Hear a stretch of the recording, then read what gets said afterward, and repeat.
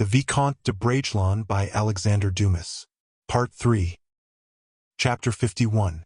Passion.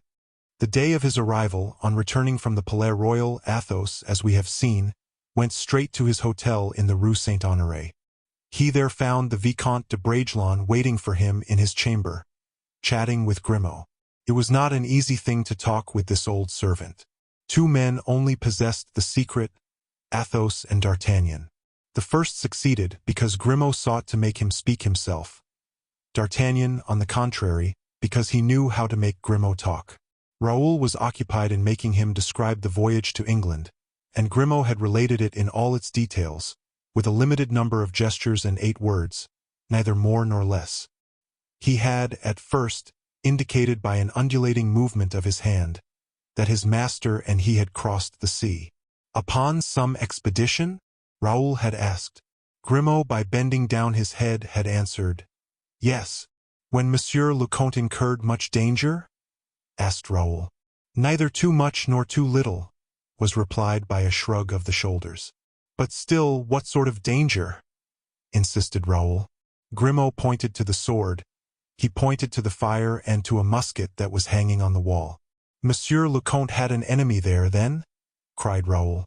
"Monk," replied Grimaud. "It is strange," continued Raoul, "that Monsieur le Comte persists in considering me a novice, and not allowing me to partake the honor and danger of his adventure." Grimaud smiled. It was at this moment Athos came in. The host was lighting him up the stairs, and Grimaud, recognizing the step of his master, hastened to meet him, which cut short the conversation. But Raoul was launched on the sea of interrogatories, and did not stop. Taking both hands of the Comte, with warm but respectful tenderness, "How is it, monsieur," said he, "that you have set out upon a dangerous voyage without bidding me adieu, without commanding the aid of my sword, of myself, who ought to be your support? Now I have the strength, whom you have brought up like a man.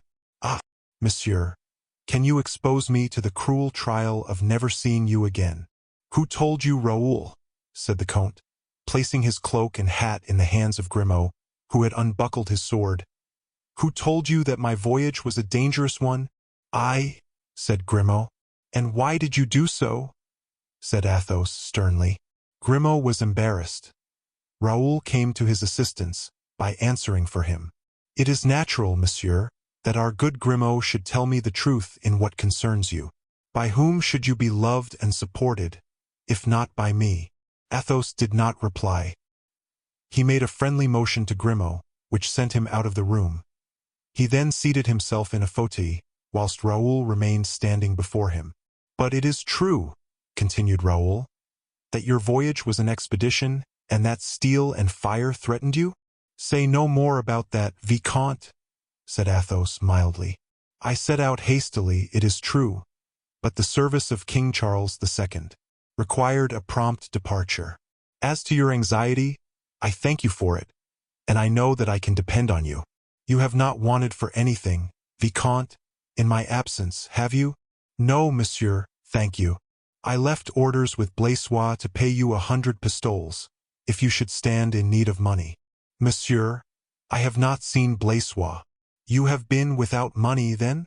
"Monsieur, I had 30 pistoles left from the sale of the horses I took in my last campaign, and Le Prince had the kindness to allow me to win 200 pistoles at his play-table 3 months ago." "Do you play?" "I don't like that, Raoul. I never play, monsieur.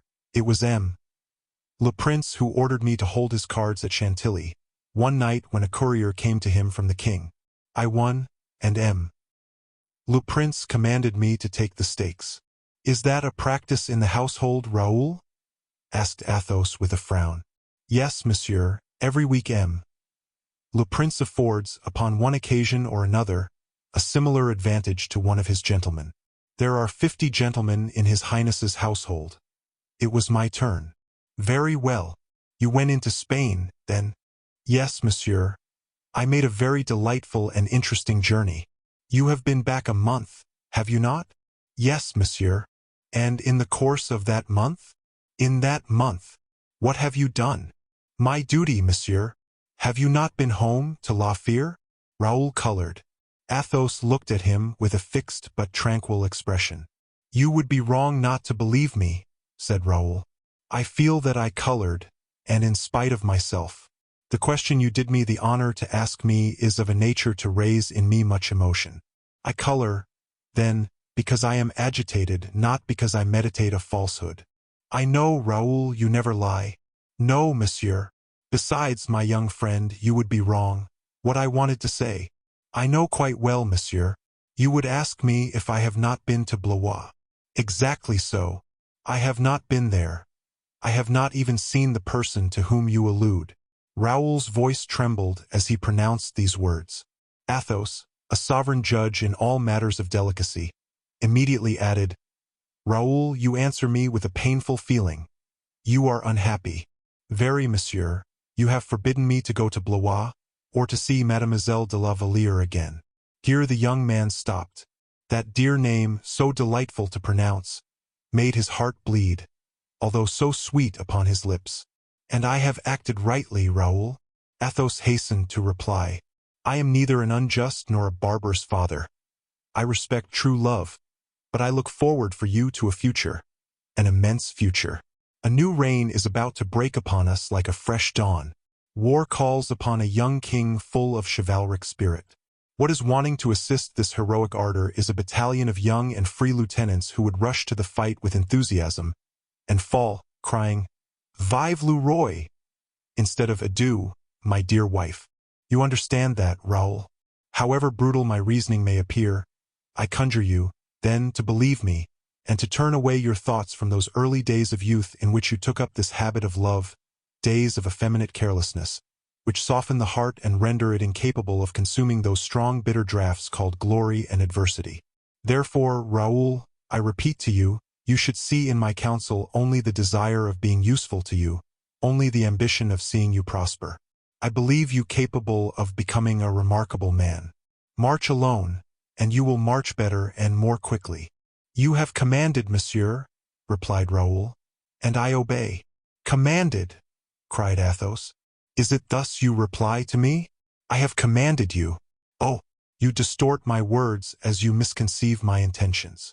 I do not command you. I request you."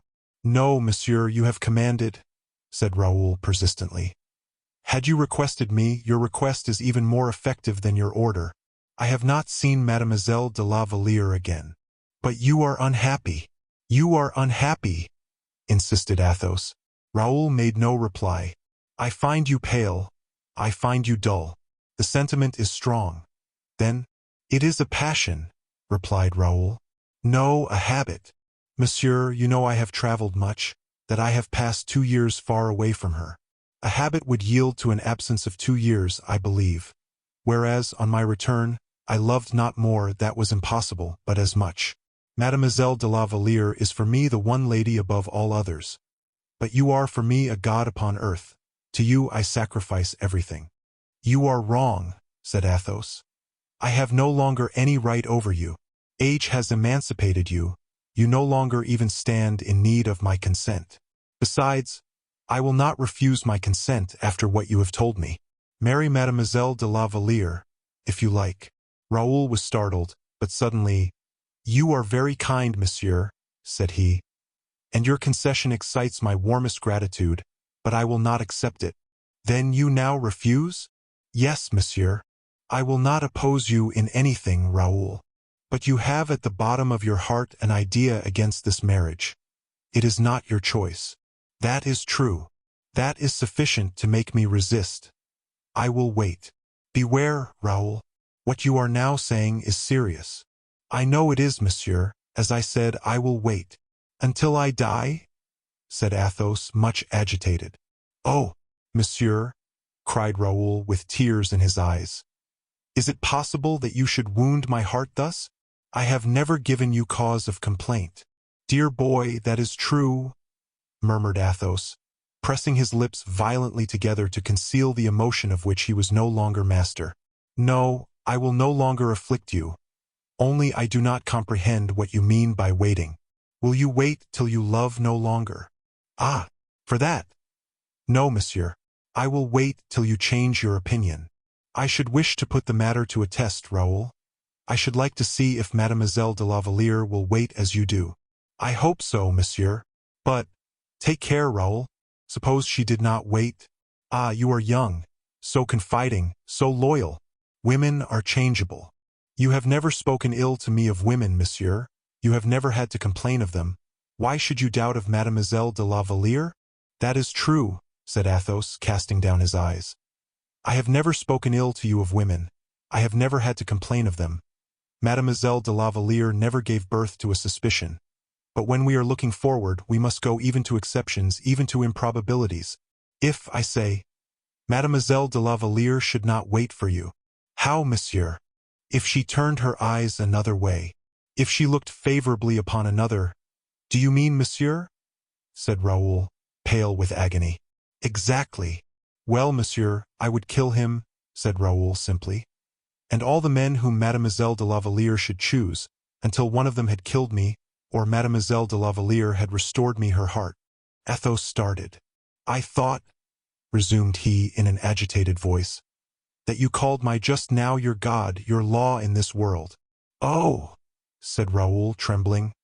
You would forbid me the duel? Suppose I did forbid it, Raoul? You would not forbid me to hope, monsieur. Consequently, you would not forbid me to die. Athos raised his eyes toward the Vicomte. He had pronounced these words with the most melancholy look. Enough, said Athos after a long silence. Enough of this subject, upon which we both go too far. Live as well as you are able, Raoul, perform your duties, love Mademoiselle de la Valliere. In a word, act like a man, since you have attained the age of a man. Only do not forget that I love you tenderly, and that you profess to love me. Ah, Monsieur le Comte, cried Raoul, pressing the hand of Athos to his heart. Enough, dear boy, leave me. I want rest. A propos, D'Artagnan has returned from England with me. You owe him a visit. I will pay it, monsieur, with great pleasure. I love Monsieur d'Artagnan exceedingly. You are right in doing so. He is a worthy man and a brave cavalier, who loves you dearly. I am sure of that. Do you know his address? At the Louvre, I suppose, or wherever the king is. Does he not command the Musketeers? No, at present D'Artagnan is absent on leave. He is resting for a while. Do not, therefore, seek him at the posts of his service. You will hear of him at the house of a certain Planchet. His former lackey?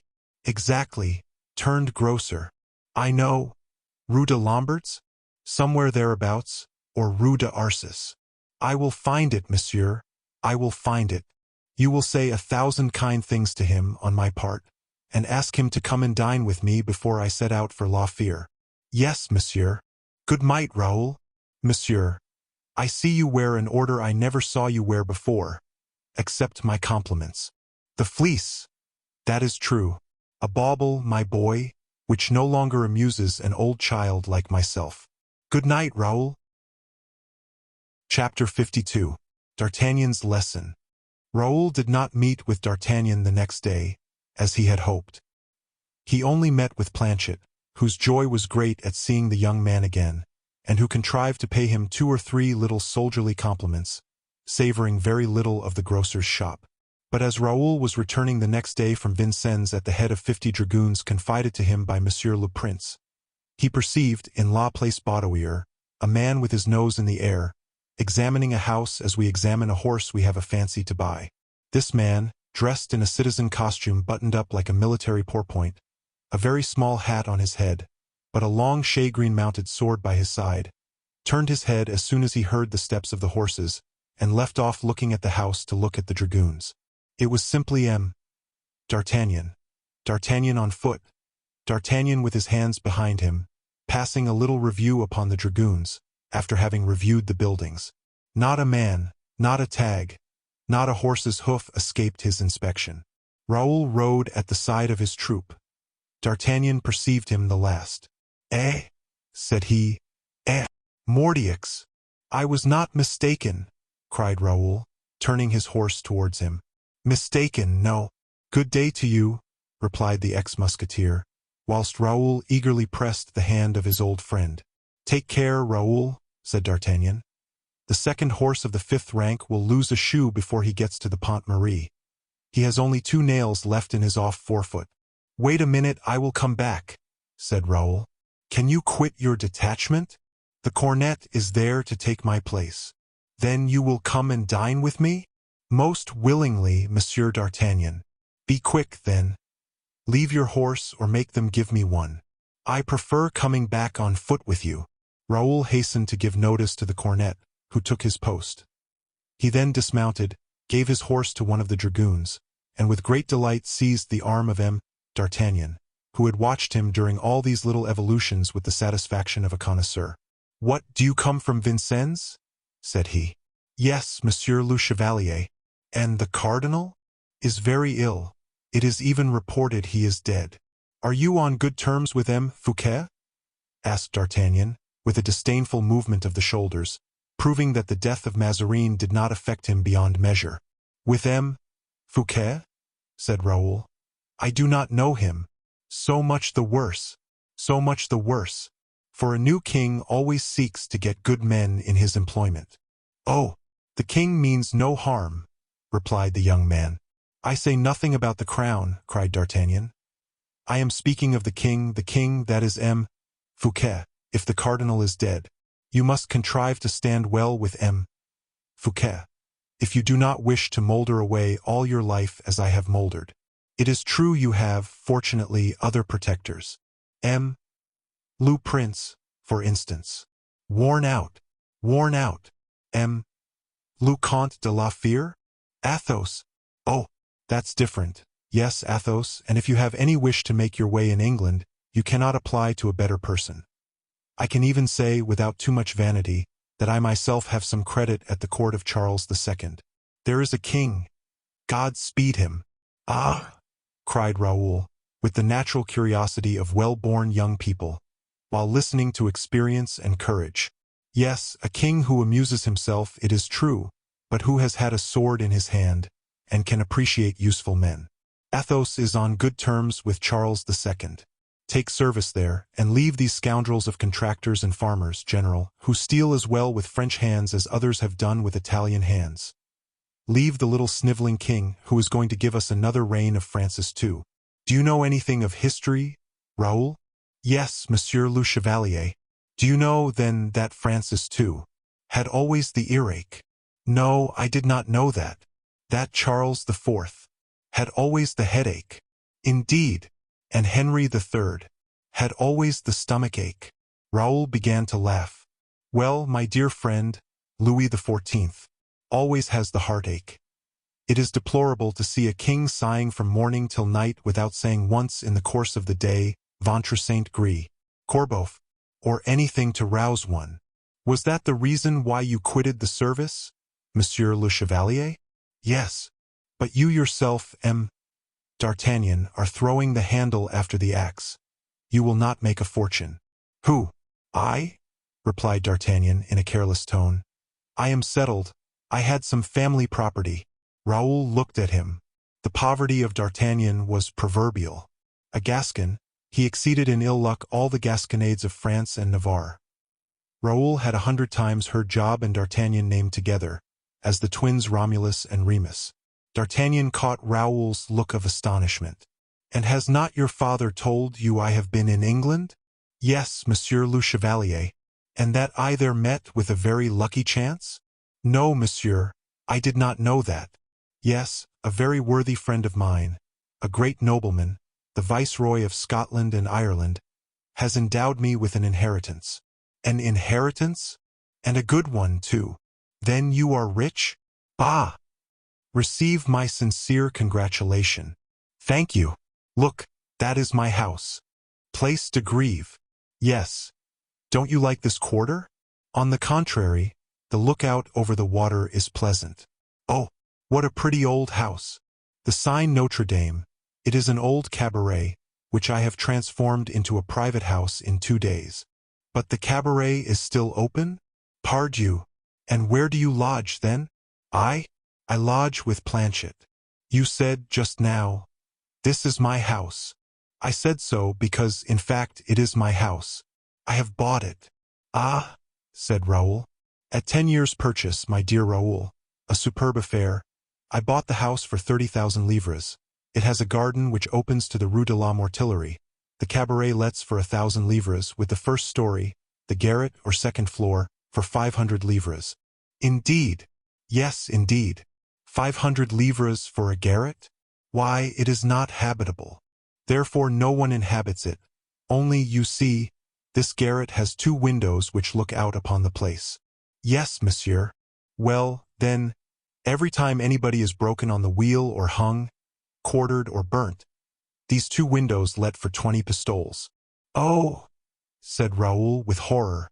It is disgusting, is it not? Said D'Artagnan. Oh, repeated Raoul. It is disgusting, but so it is. These Parisian cockneys are sometimes real anthropophagi. I cannot conceive how men, Christians, can make such speculation. That is true. As for myself, continued D'Artagnan, if I inhabited that house, on days of execution I would shut it up to the very keyholes. But I do not inhabit it. And you let the garret for 500 livres? To the ferocious cabaretier, who sublets it. I said, then, 1,500 livres. The natural interest of money, said Raoul. 5%. Exactly so. I then have left the side of the house at the back, storerooms and cellars, inundated every winter, 200 livres. And the garden, which is very fine, well planted, well shaded under the walls and the portal of Saint-Gervais-Saint-Protais, 1,300 livres. 1,300 livres. Why, that is royal. This is the whole history.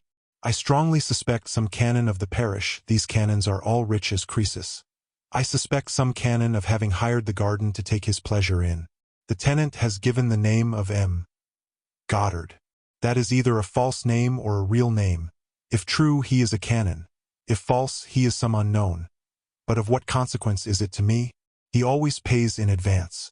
I had also an idea just now, when I met you, of buying a house in the Place Baudoyer, the back premises of which join my garden, and would make a magnificent property.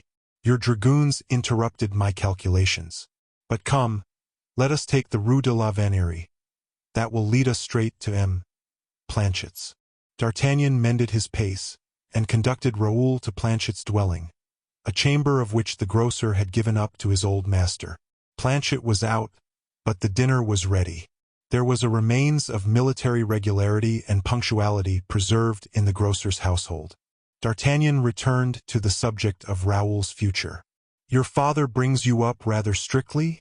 said he. "Justly, Monsieur le Chevalier." "Oh, yes, I know Athos is just, but close, perhaps? A royal hand, Monsieur d'Artagnan. Well, never want, my boy. If ever you stand in need of a few pistoles, the old Musketeer is at hand. My dear Monsieur d'Artagnan, do you play a little? Never. Successful with the ladies, then? Oh, my little Aramis, that, my dear friend, costs even more than play. It is true we fight when we lose. That is a compensation. Bah! That little sniveler, the king, makes winners give him his revenge. What a reign! My poor Raoul, what a reign! When we think that, in my time, the Musketeers were besieged in their houses like Hector and Priam in the city of Troy, and the women wept, and then the walls laughed, and then 500 beggarly fellows clapped their hands and cried, "Kill! Kill!" when not one Musketeer was hurt. Mordiaux! You will never see anything like that. You are very hard upon the king, my dear Monsieur d'Artagnan, and yet you scarcely know him. Aye, listen, Raoul. Day by day, hour by hour, take note of my words. I will predict what he will do. The cardinal being dead, he will fret. Very well, that is the least silly thing he will do, particularly if he does not shed a tear. And then, why, then he will get M. Fouquet to allow him a pension, and will go and compose verses at Fontainebleau, upon some Mancini or other, whose eyes the queen will scratch out. She is a Spaniard, you see, this queen of ours, and she has for mother-in-law Madame and of Austria. I know something of the Spaniards of the House of Austria. And next, well, after having torn the silver lace from the uniforms of his Swiss, because lace is too expensive, he will dismount his Musketeers, because oats and hay of a horse cost 5 sols a day. Oh, do not say that. Of what consequence is it to me? I am no longer a musketeer, am I? Let them be on horseback. Let them be on foot. Let them carry a larding pin, a spit, a sword, or nothing. What is it to me? My dear Monsieur d'Artagnan, I beseech you speak no more ill of the king. I am almost in his service, and my father would be very angry with me for having heard, even from your mouth, words injurious to his majesty. Your father, he is a knight in every bad cause. Pardieu. Yes, your father is a brave man, a Caesar, it is true, but a man without perception. Now, my dear chevalier, exclaimed Raoul, laughing, are you going to speak ill of my father, of him you call the great Athos? Truly you are in a bad vein today. Riches render you as sour as poverty renders other people.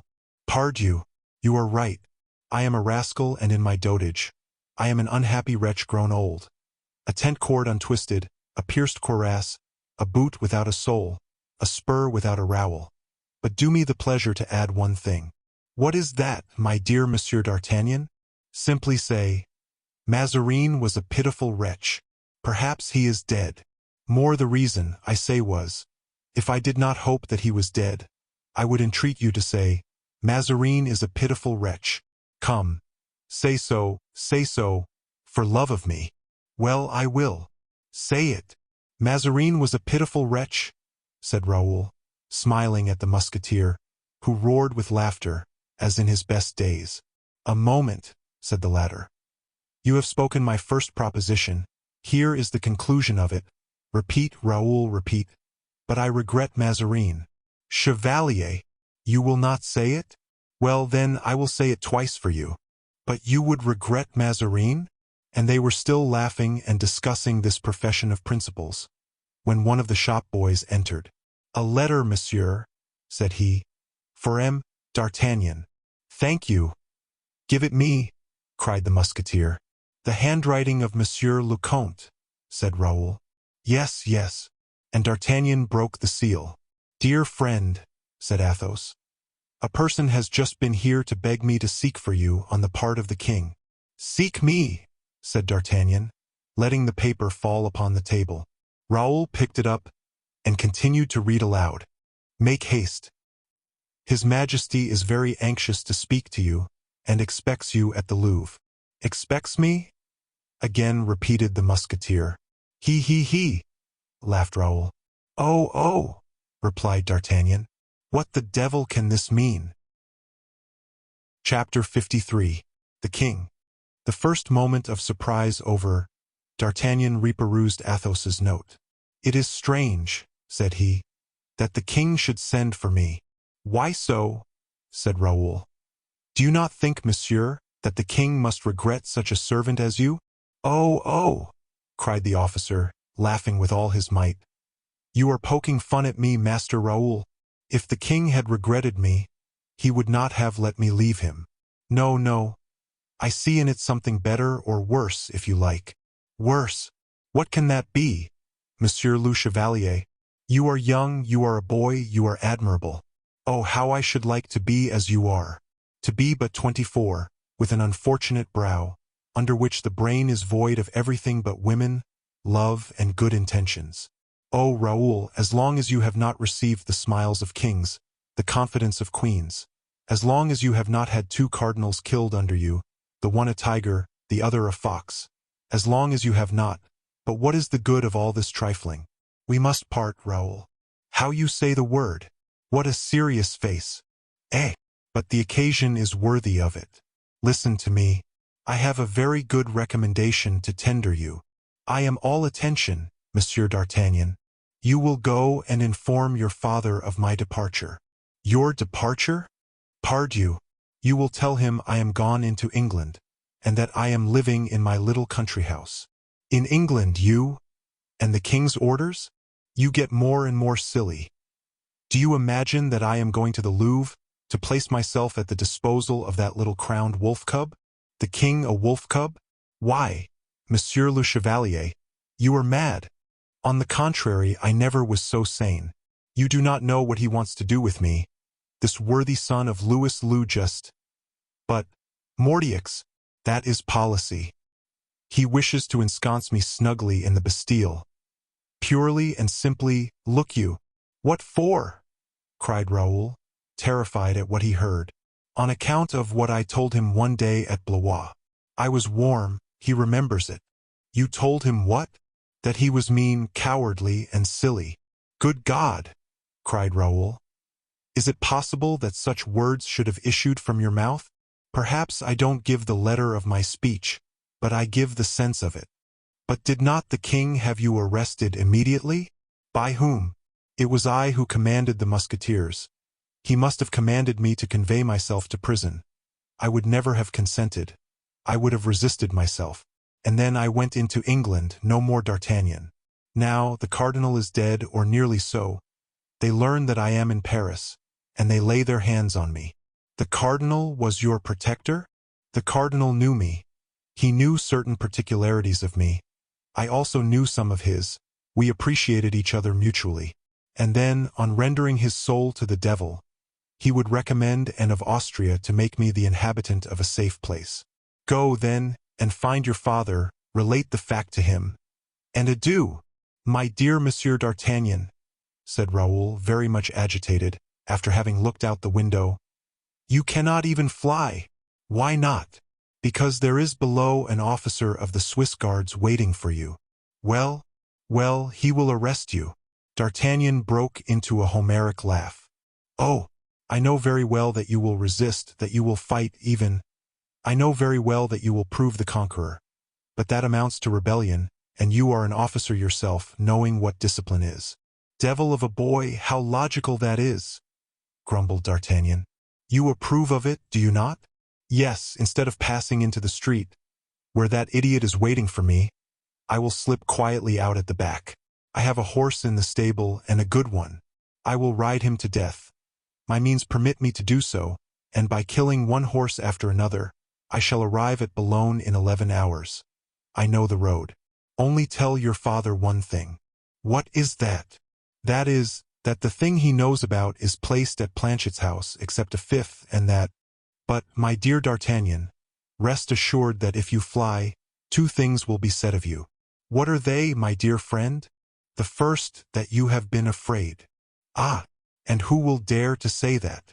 The king first. Well, but he will tell the truth. I am afraid. The second, that you knew yourself guilty. Guilty of what? Why, of the crimes they wish to impute to you. That is true again. So, then, you advise me to go and get myself made a prisoner in the Bastille. Le Comte de la Fere would advise you just as I do. Pardieu. I know he would, said D'Artagnan thoughtfully. You are right, I shall not escape. But if they cast me into the Bastille, we will get you out again, said Raoul with a quiet, calm air. Mordioux! You said that after a brave fashion, Raoul, said D'Artagnan, seizing his hand. That savors of Athos, distinctly. Well, I will go, then. Do not forget my last word. Except a fifth, said Raoul. Yes, you are a fine boy, and I wish you to add one thing to that last word. Speak, chevalier. It is that, if you cannot get me out of the Bastille, and I remain there, oh, that will be so, and I shall be a detestable prisoner. I, who have been a passable man. In that case, I give 3/5 to you and the 4th to your father. Chevalier, Mordioux, if you will have some masses said for me, you are welcome. That being said, D'Artagnan took his belt from the hook, girded on his sword, took a hat the feather of which was fresh, and held his hand out to Raoul, who threw himself into his arms.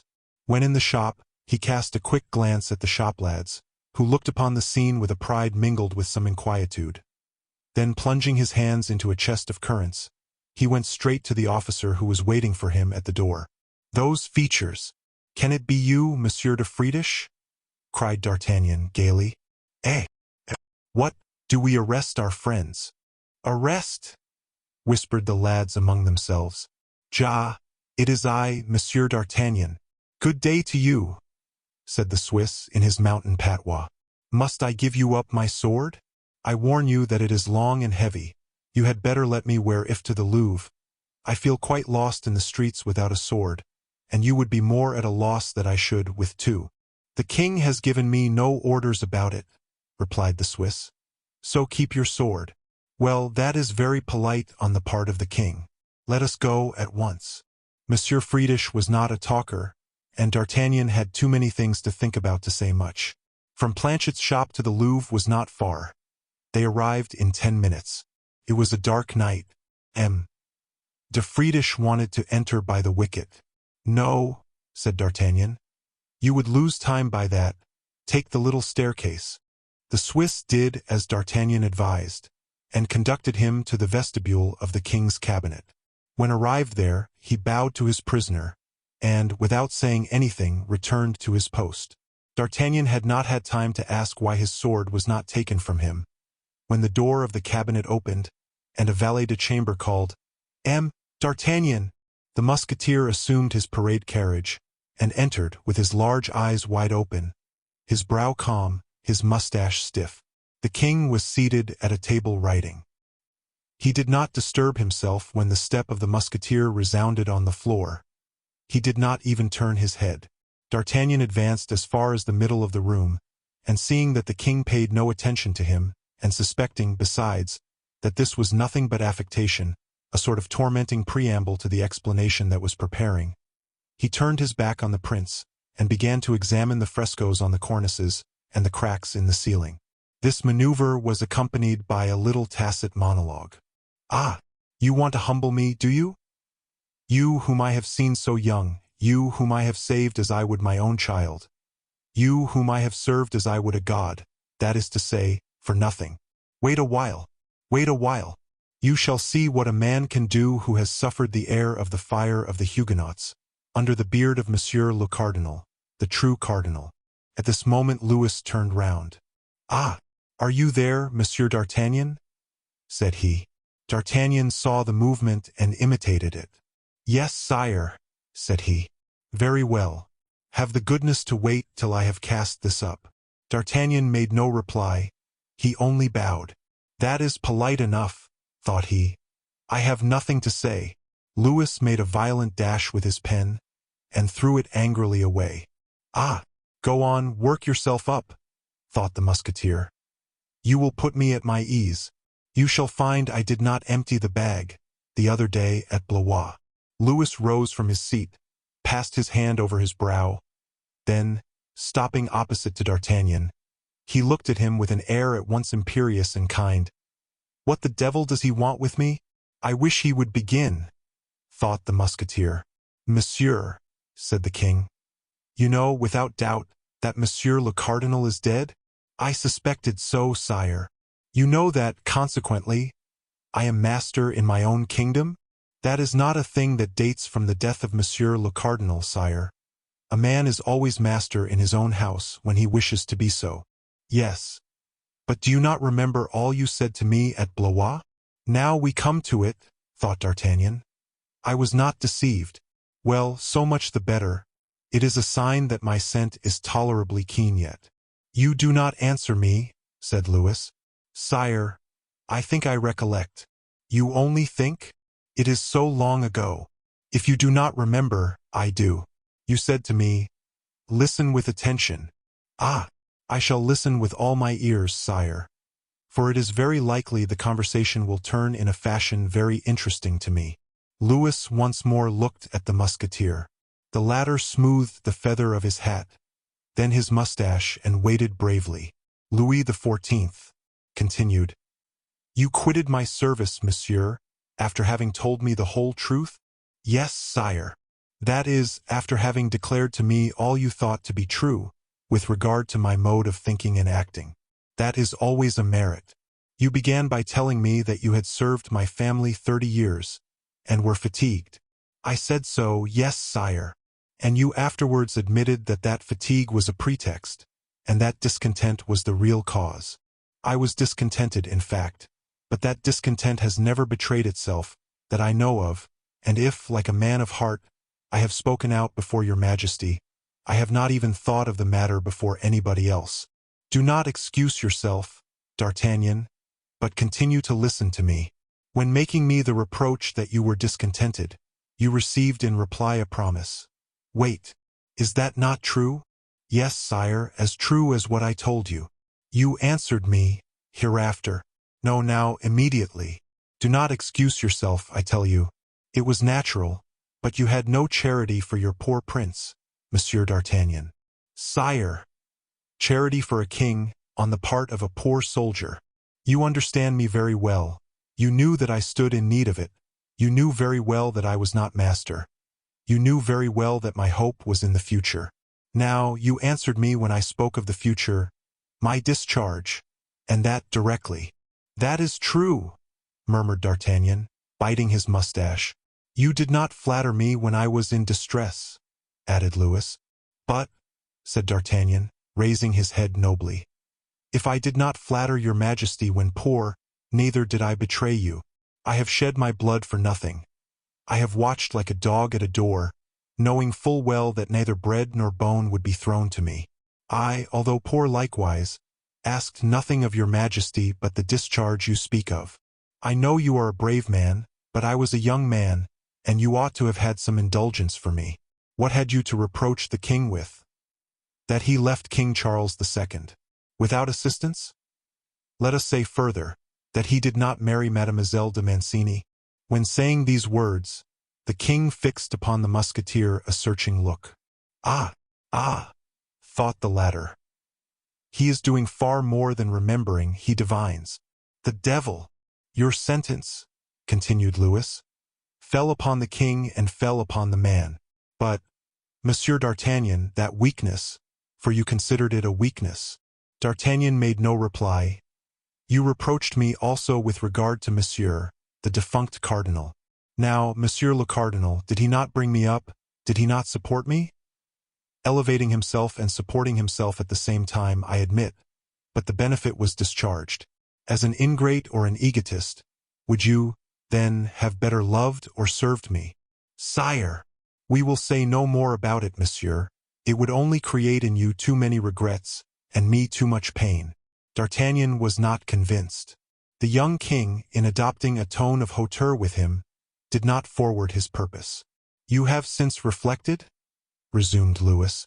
Upon what, sire? Asked D'Artagnan politely. Why, upon all that I have said to you, monsieur. Yes, sire, no doubt. And you have only waited for an opportunity of retracting your words? Sire, you hesitate, it seems. I do not understand what your majesty did me the honor to say to me. Louis's brow became cloudy. Have the goodness to excuse me, sire. My understanding is particularly thick. Things do not penetrate it without difficulty. But it is true, once they get in, they remain there. Yes, yes. You appear to have a memory. Almost as good a one as your majesty's. Then give me quickly one solution. My time is valuable. What have you been doing since your discharge? Making my fortune, sire. The expression is crude, Monsieur d'Artagnan. Your majesty takes it in bad part, certainly. I entertain nothing but the profoundest respect for the king, and if I have been impolite, which might be excused by my long sojourn in camps and barracks, your majesty is too much above me to be offended at a word that innocently escapes from a soldier. In fact, I know you performed a brilliant action in England, monsieur. I only regret that you have broken your promise. I, cried D'Artagnan. Doubtless, you engaged your word not to serve any other prince on quitting my service. Now it was for King Charles II that you undertook the marvelous carrying off of M. Monk. Pardon me, sire. It was for myself. And did you succeed? Like the captains of the 15th century, coups de main and adventures. What do you call succeeding? A fortune. 100,000 crowns, sire, which I now possess. That is, in 1 week 3 times as much money as I ever had in 50 years. It is a handsome sum. But you are ambitious, I perceive. I, sire? The quarter of that would be a treasure, and I swear to you I have no thought of augmenting it. What? You contemplate remaining idle? Yes, sire. You mean to drop the sword? That I have already done. Impossible, Monsieur d'Artagnan, said Louis firmly. But, sire. Well, and why, sire? Because it is my wish you should not, said the young prince. in a voice so stern and imperious that D'Artagnan evinced surprise and even uneasiness. "Will your Majesty allow me one word of reply?" said he. "Speak. I formed that resolution when I was poor and destitute. So be it. Go on. Now, when by my energy I have acquired a comfortable means of subsistence, would your Majesty despoil me of my liberty? Your Majesty would condemn me to the lowest, when I have gained the highest. Who gave you permission, monsieur, to fathom my designs or to reckon with me?" replied Louis in a voice almost angry. "Who told you what I shall do or what you will yourself do?" "Sire," said the Musketeer quietly, "as far as I see, freedom is not the order of the conversation, as it was on the day we came to an explanation at Blois. No, monsieur, everything is changed. I tender your Majesty my sincere compliments upon that. But you don't believe it? I am not a great statesman, and yet I have my eye upon affairs. It seldom fails. Now, I do not see exactly as your Majesty does, sire. The reign of Mazarin is over, but that of the financiers is begun. They have the money. Your Majesty will not often see much of it. To live under the paw of these hungry wolves is hard for a man who reckoned upon independence." At this moment someone scratched at the door of the cabinet. The king raised his head proudly. "Your pardon, Monsieur d'Artagnan," said he. "It is M. Colbert who comes to make me a report. Come in, M. Colbert." D'Artagnan drew back. Colbert entered with papers in his hand, and went up to the king. There can be little doubt that the Gascon did not lose the opportunity of applying his keen, quick glance to the new figure which presented itself. "Is the inquiry made?" "Yes, sire."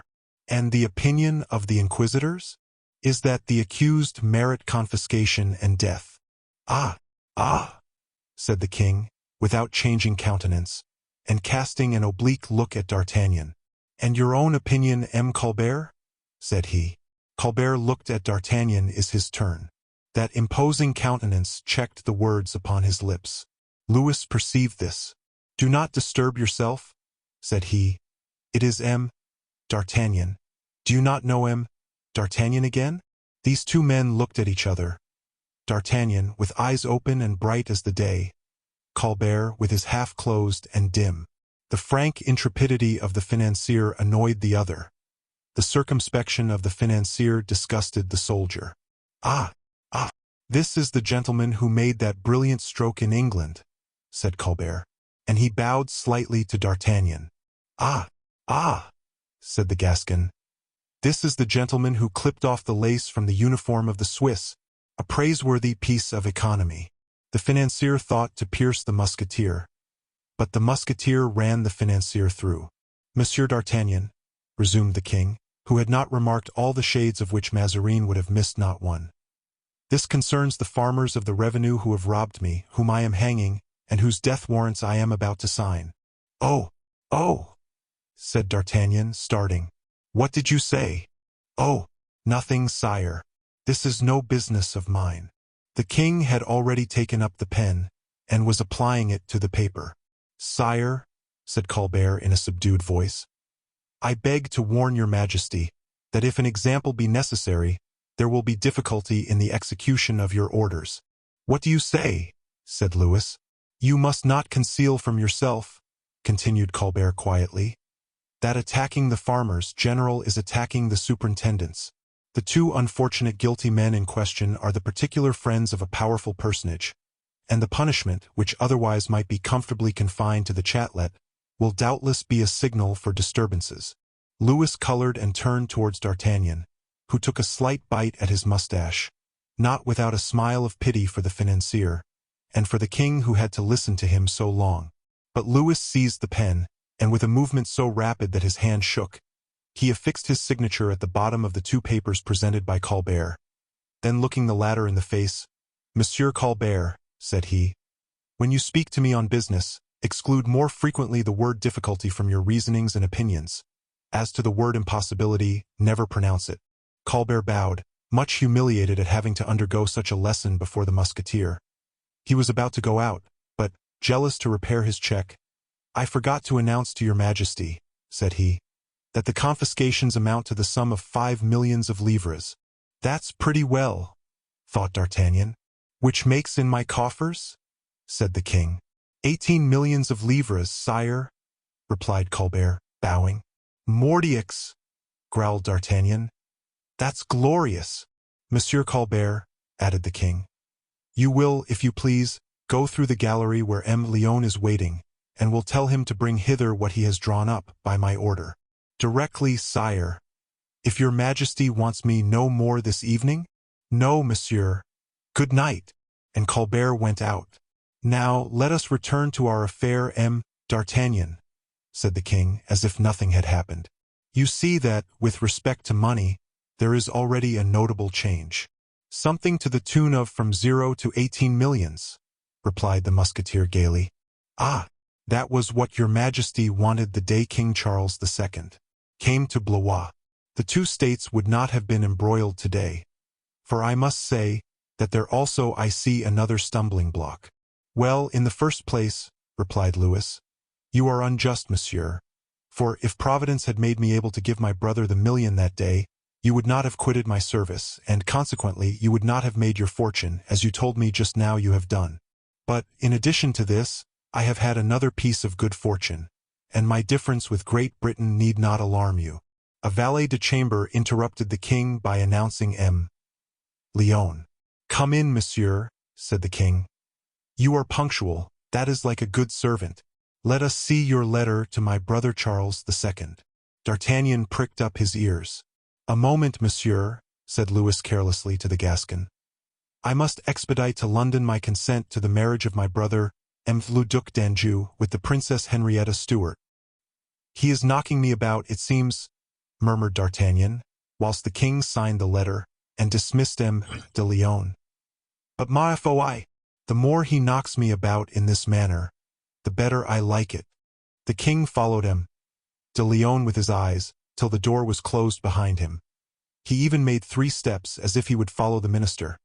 But after these 3 steps, stopping, passing, and coming back to the musketeer, Now, monsieur, said he, let us hasten to terminate our affair. You told me the other day at Blois that you were not rich. But I am now, sire. Yes, but that does not concern me. You have your own money, not mine. That does not enter into my account. I do not well understand what your majesty means. Then, instead of leaving you to draw out words, speak spontaneously. Should you be satisfied with 20,000 livres a year as a fixed income? But, sire, said D'Artagnan, opening his eyes to the utmost, would you be satisfied with 4 horses furnished and kept, and with a supplement of funds such as you might require, according to occasions and needs? Or would you prefer a fixed sum which would be, for example, 40,000 livres? Answer. Sire, your majesty. Yes, you are surprised. That is natural, and I expected it. Answer me, come, or I shall think you have no longer that rapidity of judgment I have so much admired in you. It is certain, sire, that 20,000 livres a year make a handsome sum. But, no buts, yes or no, is it an honorable indemnity? Oh, very certainly. You will be satisfied with it? That is well.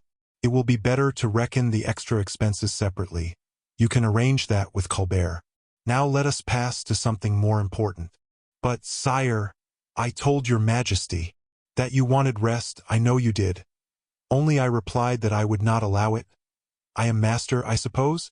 Yes, sire. That is well. You were formerly in the way of becoming captain of the Musketeers.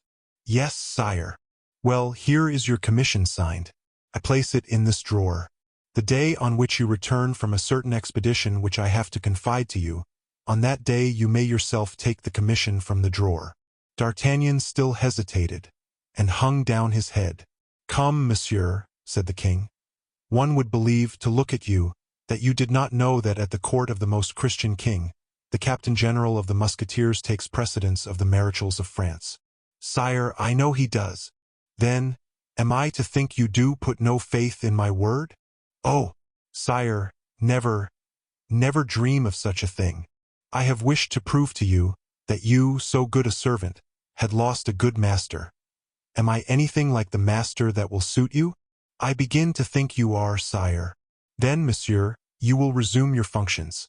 Your company is quite disorganized since your departure, and the men go about drinking and rioting in the cabarets, where they fight in spite of my edicts and those of my father. You will reorganize the service as soon as possible. Yes, sire. You will not again quit my person. Very well, sire. You will march with me to the army.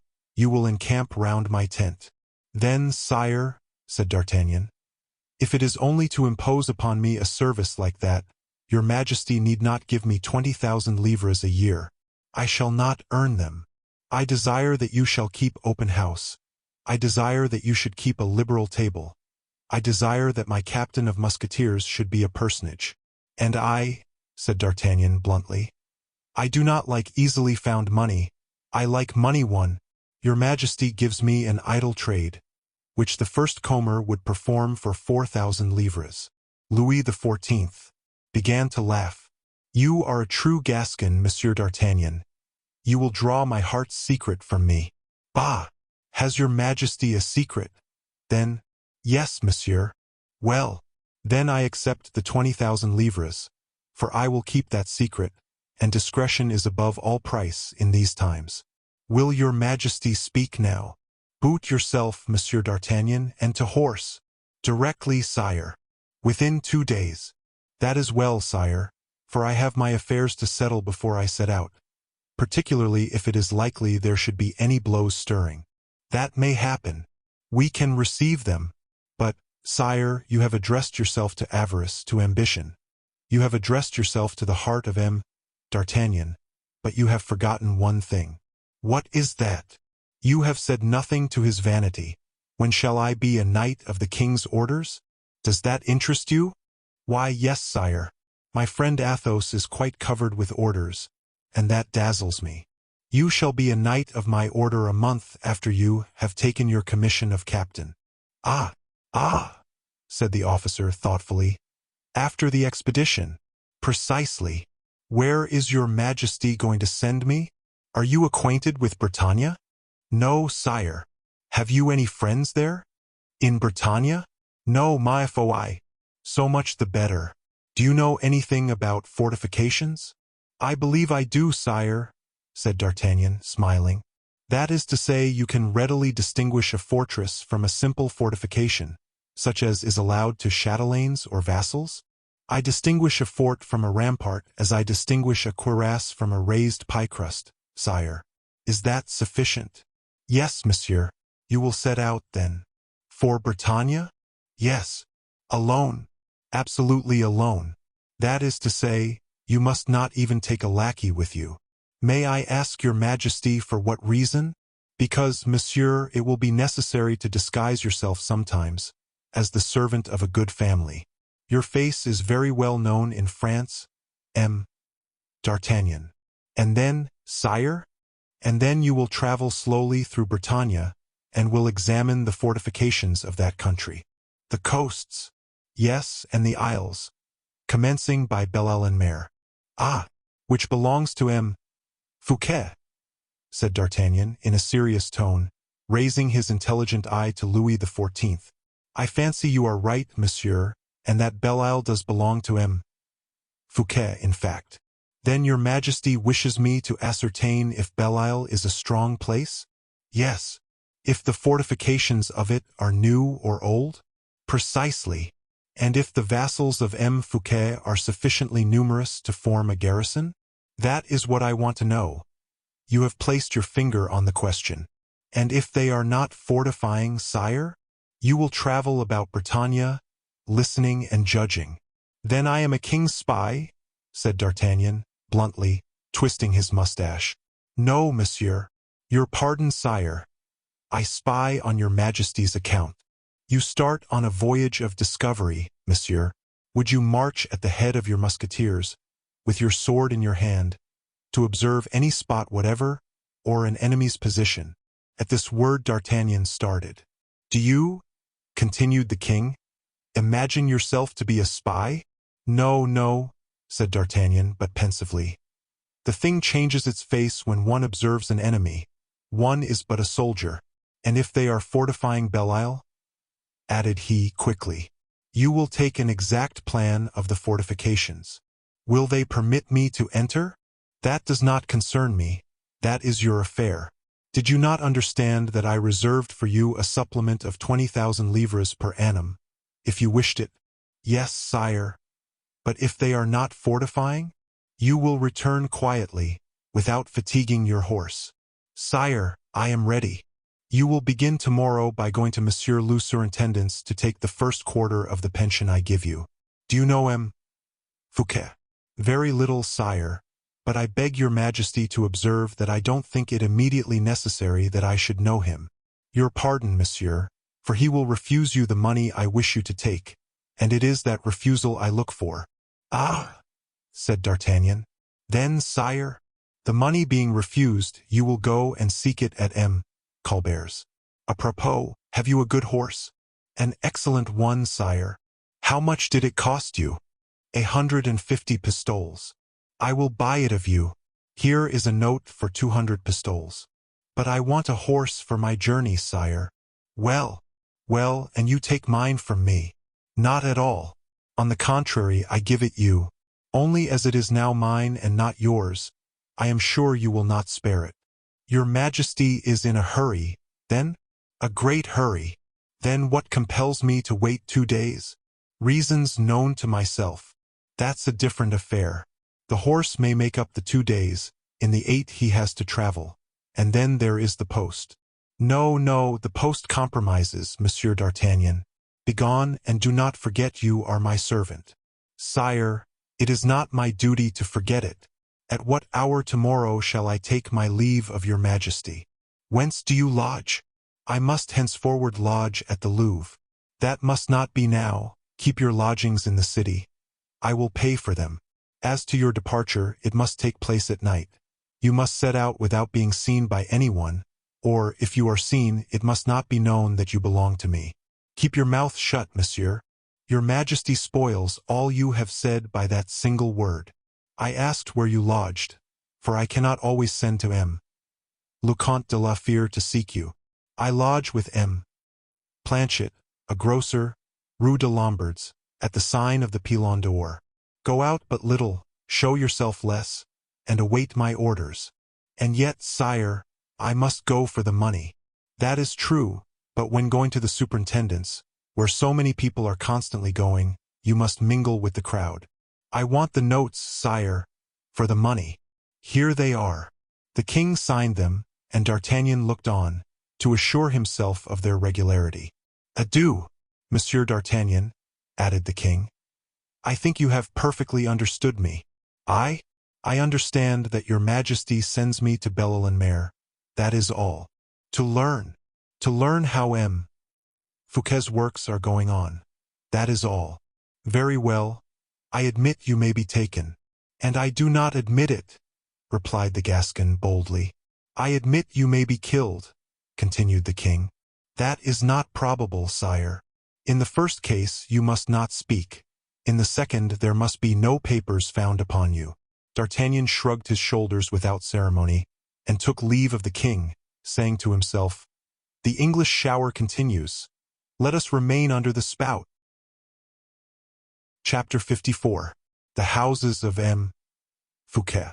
Whilst D'Artagnan was returning to Planchet's house, his head aching and bewildered with all that had happened to him, there was passing a scene of quite a different character, and which, nevertheless, is not foreign to the conversation our Musketeer had just had with the king. Only this scene took place out of Paris, in a house possessed by the Superintendent Fouquet in the village of Saint-Mandé. The minister had just arrived at this country house, followed by his principal clerk, who carried an enormous portfolio full of papers to be examined, and others waiting for signature. As it might be about 5 o'clock in the afternoon, the masters had dined. Supper was being prepared for 20 subaltern guests. The superintendent did not stop. On alighting from his carriage, he, at the same bound, sprang through the doorway, traversed the apartments and gained his cabinet, where he declared he would shut himself up to work, commanding that he should not be disturbed for anything but an order from the king. As soon as this order was given, Fouquet shut himself up, and 2 footmen were placed as sentinels at his door. Then Fouquet pushed a bolt which displaced a panel that walled up the entrance, and prevented everything that passed in this apartment from being either seen or heard. But, against all probability, it was only for the sake of shutting himself up that Fouquet shut himself up thus, for he went straight to a bureau, seated himself at it, opened the portfolio, and began to make a choice amongst the enormous mass of papers it contained. It was not more than 10 minutes after he had entered, and taken all the precautions we have described, when the repeated noise of several slight equal knocks struck his ear, and appeared to fix his utmost attention. Fouquet raised his head, turned his ear, and listened. The strokes continued. Then the worker arose with a slight movement of impatience and walked straight up to a glass behind which the blows were struck by a hand, or by some invisible mechanism. It was a large glass let into a panel. 3 other glasses, exactly similar to it, completed the symmetry of the apartment. Nothing distinguished that one from the others. Without doubt, these reiterated knocks were a signal. For, at the moment Fouquet approached the glass listening, the same noise was renewed, and in the same measure. "Oh! Oh!" murmured the intendant with surprise. "Who is yonder? I did not expect anybody today." And without doubt, to respond to the signal, he pulled out a gilded nail near the glass, and shook it thrice. Then returning to his place, and seating himself again, "Ma foi, let them wait," said he. And plunging again into the ocean of papers unrolled before him, he appeared to think of nothing now but work.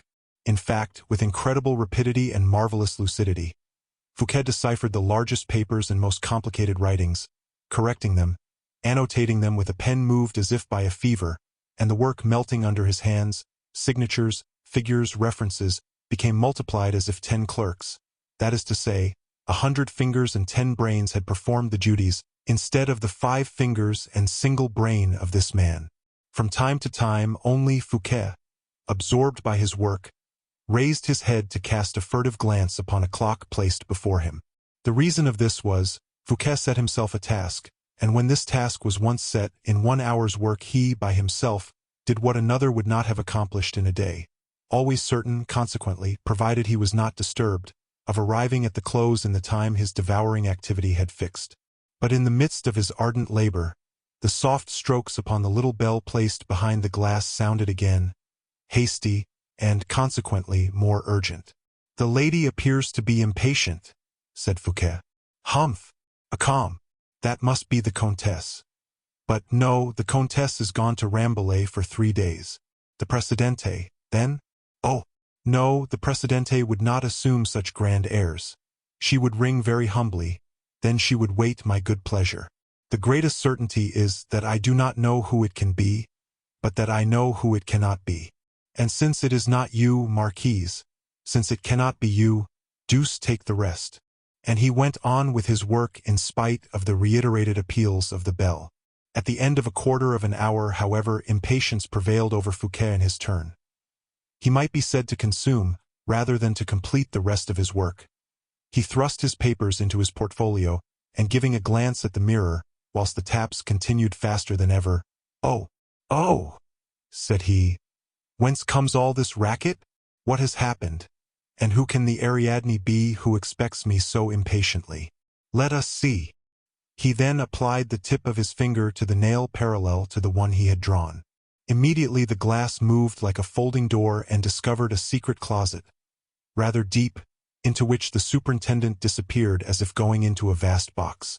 When there, he touched another spring, which opened, not a board, but a block of the wall, and he went out by that opening, leaving the door to shut of itself. Then Fouquet descended about a score of steps which sank, winding, underground, and came to a long subterranean passage, lighted by imperceptible loopholes. The walls of this vault were covered with slabs or tiles, and the floor with carpeting. This passage was under the street itself, which separated Fouquet's house from the park of Vincennes. At the end of the passage ascended a winding staircase parallel with that by which Fouquet had entered. He mounted these other stairs, entered by means of a spring placed in a closet similar to that in his cabinet, and from this closet an untenanted chamber furnished with the utmost elegance. As soon as he entered, he examined carefully whether the glass closed without leaving any trace, and, doubtless satisfied with his observation, He opened by means of a small gold key the triple fastenings of a door in front of him. This time the door opened upon a handsome cabinet, sumptuously furnished, in which was seated upon cushions a lady of surpassing beauty, who at the sound of the lock sprang towards Fouquet. "Ah, good heavens!" cried the latter, starting back with astonishment. "Madame la Marquise de Belliere, you hear?" "Yes," murmured la Marquise. "Yes, it is I, monsieur." "Marquise, dear Marquise," added Fouquet, ready to prostrate himself. "Ah, my God, how did you come here? And I, to keep you waiting. A long time, monsieur. Yes, a very long time. I am happy in thinking this waiting has appeared long to you, Marquise. Oh, an eternity, monsieur. Oh, I rang more than 20 times. Did you not hear me? Marquise, you are pale, you tremble. Did you not hear, then, that you were summoned?" "Oh, yes, I heard plainly enough, madame, but I could not come. After your rigors and your refusals, how could I dream it was you? If I could have had any suspicion of the happiness that awaited me, believe me, madame, I would have quitted everything to fall at your feet, as I do at this moment." "Are we quite alone, monsieur?" asked the marquise, looking round the room. "Oh, yes, madame, I can assure you of that." "Really?" said the marquise, in a melancholy tone. "You sigh," said Fouquet. "What mysteries! What precautions!" said the marquise, with a slight bitterness of expression. "And how evident it is that you fear the least suspicion of your amours to escape. Would you prefer their being made public?" "Oh, no, you act like a delicate man," said the marquise, smiling. "Come, dear marquise, punish me not with reproaches, I implore you." "Reproaches? Have I a right to make you any?" "No, unfortunately, no. But tell me, you, who during a year I have loved without return or hope." "You are mistaken. Without hope it is true, but not without return." "What? For me of my love? There is but one proof, and that proof I still want. I am here to bring it, monsieur." Fouquet wished to clasp her in his arms, but she disengaged herself with a gesture. "You persist in deceiving yourself, monsieur, and will never accept of me the only thing I am willing to give you, devotion." "Ah, then you do not love me?" "Devotion is but a virtue. Love is a passion. Listen to me, I implore you. I should not have come hither without a serious motive. You are well assured of that, are you not? The motive is of very little consequence, so that you are but here, so that I see you, so that I speak to you. You are right. The principal thing is that I am here without anyone having seen me, and that I can speak to you." Fouquet sank on his knees before her. "Speak, speak, madame," said he. "I listen to you." The marquise looked at Fouquet, on his knees at her feet, and there was in the looks of the woman a strange mixture of love and melancholy. "Oh," at length murmured she, "would that I were she who has the right of seeing you every minute, of speaking to you every instant. Would that I were she who might watch over you, she who would have no need of mysterious springs to summon and cause to appear, like a sylph, the man she loves, to look at him for an hour, and then see him disappear in the darkness of a mystery, still more strange at his going out than at his coming in. Oh, that would be to live like a happy woman." "Do you happen, marquise," said Fouquet, smiling, "to be speaking of my wife?" "Yes, certainly, of her I spoke." "Well, you need not envy her lot, marquise. Of all the women with whom I have had any relations, Madame Fouquet is the one I see the least of, and who has the least intercourse with me. At least, monsieur, she is not reduced to place, as I have done, her hand upon the ornament of a glass to call you to her. At least you do not reply to her by the mysterious, alarming sound of a bell, the spring of which comes from I don't know where. At least you have not forbidden her to endeavor to discover the secret of these communications under pain of breaking off forever your connections with her, as you have forbidden all who come here before me, and who will come after me.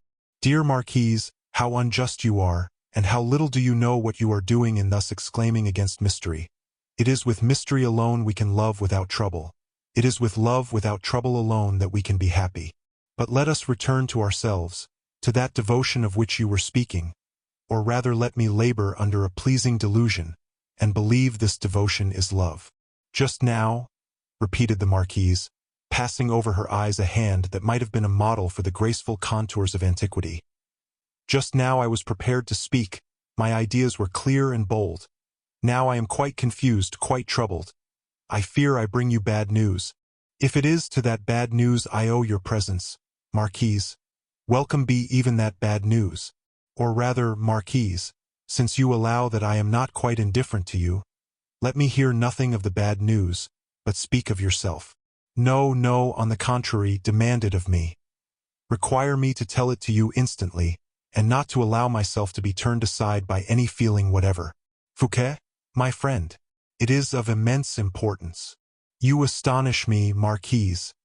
I will even say you almost frighten me. You so serious, so collected. You who know the world we live in so well. Is it, then, important? Oh, very important. In the first place, how did you come here? You shall know that presently, but first to something of more consequence. Speak, Marquise, speak. I implore you, have pity on my impatience. Do you know that Colbert is made intendant of the finances? Bah! Colbert, little Colbert. Yes, Colbert, little Colbert. Mazarin's factotum? The same. Well, what do you see so terrific in that, dear Marquise? Little Colbert is intendant. That is astonishing, I confess, but is not terrible. Do you think the king has given, without pressing motive, such a place to one you call a little quister? In the first place, is it positively true that the king has given it to him? It is so said. But who says so? Everybody. Everybody, that's nobody. Mention someone likely to be well informed who says so. Madame Vanel. Ah, now you begin to frighten me in earnest, said Fouquet, laughing. If anyone is well informed or ought to be well informed, it is the person you name. Do not speak ill of poor Marguerite, Monsieur Fouquet, for she still loves you. Bah! Indeed, that is scarcely credible. I thought little Colbert, as you said just now, had passed over that love, and left the impression upon it of a spot of ink or a stain of grease. Fouquet, Fouquet, is this the way you always treat the poor creatures you desert? Why, you surely are not going to undertake the defense of Madame Vanel? Yes, I will undertake it. For, I repeat, she loves you still, and the proof is she saves you. But your interposition, Marquise, that is very cunning on her part. No angel could be more agreeable to me, or could lead me more certainly to salvation. But, let me ask you, do you know Marguerite? She was my convent friend. And you say that she has informed you that Monsieur Colbert was named intendant? Yes, she did. Well, enlighten me, Marquise. Granted Monsieur Colbert is intendant, so be it. In what can an intendant, that is to say my subordinate, my clerk, give me umbrage or injure me, even if he is Monsieur Colbert? You do not reflect, monsieur, apparently, replied the Marquise.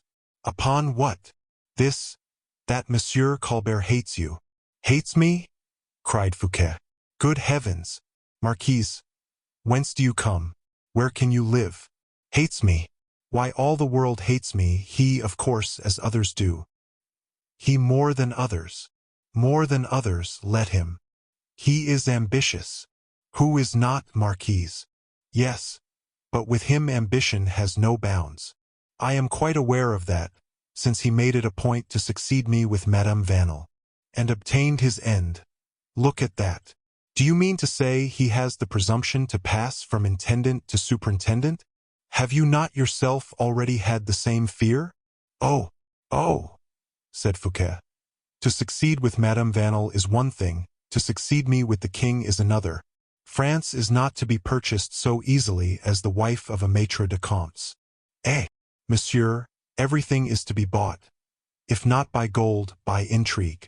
Nobody knows to the contrary better than you, madame, you to whom I have offered millions. Instead of millions, Fouquet, you should have offered me a true, only and boundless love. I might have accepted that. So you see, still, everything is to be bought, if not in one way, by another. So, Colbert, in your opinion, is in a fair way of bargaining for my place of superintendent. Make yourself easy on that head, my dear Marquise. He is not yet rich enough to purchase it. But if he should rob you of it? Ah, that is another thing. Unfortunately, before he can reach me, that is to say, the body of the place, he must destroy, must make a breach in the advanced works, and I am devilishly well fortified, Marquise. What you call your advanced works are your creatures. Are they not your friends? Exactly so. And is M. Deimerus one of your creatures? Yes, he is. Is M. Lyodot one of your friends? Certainly. M. de Vannon? M. de Vannon. Ah, they may do what they like with him, but they must not touch the others. Well, if you are anxious they should not touch him. Deimerus and Lyodot, it is time to look about you. Who threatens them? Will you listen to me now? Attentively, Marquise. Without interrupting me? Speak. Well, this morning Marguerite sent for me. And what did she want with you? I dare not see M. Fouquet myself, said she. Bah! Why should she think I would reproach her? Poor woman, she vastly deceives herself. See him yourself, said she, and tell him to beware of M. Colbert. What? She warned me to beware of her lover. I have told you she still loves you. Go on, Marquise. M. Colbert, she added, came to me 2 hours ago to inform me he was appointed intendant. I have already told you, Marquise, that M. Colbert would only be the more in my power for that. Yes, but that is not all. Marguerite is intimate, as you know, with Madame Deimerus and Madame Lyodot. I know it. Well, M. Colbert put many questions to her, relative to the fortunes of these two gentlemen, and as to the devotion they had for you. Oh, as to those two, I can answer for them. They must be killed before they will cease to be mine. Then, as Madame Vanel was obliged to quit M. Colbert for an instant to receive a visitor, and as M. Colbert is industrious, scarcely was the new intendant left alone, before he took a pencil from his pocket, and, there was paper on the table, began to make notes. Notes concerning Deimerus and Lyodot? Exactly. I should like to know what those notes were about. And that is just what I have brought you. Madame Vanel has taken Colbert's notes and sent them to me? No, but by a chance which resembles a miracle, she has a duplicate of those notes. How could she get that? Listen. I told you that Colbert found paper on the table. Yes. That he took a pencil from his pocket. Yes. And wrote upon that paper. Yes. Well, this pencil was a lead pencil, consequently hard. So, it marked in black upon the first sheet, and in white upon the second. Go on. Colbert, when tearing off the first sheet, took no notice of the second.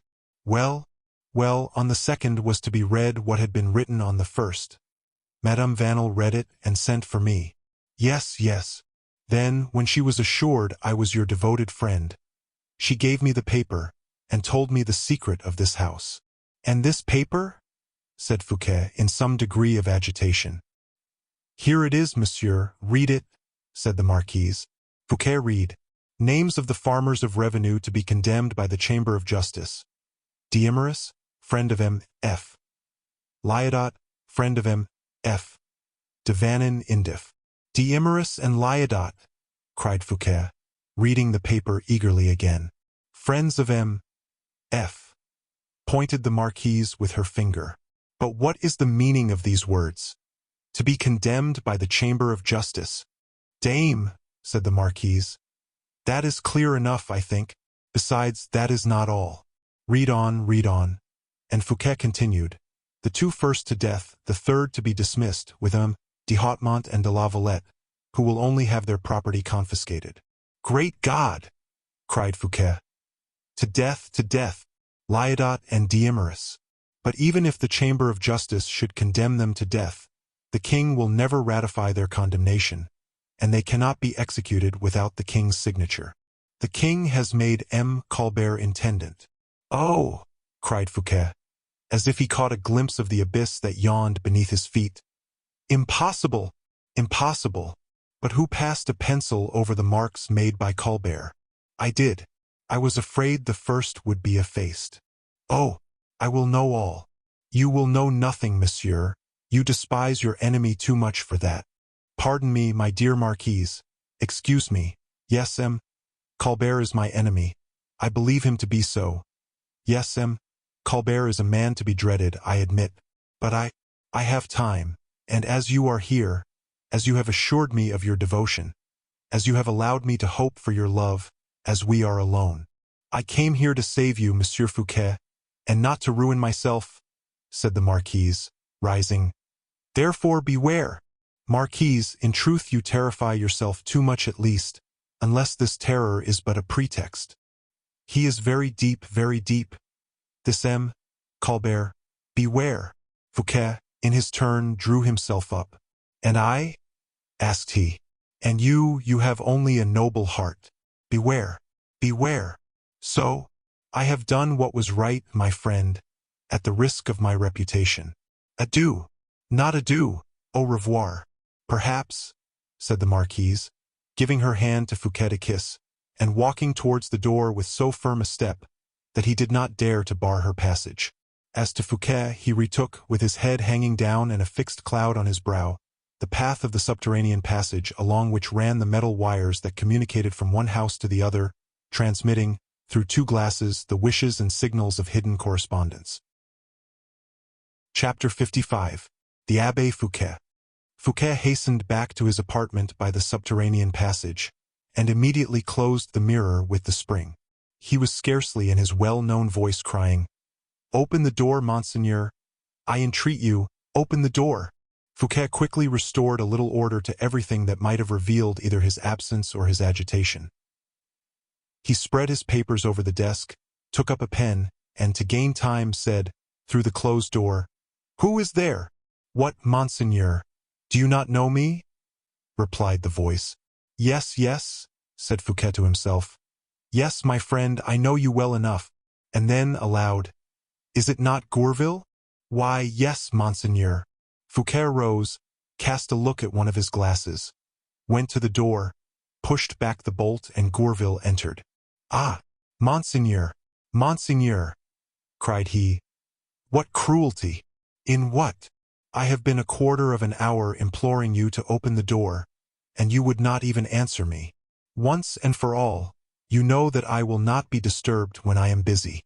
Now, although I might make you an exception, Gourville, I insist upon my orders being respected by others. Monseigneur, at this moment, orders, doors, bolts, locks, and walls I could have broken, forced and overthrown." Ah, it relates to some great event, then?" asked Fouquet.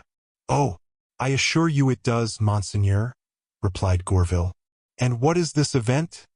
said Fouquet, a little troubled by the evident agitation of his most intimate confidant. "There is a secret chamber of justice instituted, monseigneur." "I know there is, but do the members meet, Gourville?" "They not only meet, but they have passed a sentence, monseigneur." "A sentence?" said the superintendent, with a shudder and pallor he could not conceal. "A sentence? And on whom?" "Two of your best friends.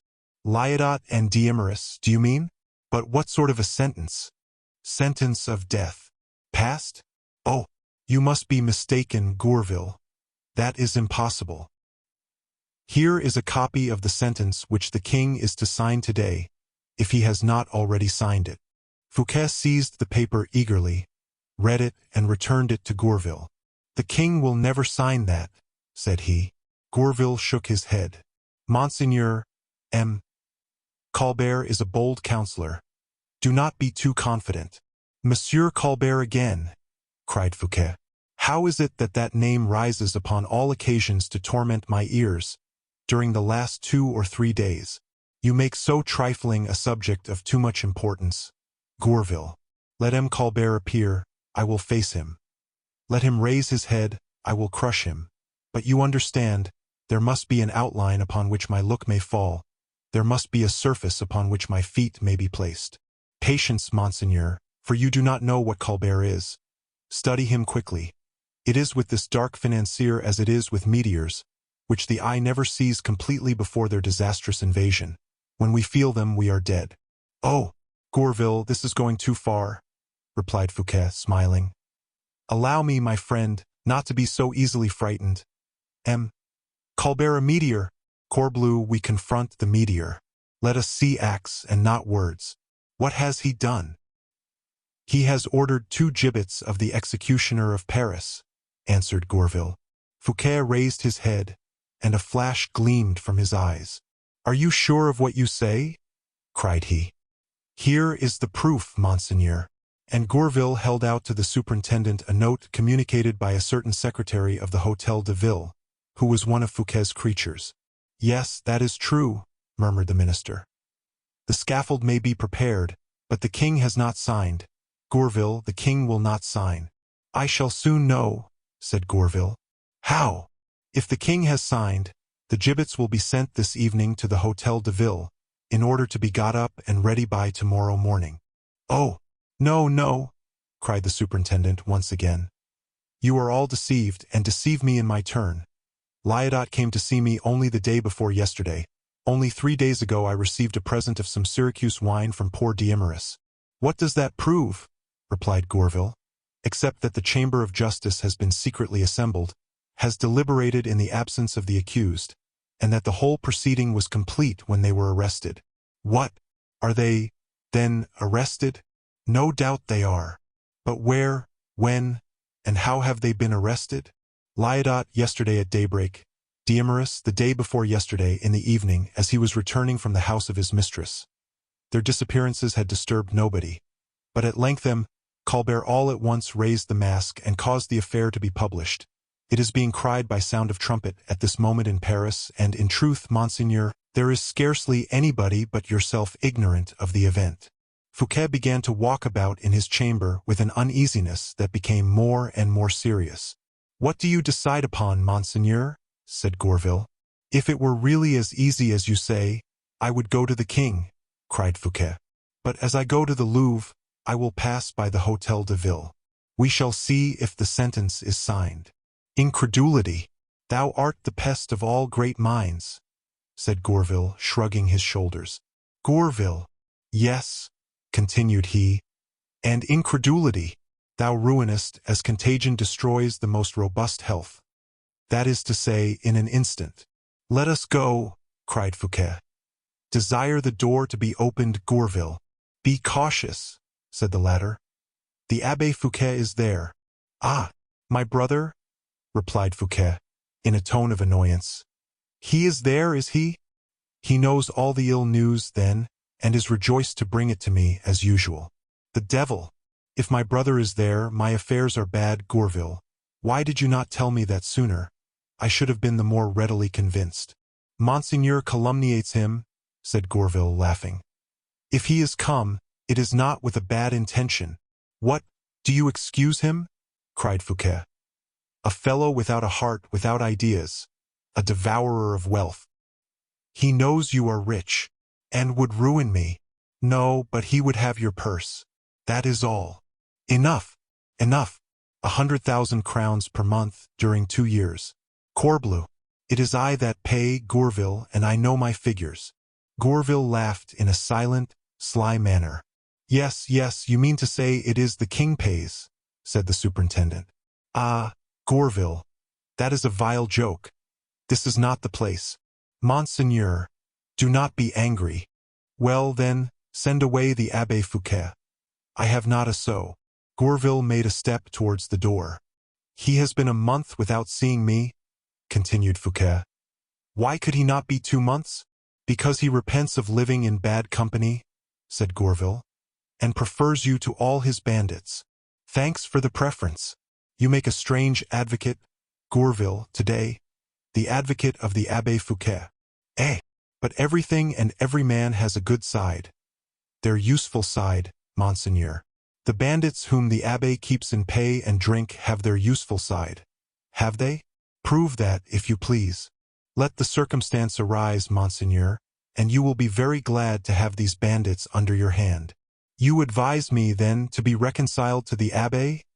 Said Fouquet, ironically. I advise you, monseigneur, not to quarrel with 100 or 120 loose fellows, who, by putting their rapiers end to end, would form a cordon of steel capable of surrounding 3,000 men. Fouquet darted a searching glance at Gourville, and passing before him, "That is all very well. Let l'Abbé Fouquet be introduced," said he to the footman. You are right, Gourville. 2 minutes after, the Abbé Fouquet appeared in the doorway, with profound reverence. He was a man of from 40 to 45 years of age, half churchman, half soldier. A spadassin grafted upon an abbé. Upon seeing that he had not a sword by his side, you might be sure he had pistols. Fouquet saluted him more as elder brother than as a minister.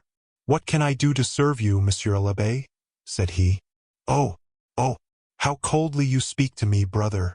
"I speak like a man who is in a hurry, monsieur." The abbé looked maliciously at Gourville and anxiously at Fouquet and said, "I have 300 pistoles to pay to M. de Bragelonne this evening.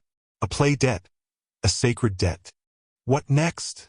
said Fouquet bravely, for he comprehended that the Abbé Fouquet would not have disturbed him for such a want. 1,000 to my butcher, who will supply no more meat. Next, 1,200 to my tailor, continued the abbé. The fellow has made me take back 7 suits of my people's, which compromises my liveries, and my mistress talks of replacing me by a farmer of the revenue, which would be a humiliation for the church. What else? Said Fouquet. You will please to remark, said the abbé humbly, that I have asked nothing for myself. That is delicate, monsieur, replied Fouquet. So, as you see, I wait, and I ask nothing. Oh, no, it is not for want of need, though, I assure you. The minister reflected for a minute. 1,200 pistoles to the tailor. That seems a great deal for clothes, said he. I maintain 100 men, said the abbé proudly. That is a charge, I believe. Why 100 men? Said Fouquet. Are you a Richelieu or a Mazarin to require 100 men as a guard? What use do you make of these men? Speak. And do you ask me that? Cried the Abbé Fouquet. Ah, how can you put such a question?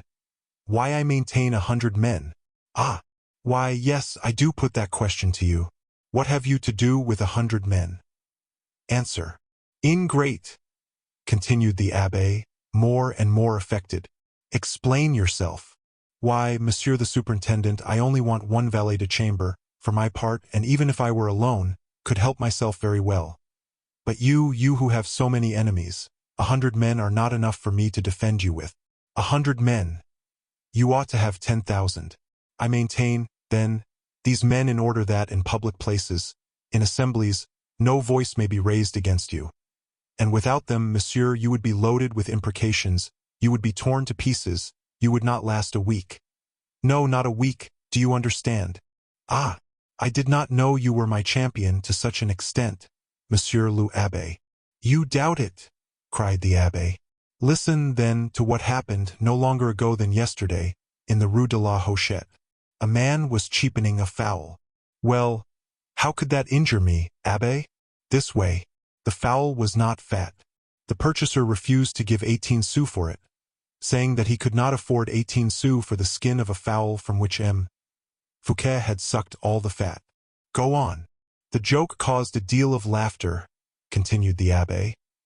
Laughter at your expense, death to the devils, and the canaille were delighted. The joker added, Give me a fowl fed by M. Colbert if you like, and I will pay all you ask. And immediately there was a clapping of hands. A frightful scandal, you understand. A scandal which forces a brother to hide his face. Fouquet colored. And you veiled it? Said the superintendent. No, for so it happened I had one of my men in the crowd. A new recruit from the provinces, one M. Menneville, whom I like very much. He made his way through the press, saying to the joker, Mille barbs! Monsieur the false joker, here's a thrust for Colbert. And one for Fouquet, replied the joker, upon which they drew in front of the cook's shop, with a hedge of the curious round them, and 500 as curious at the windows. Well, said Fouquet. Well, monsieur, my Menneville spitted the joker, to the great astonishment of the spectators, and said to the cook, Take this goose, my friend, for it is fatter than your fowl. That is the way, monsieur, ended the abbé triumphantly, in which I spend my revenues. I maintain the honor of the family, monsieur. Fouquet hung his head. And I have 100 as good as he, continued the abbé. Very well, said Fouquet. Give the account to Gourville and remain here this evening. Shall we have supper? Yes, there will be supper. but the chest is closed. Gourville will open it for you. Leave us, Monsieur l'Abbé. Leave us.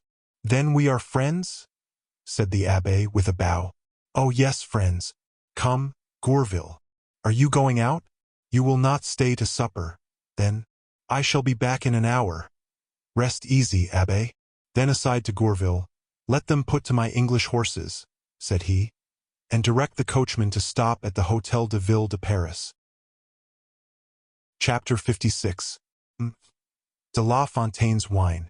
Carriages were already bringing the guests of Fouquet to Saint-Mandé. Already the whole house was getting warm with the preparations for supper, when the superintendent launched his fleet horses upon the roads to Paris, and going by the quays in order to meet fewer people on the way, soon reached the Hôtel de Ville. It wanted 7:45. Fouquet alighted at the corner of the Rue de Longpont, and, on foot, directed his course towards the Place de Grève, accompanied by Gourville. At the turning of the place they saw a man dressed in black and violet, of dignified mien, who was preparing to stop at Vincennes. He had before him a large hamper filled with bottles, which he had just purchased at the cabaret with the sign of L'Image de Notre Dame. But that is Vattel, my maître d'hôtel, said Fouquet to Gourville. Yes, monseigneur, replied the latter. What can he have been doing at the sign of L'Image de Notre Dame? Buying wine, no doubt. What? Buy wine for me at a cabaret? Said Fouquet. My cellar, then, must be in a miserable condition. And he advanced towards the maître d'hôtel, who was arranging his bottles in the carriage with the most minute care. Hola, Vattel, said he in the voice of a master. Take care, monseigneur, said Gourville. You will be recognized. Very well. Of what consequence? Vattel.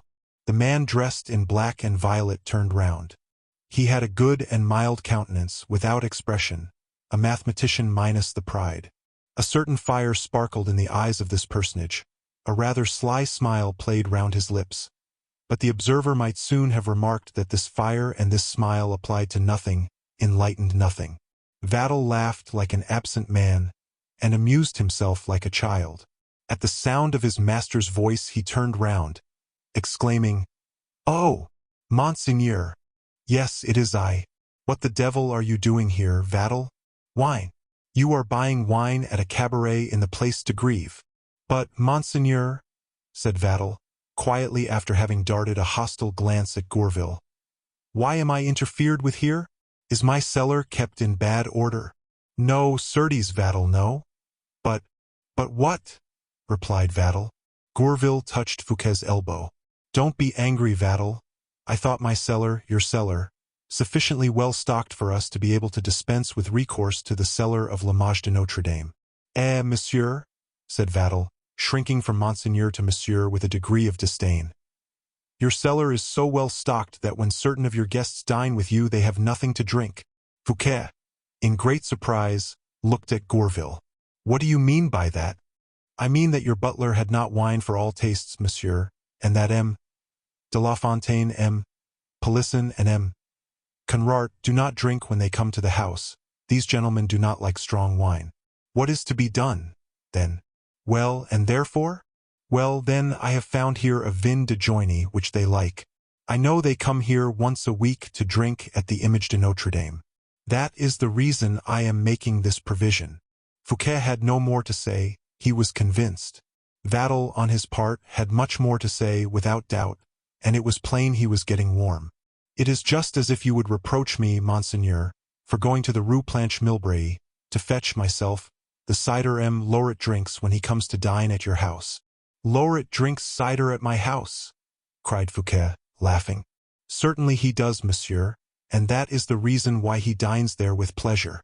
"Vattel," cried Fouquet, pressing the hand of his maître d'hôtel, "you are a man. I thank you, Vattel, for having understood that at my house M. de La Fontaine, M. Conrart, and M. Lauret are as great as dukes and peers, as great as princes, greater than myself. Vattel, you are a good servant, and I double your salary." Vattel did not even thank his master. He merely shrugged his shoulders a little, murmuring this superb sentiment. To be thanked for having done one's duty is humiliating. "He is right," said Gourville, as he drew Fouquet's attention, by a gesture, to another point. He showed him a low-built tumbril, drawn by 2 horses, upon which rocked 2 strong gibbets, bound together, back to back, by chains, whilst an archer, seated upon the crossbeam, suffered, as well as he could, with his head cast down, the comments of 100 vagabonds, who guessed the destination of the gibbets, and were escorting them to the Hôtel de Ville. Fouquet started. "It is decided, you see," said Gourville. "But it is not done," replied Fouquet. "Oh, do not flatter yourself, monseigneur.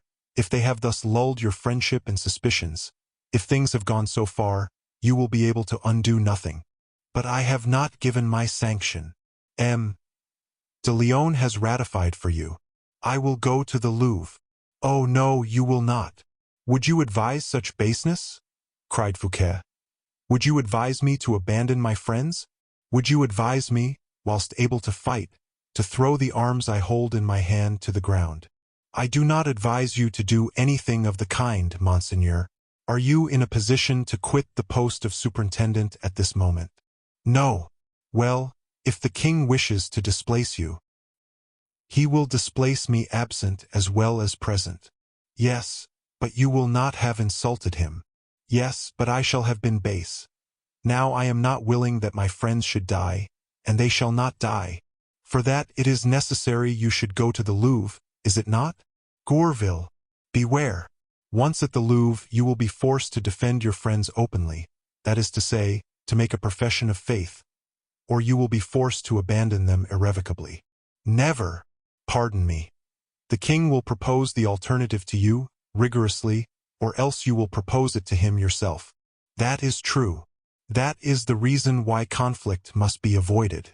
Let us return to Saint-Mandé, monseigneur."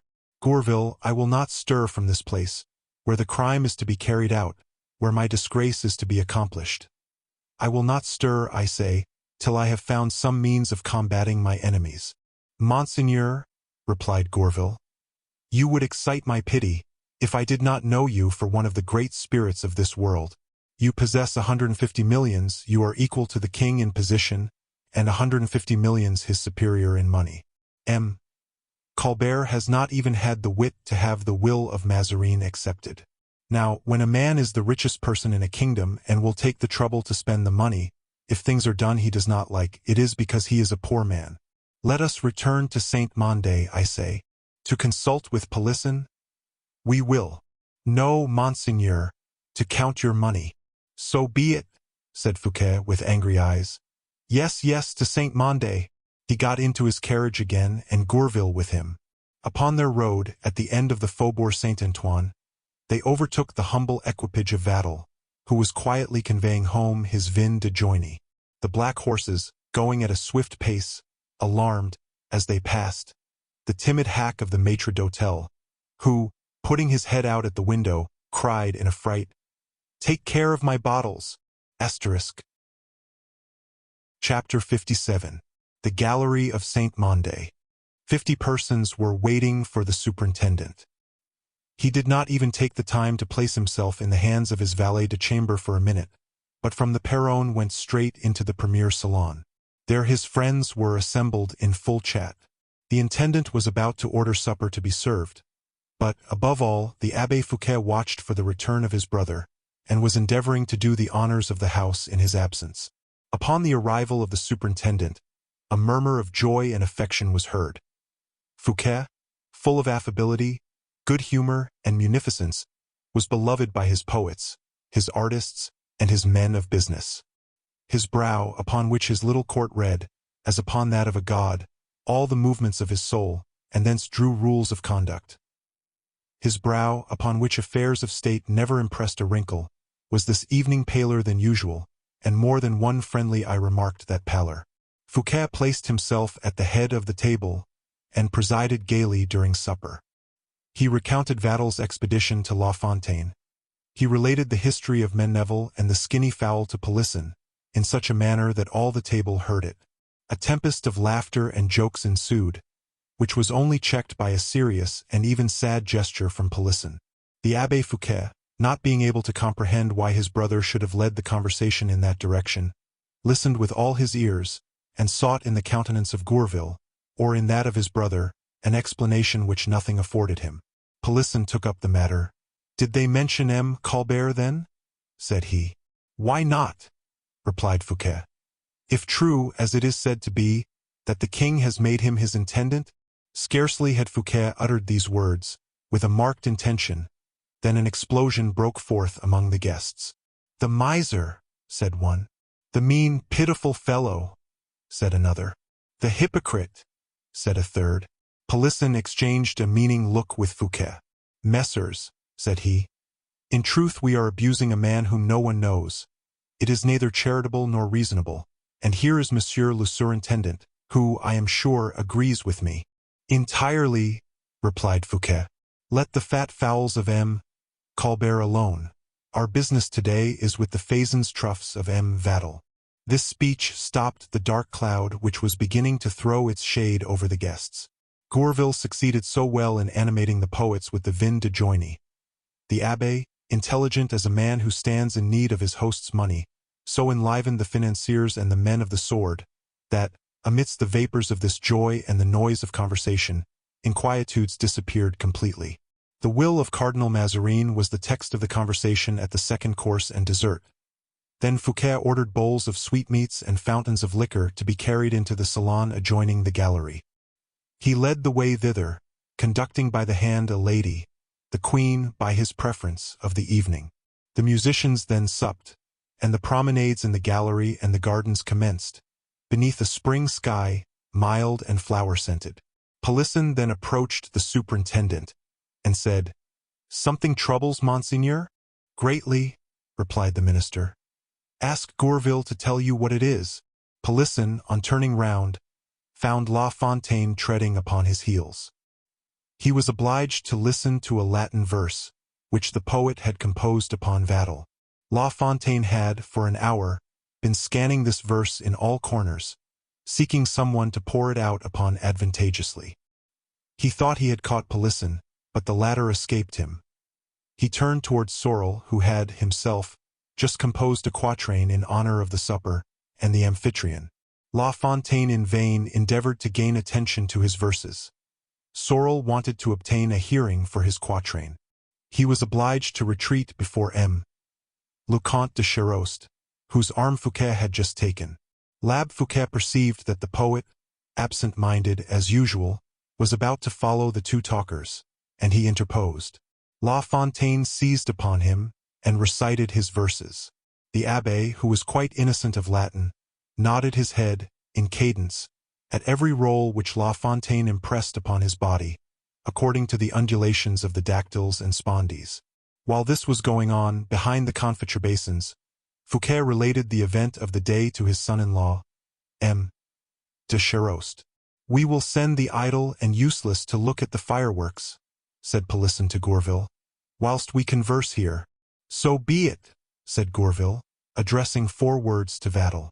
The latter then led towards the gardens the major part of the beaux, the ladies and the chatterers, whilst the men walked in the gallery, lighted by 300 wax lights, in the sight of all. The admirers of fireworks all ran away towards the garden. Gourville approached Fouquet, and said, "Monsieur, we are here." "All?" said Fouquet. "Yes, Count." The superintendent counted. There were 8 persons. Polisson and Gourville walked arm in arm, as if conversing upon vague and frivolous subjects. Sorel and 2 officers imitated them, and in an opposite direction. The Abbé Fouquet walked alone. Fouquet, with M. de Charost, walked as if entirely absorbed in the conversation of his son-in-law. "Messers," said he, "let no one of you raise his head as he walks, or appear to pay attention to me. Continue walking, we are alone, listen to me." A perfect silence ensued, disturbed only by the distant cries of the joyous guests, from the groves whence they beheld the fireworks. It was a whimsical spectacle this, of these men walking in groups, as if each one was occupied about something, whilst lending attention really only to one amongst them, who, himself, seemed to be speaking only to his companion. "Messers," said Fouquet, "you have, without doubt, remarked the absence of 2 of my friends this evening, who were with us on Wednesday. For God's sake, Abbé, do not stop. It is not necessary to enable you to listen. Walk on, carrying your head in a natural way, and as you have excellent sight, Place yourself at the window, and if anyone returns towards the gallery, give us notice by coughing." The abbé obeyed. "I have not observed their absence," said Polisson, who, at this moment, was turning his back to Fouquet, and walking the other way. "I do not see M. Lyodot," said Sorel, "who pays me my pension." "And I," said the abbé at the window, "do not see M. Diemerius, who owes me 1,100 livres from our last game of Brelin." "Sorel," continued Fouquet, walking bent and gloomily, "you will never receive your pension any more from M. Lyodot, and you, abbé, will never be paid you 1,100 livres by M. Diemerius, for both are doomed to die." "To die!" exclaimed the whole assembly, arrested, in spite of themselves, in the comedy they were playing, by that terrible word. "Recover yourselves, messers," said Fouquet, "for perhaps we are watched." "I said to die." "To die," repeated Polisson. "What, the men I saw 6 days ago, full of health, gaiety, and the spirit of the future. What then is man, good God, that disease should thus bring him down all at once?" "It is not a disease," said Fouquet.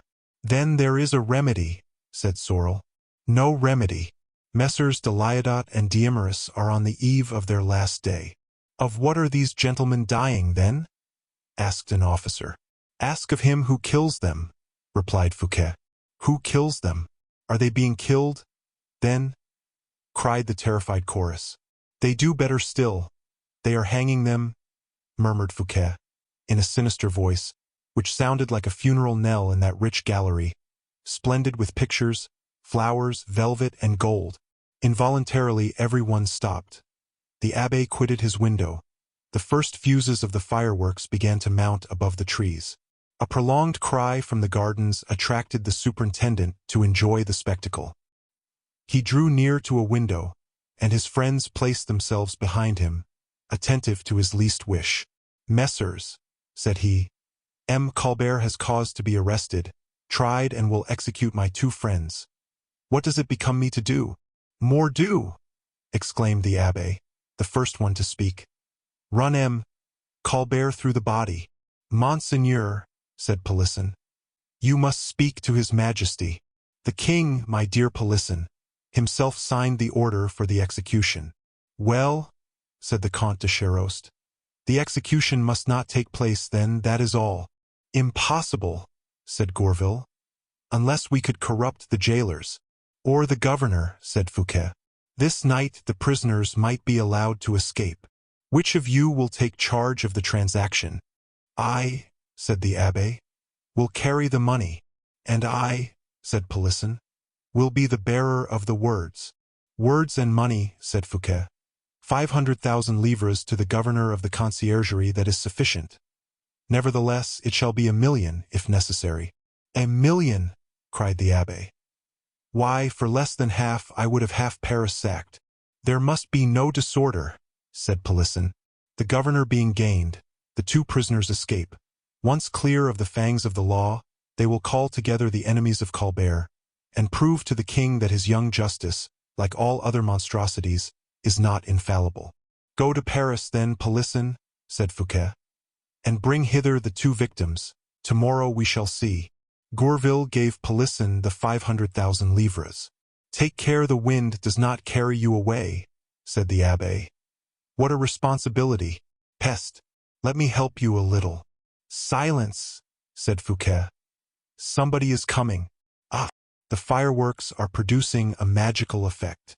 At this moment a shower of sparks fell rustling among the branches of the neighboring trees. Polisson and Gourville went out together by the door of the gallery. Fouquet descended to the garden with the 5 last plotters. Chapter 58. Epicureans.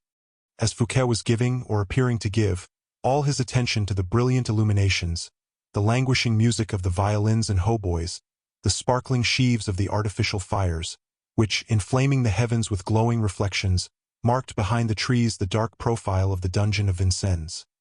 As, we say, the superintendent was smiling on the ladies and the poets, the fete was every whit as gay as usual, and Vattel, whose restless, even jealous look, earnestly consulted the aspect of Fouquet, did not appear dissatisfied with the welcome given to the ordering of the evening's entertainment.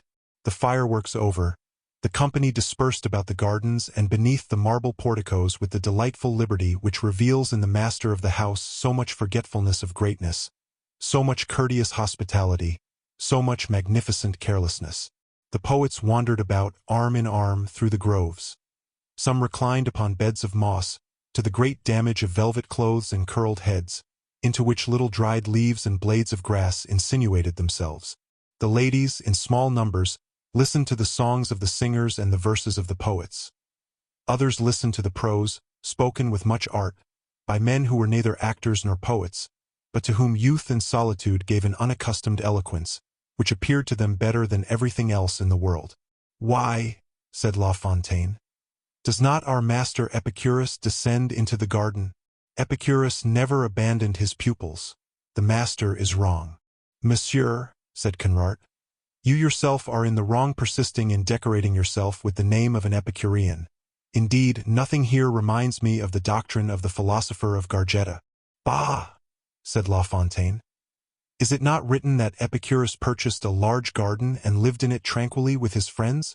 "That is true." "Well, has not M.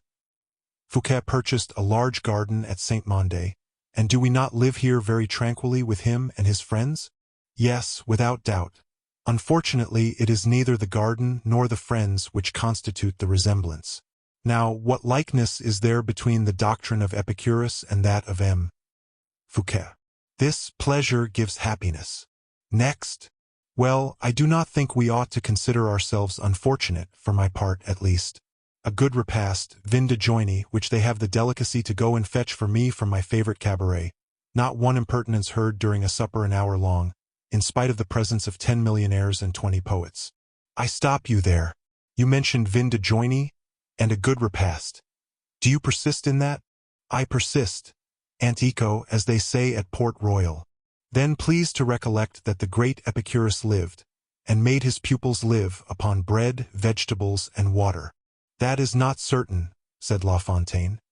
And you appear to me to be confounding Epicurus with Pythagoras, my dear Conrart.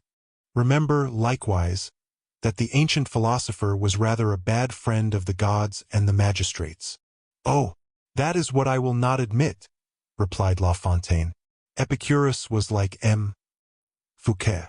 Do not compare him to Monsieur le Surintendant, said Conrart in an agitated voice, or you would accredit the reports which are circulating concerning him and us. What reports?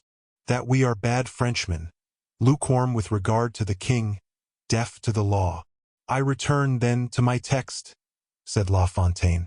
Listen, Conrart, this is the morality of Epicurus, whom, besides, I consider, if I must tell you so, as a myth. Antiquity is mostly mythical. Jupiter, if we give a little attention to it, is life. Alcides is strength. The words are there to bear me out. Zeus, that is zen, to live. Alcides, that is als, vigor. Well, Epicurus, that is mild watchfulness, that is protection. Now who watches better over the state, or who protects individuals better than M. Fouquet does? You talk etymology and not morality. I say that we modern Epicureans are indifferent citizens. Oh, cried La Fontaine, if we become bad citizens, it is not through following the maxims of our master. Listen to one of his principal aphorisms. I will pray for good leaders. Well, what does M. Fouquet say to us every day? When shall we be governed? Does he say so? Come, Conrart, be frank. He says so, that is true. Well, that is a doctrine of Epicurus. Yes, but that is a little seditious, observe. What? Seditious to wish to be governed by good heads or leaders? Certainly, when those who govern are bad. Patience, I have a reply for all. Even for what I have just said to you? Listen, would you submit to those who govern ill? Oh, it is written, Cacos polituusi. You grant me the text. Pardieu, I think so. Do you know, you speak Greek as well as Aesop did, my dear La Fontaine. Is there any wickedness in that, my dear Conrart? God forbid I should say so. Then let us return to M. Fouquet. What did he repeat to us all the day? Was it not this? What a quister is that Mazarine! What an ass! What a leech! We must, however, submit to that fellow. Now, Conrart, did he say so, or did he not? I confess that he said it, and even perhaps too often. Like Epicurus, my friend, still like Epicurus. I repeat, we are Epicureans, and that is very amusing. Yes, but I am afraid there will rise up, by the side of us, a sect like that of Epictetus.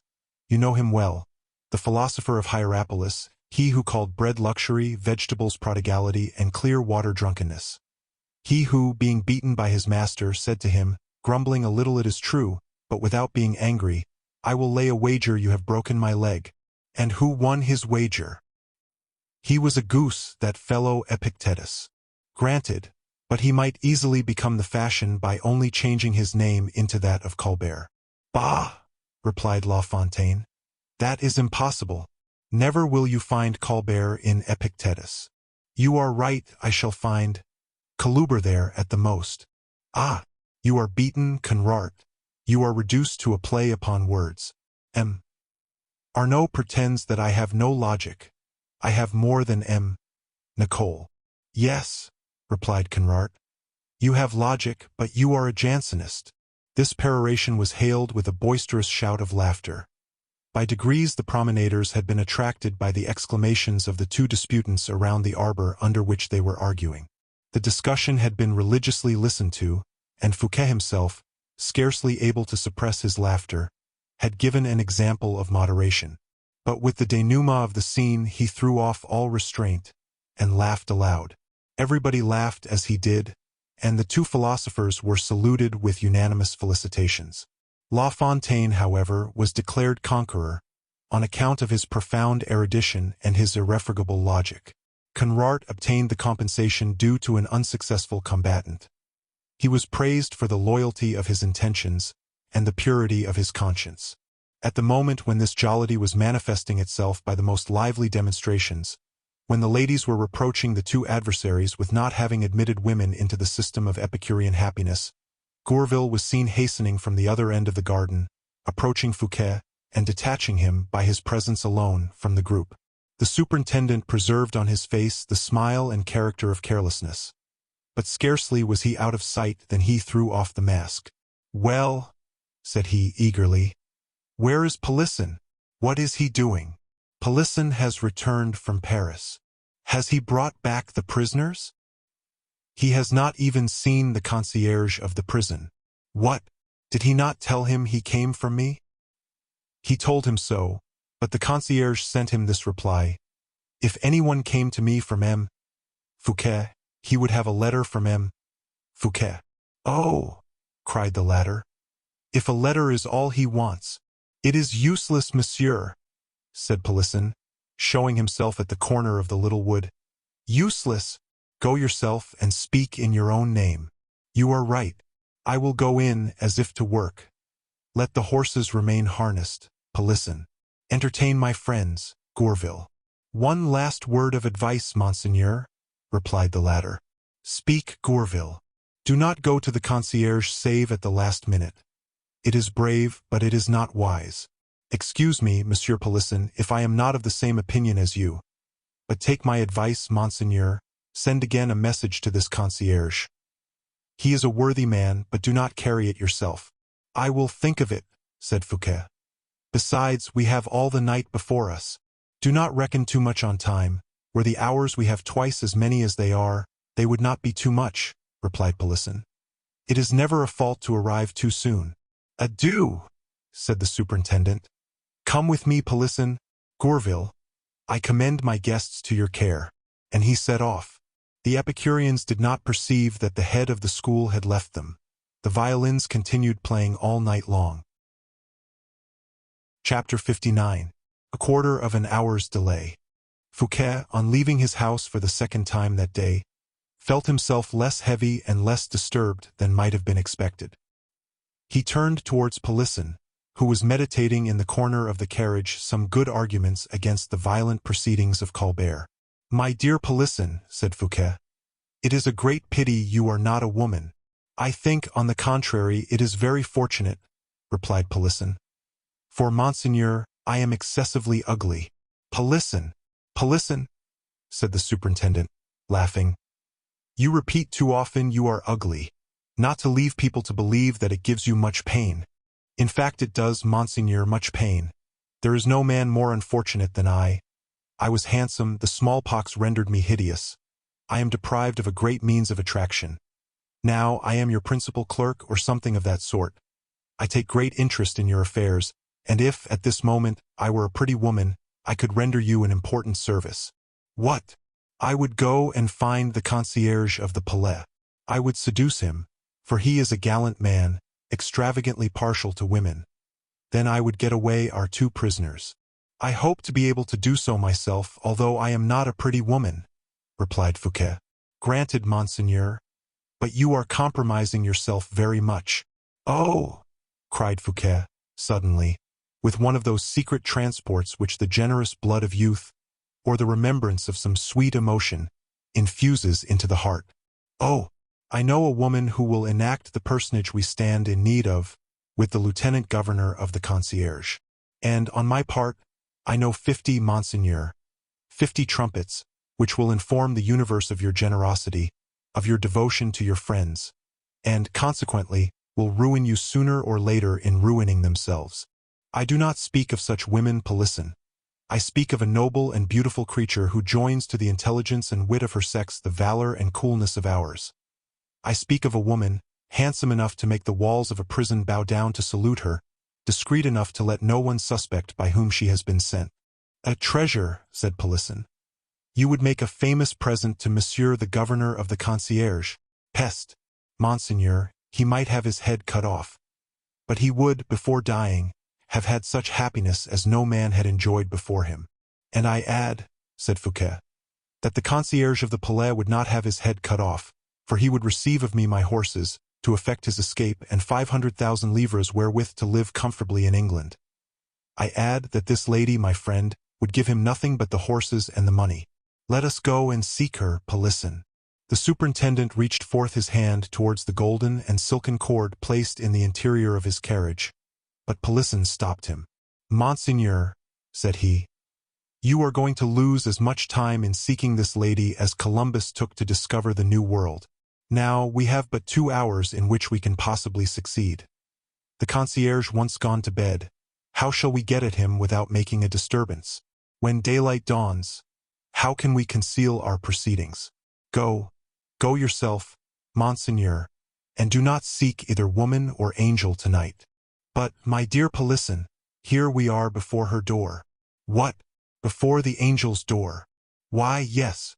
This is the hotel of Madame de Belliere. Hush! Ah, good Lord! Exclaimed Polisson. What have you to say against her? Nothing, alas, and it is that which causes my despair. Nothing, absolutely nothing. Why can I not, on the contrary, say ill enough of her to prevent your going to her? But Fouquet had already given orders to stop, and the carriage was motionless. Prevent me, cried Fouquet. Why, no power on earth should prevent my going to pay my compliments to Madame de Plessis-Belliere. Besides, who knows that we shall not stand in need of her? No, monseigneur, no. But I do not wish you to wait for me, Polisson, replied Fouquet, sincerely courteous. The more reason I should, monseigneur. Knowing that you are keeping me waiting, you will, perhaps, stay a shorter time. Take care.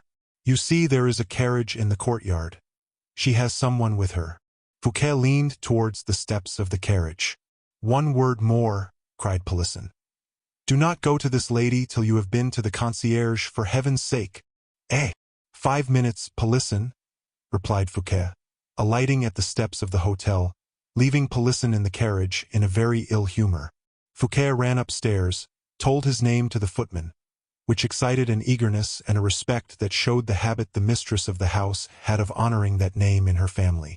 Monsieur le Surintendant, cried the Marquise, advancing very pale to meet him.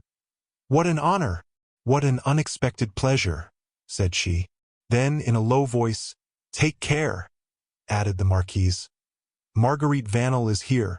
Madame, replied Fouquet, rather agitated. I came on business. One single word, and quickly, if you please. And he entered the salon. Madame Vanel had risen, paler, more livid, than envy herself. Fouquet in vain addressed her, with the most agreeable, most pacific salutation. She only replied by a terrible glance darted at the Marquise and Fouquet. This keen glance of a jealous woman is a stiletto which pierces every cuirass. Marguerite Vanel plunged it straight into the hearts of the two confidants. She made a courtesy to her friend, a more profound one to Fouquet, and took leave under pretense of having a number of visits to make, without the Marquise trying to prevent her or Fouquet, a prey to anxiety, thinking further about her. She was scarcely out of the room, and Fouquet left alone with the Marquise, before he threw himself on his knees, without saying a word. "I expected you," said the Marquise with a tender sigh. "Oh, no," cried he, "or you would have sent away that woman. She has been here little more than half an hour, and I had no expectation she would come this evening. You love me just a little, then, Marquise? That is not the question now. It is of your danger. How are your affairs going on? I am going this evening to get my friends out of the prisons of the Palais. How will you do that? By buying and bribing the governor. He is a friend of mine. Can I assist you, without injuring you? Oh, Marquise, it would be a signal service.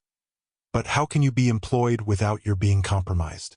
Now, never shall my life, my power, or even my liberty be purchased at the expense of a single tear from your eyes, or of one frown of pain upon your brow.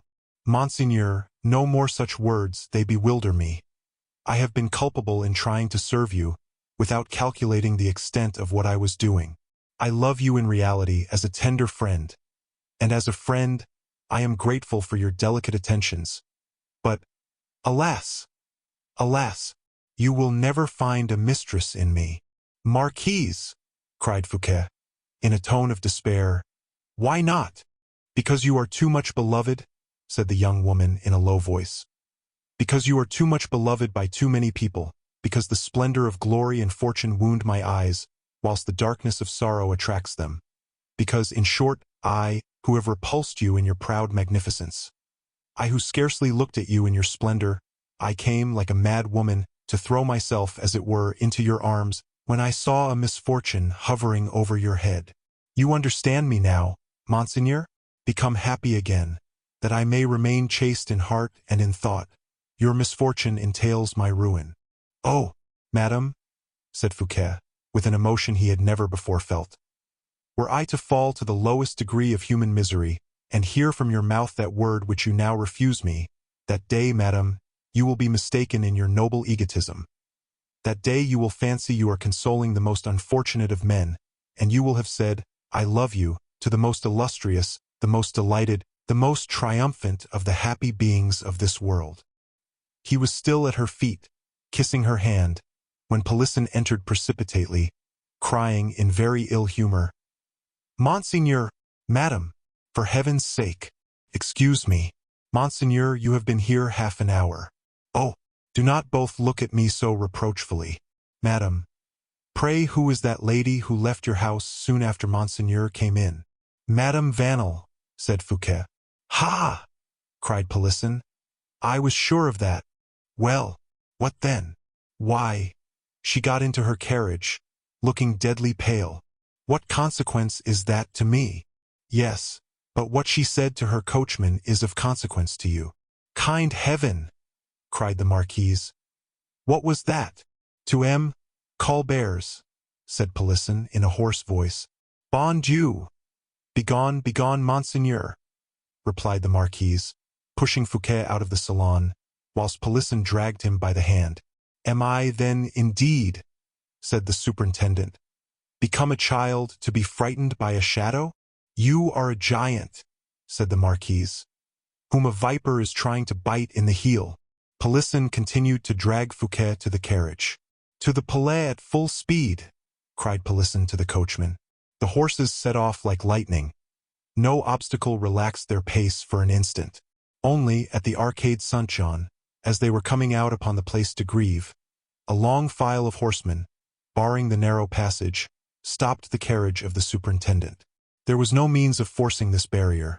It was necessary to wait till the mounted archers of the watch, for it was they who stopped the way, had passed with the heavy carriage they were escorting, and which ascended rapidly towards the Place Baudoyer. Fouquet and Pelisson took no further account of this circumstance beyond deploring the minute's delay they had thus to submit to. They entered the habitation of the concierge du Palais 5 minutes after. That officer was still walking about in the front court. At the name of Fouquet, whispered in his ear by Pelisson, the governor eagerly approached the carriage, and, hat in hand, was profuse in his attentions. "What an honor for me, monseigneur," said he. "One word, monsieur le gouverneur. Will you take the trouble to get into my carriage?" The officer placed himself opposite Fouquet in the coach. "Monsieur," said Fouquet, "I have a service to ask of you." "Speak, monseigneur." "A service that will be compromising for you, monsieur, but which will assure to you forever my protection and my friendship. Were it to cast myself into the fire for you, monseigneur, I would do it." "That is well," said Fouquet. "What I require is much more simple." "That being so, monseigneur, what is it?" "To conduct me to the chamber of Messrs. Liaudot and D'Eymeris." "Will monseigneur have the kindness to say for what purpose?" "I will tell you that in their presence, monsieur, at the same time that I will give you ample means of palliating this escape." "Escape? Why, then, monseigneur does not know." "What?" "That Messrs. Liaudot and D'Eymeris are no longer here." "Since when?" cried Fouquet in great agitation. "About a quarter of an hour." "Whither have they gone, then?" "To Vincennes, to the dungeon." "Who took them from here?" "An order from the king." "Oh, woe, woe!" exclaimed Fouquet, striking his forehead. "Woe!" And without saying a single word more to the governor, he threw himself back into his carriage, despair in his heart and death on his countenance. "Well," said Pelisson with great anxiety, "our friends are lost. Colbert is conveying them to the dungeon. They crossed our path under the Arcade Saint-Jean." Pelisson, struck as by a thunderbolt, made no reply. With a single reproach he would have killed his master. "Where is monseigneur going?" said the footman. "Home, to Paris. You, Pelisson, return to Saint-Mandé, and bring the Abbé Fouquet to me within an hour. Begone!" Chapter 60. Plan of Battle. The night was already far advanced when the Abbé Fouquet joined his brother. Gourville had accompanied him. These 3 men, pale with dread of future events, resembled less 3 powers of the day than 3 conspirators, united by one single thought of violence. Fouquet walked for a long time, with his eyes fixed upon the floor, striking his hands one against the other. At length, taking courage in the midst of a deep sigh, "Abbé," said he, "you were speaking to me only today of certain people you maintain." "Yes, monsieur," replied the abbé. "Tell me precisely who are these people." The abbé hesitated. "Come, no fear, I am not threatening. No romancing, for I am not joking. Since you demand the truth, monseigneur, here it is. I have 120 friends or companions of pleasure, who are sworn to me as the thief is to the gallows. And you think you can depend on them? Entirely. And you will not compromise yourself? I will not even make my appearance. Are they men of resolution? They would burn Paris, if I promised them they should not be burnt in turn. The thing I ask of you, abbé, said Fouquet, wiping the sweat which fell from his brow, is to throw your 120 men upon the people I will point out to you at a certain moment given. Is it possible? It will not be the first time such a thing has happened to them, monseigneur. That is well. But would these bandits attack an armed force? They are used to that. Then get your 120 men together, abbé. Directly. But where? On the road to Vincennes tomorrow at 2 o'clock precisely. To carry off Liaudot and D'Eymeris? There will be blows to be got. A number, no doubt. Are you afraid? Not for myself, but for you. Your men will know, then, what they have to do. They are too intelligent not to guess it. Now, a minister who gets up a riot against his king exposes himself. Of what importance is that to you, I pray? Besides, if I fall, you fall with me. It would then be more prudent, monsieur, not to stir in the affair, and leave the king to take this little satisfaction. Think well of this, abbé, Lyodot and Diomeris at Vincennes are a prelude of ruin for my house. I repeat it. I arrested, you will be imprisoned. I imprisoned, you will be exiled. Monsieur, I am at your orders. Have you any to give me? What I told you. I wish that, tomorrow, the 2 financiers of whom they mean to make victims, whilst there remain so many criminals unpunished, should be snatched from the fury of my enemies. Take your measures accordingly. Is it possible? It is possible. Describe your plan. It is of rich simplicity. The ordinary guard at executions consists of 12 archers. There will be 100 tomorrow. I reckon so. I even say more. There will be 200. Then your 120 men will not be enough. Pardon me. In every crowd composed of 100,000 spectators, there are 10,000 bandits or cutpurses, only they dare not take the initiative.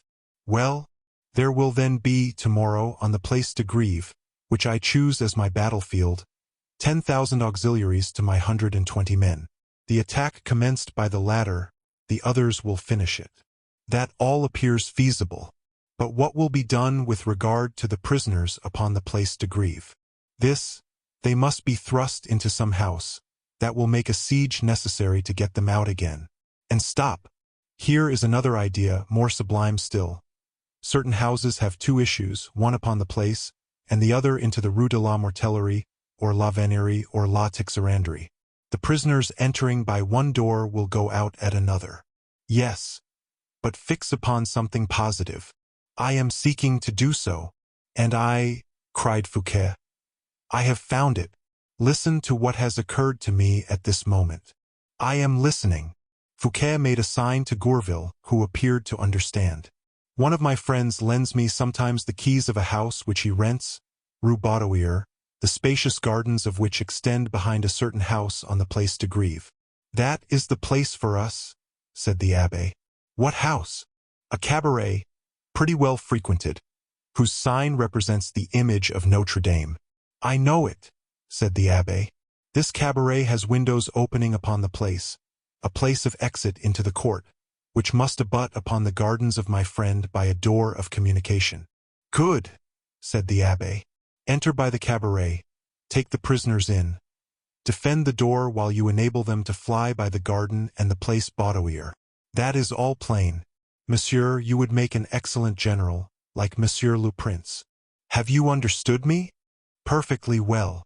How much will it amount to make your bandits all drunk with wine, and to satisfy them with gold? Oh, monsieur, what an expression! Oh, monsieur, if they heard you. Some of them are very susceptible. I mean to say they must be brought to the point where they cannot tell the heavens from the earth. For I shall tomorrow contend with the king, and when I fight I mean to conquer, please to understand. It shall be done, monsieur. Give me your other ideas. That is your business. Then give me your purse. Gourville, count 100,000 livres for the abbé. Good. And spare nothing, did you not say? Nothing. That is well. Monseigneur, objected Gourville. If this should be known, we should lose our heads. Eh, Gourville, replied Fouquet, purple with anger. You excite my pity. Speak for yourself, if you please. My head does not shake in that manner upon my shoulders. Now, abbé, is everything arranged? Everything. At 2 o'clock tomorrow. At 12, because it will be necessary to prepare our auxiliaries in a secret manner. That is true. Do not spare the wine of the cabaretier. I will spare neither his wine nor his house, replied the abbé with a sneering laugh. I have my plan, I tell you. Leave me to set it in operation, and you shall see. Where shall you be yourself? Everywhere. Nowhere. And how shall I receive information? By a courier whose horse shall be kept in the very same garden of your friend. Apropos, the name of your friend. Fouquet looked again at Gourville. The latter came to the succor of his master, saying, The name is of no importance. Fouquet continued, Accompany Monsieur l'Abbé, for several reasons, but the house is easily to be known. The image de Notre Dame in the front, a garden, the only one in the quarter, behind. Good, good. I will go and give notice to my soldiers.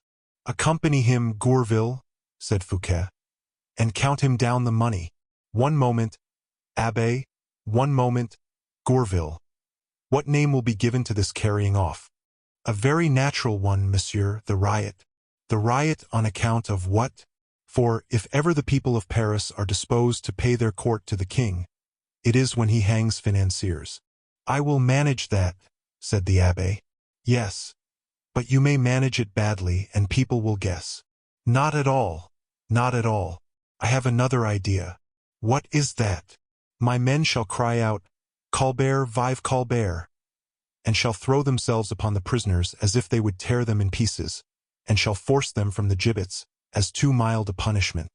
Ah, that is an idea, said Gourville. Peste, Monsieur l'Abbé, what an imagination you have. Monsieur, we are worthy of our family, replied the abbé proudly. Strange fellow, murmured Fouquet. Then he added, that is ingenious. Carry it out, but shed no blood. Gourville and the abbé set off together, with their heads full of the meditated riot. The superintendent laid himself down upon some cushions, half valiant with respect to the sinister projects of the morrow, half dreaming of love. Chapter 61. The Cabaret of the Image de Notre Dame. At 2 o'clock the next day 50,000 spectators had taken their position upon the place, around the two gibbets which had been elevated between the Quai de la Grève and the Quai Pelletier, one close to the other, with their backs to the embankment of the river. In the morning also, all the sworn criers of the good city of Paris had traversed the quarters of the city, particularly the Halles and the faubourgs, announcing with their hoarse and indefatigable voices the great justice done by the king upon two speculators, two thieves, devourers of the people. And these people, whose interests were so warmly looked after, in order not to fail in respect for their king, quitted shops, stalls, and ateliers, to go and evince a little gratitude to Louis XIV, absolutely like invited guests, who feared to commit an impoliteness in not repairing to the house of him who had invited them. According to the tenor of the sentence, which the criers read aloud and incorrectly, two farmers of the revenues, monopolists of money, dilapidators of the royal provisions, extortioners and forgers, were about to undergo capital punishment on the Place de Grève, with their names blazoned over their heads, according to their sentence. As to those names, the sentence made no mention of them. The curiosity of the Parisians was at its height, and, as we have said, an immense crowd waited with feverish impatience the hour fixed for the execution. The news had already spread that the prisoners, transferred to the Château of Vincennes, would be conducted from that prison to the Place de Grève. Consequently, the Faubourg and the Rue Saint-Antoine were crowded. For the population of Paris in those days of great executions was divided into two categories. Those who came to see the condemned pass. These were of timid and mild hearts, but philosophically curious, and those who wished to see the condemned die. These had hearts that hungered for sensation. On this day D'Artagnan received his last instructions from the king, and made his adieus to his friends, the number of whom was, at the moment, reduced to planchet. Then he traced the plan of his day, as every busy man whose moments are counted ought to do, because he appreciates their importance. My departure is to be, said he, at break of day, 3 o'clock in the morning. I have then 15 hours before me. Take from them the 6 hours of sleep which are indispensable for me 6, 1 hour for repast 7, 1 hour for a farewell visit to Athos 8, 2 hours for chance circumstances, total 10. There are then 5 hours left. 1 hour to get my money, that is, to have payment refused by M. Fouquet. Another hour to go and receive my money of M. Colbert, together with his questions and grimaces. 1 hour to look over my clothes and arms and get my boots cleaned. I still have 2 hours left. Mordioux! How rich I am! And so saying, D'Artagnan felt a strange joy, a joy of youth, a perfume of those great and happy years of former times mount into his brain and intoxicate him. During these 2 hours I will go, said the Musketeer, and take my quarter's rent of the Image de Notre Dame. That will be pleasant. 375 livres. Mordioux! But that is astonishing. If the poor man who has but 1 livre in his pocket found a livre and 12 deniers, that would be justice, that would be excellent. But never does such a godsend fall to the lot of the poor man. The rich man, on the contrary, makes himself revenue with his money, which he does not even touch. Here are 375 livres which fall to me from heaven. I will go then to the image de Notre Dame, and drink a glass of Spanish wine with my tenant, which he cannot fail to offer me. But order must be observed. Monsieur d'Artagnan, order must be observed. Let us organize our time, then, and distribute the employment of it. Art. First, Athos, art. 2d, the image de Notre Dame, art. Third, M. Fouquet, art. Fourth, M. Colbert, art. Fifth, supper, art. Sixth, clothes, boots, horse, portmanteau, art. Seventh and last, sleep. In consequence of this arrangement, D'Artagnan went straight to the Comte de la Fère, to whom, modestly and ingenuously, he related a part of his fortunate adventures. Athos had not been without uneasiness on the subject of D'Artagnan's visit to the king, but few words sufficed for an explanation of that. Athos divined that Louis had charged D'Artagnan with some important mission, and did not even make an effort to draw the secret from him. He only recommended him to take care of himself, and offered discreetly to accompany him if that were desirable. "But, my dear friend," said D'Artagnan, "I am going nowhere." "What? You come and bid me adieu, and are going nowhere?" "Oh, yes, yes," replied D'Artagnan, coloring a little. "I am going to make an acquisition. That is quite another thing. Then I change my formula. Instead of 'do not get yourself killed,' I will say, 'do not get yourself robbed.' My friend, I will inform you if I set eyes on any property that pleases me, and shall expect you will favor me with your opinion." "Yes, yes," said Athos, too delicate to permit himself even the consolation of a smile. Raoul imitated the paternal reserve. But D'Artagnan thought it would appear too mysterious to leave his friends under a pretense, without even telling them the route he was about to take. "I have chosen Le Mans," said he to Athos. "It is a good country?" "Excellent, my friend," replied the count, without making him observe that Le Mans was in the same directions as La Touraine, and that by waiting 2 days at most, he might travel with a friend. But D'Artagnan, more embarrassed than the count, dug, at every explanation, deeper into the mud, into which he sank by degrees. "I shall set out tomorrow at daybreak," said he at last. "Till that time, will you come with me, Raoul?" "Yes, Monsieur le Chevalier," said the young man, "if Monsieur le Comte does not want me." "No, Raoul. I am to have an audience today of Monsieur, the king's brother. That is all I have to do." Raoul asked Grimaud for his sword, which the old man brought him immediately. "Now then," added D'Artagnan, opening his arms to Athos. "Adieu, my dear friend." Athos held him in a long embrace, and the Musketeer, who knew his discretion so well, murmured in his ear, "An affair of state," to which Athos only replied by a pressure of the hand, still more significant. They then separated. Raoul took the arm of his old friend, who led him along the Rue Saint-Honoré. "I am conducting you to the abode of the god Plutus," said D'Artagnan to the young man. "Prepare yourself. The whole day you will witness the piling up of crowns.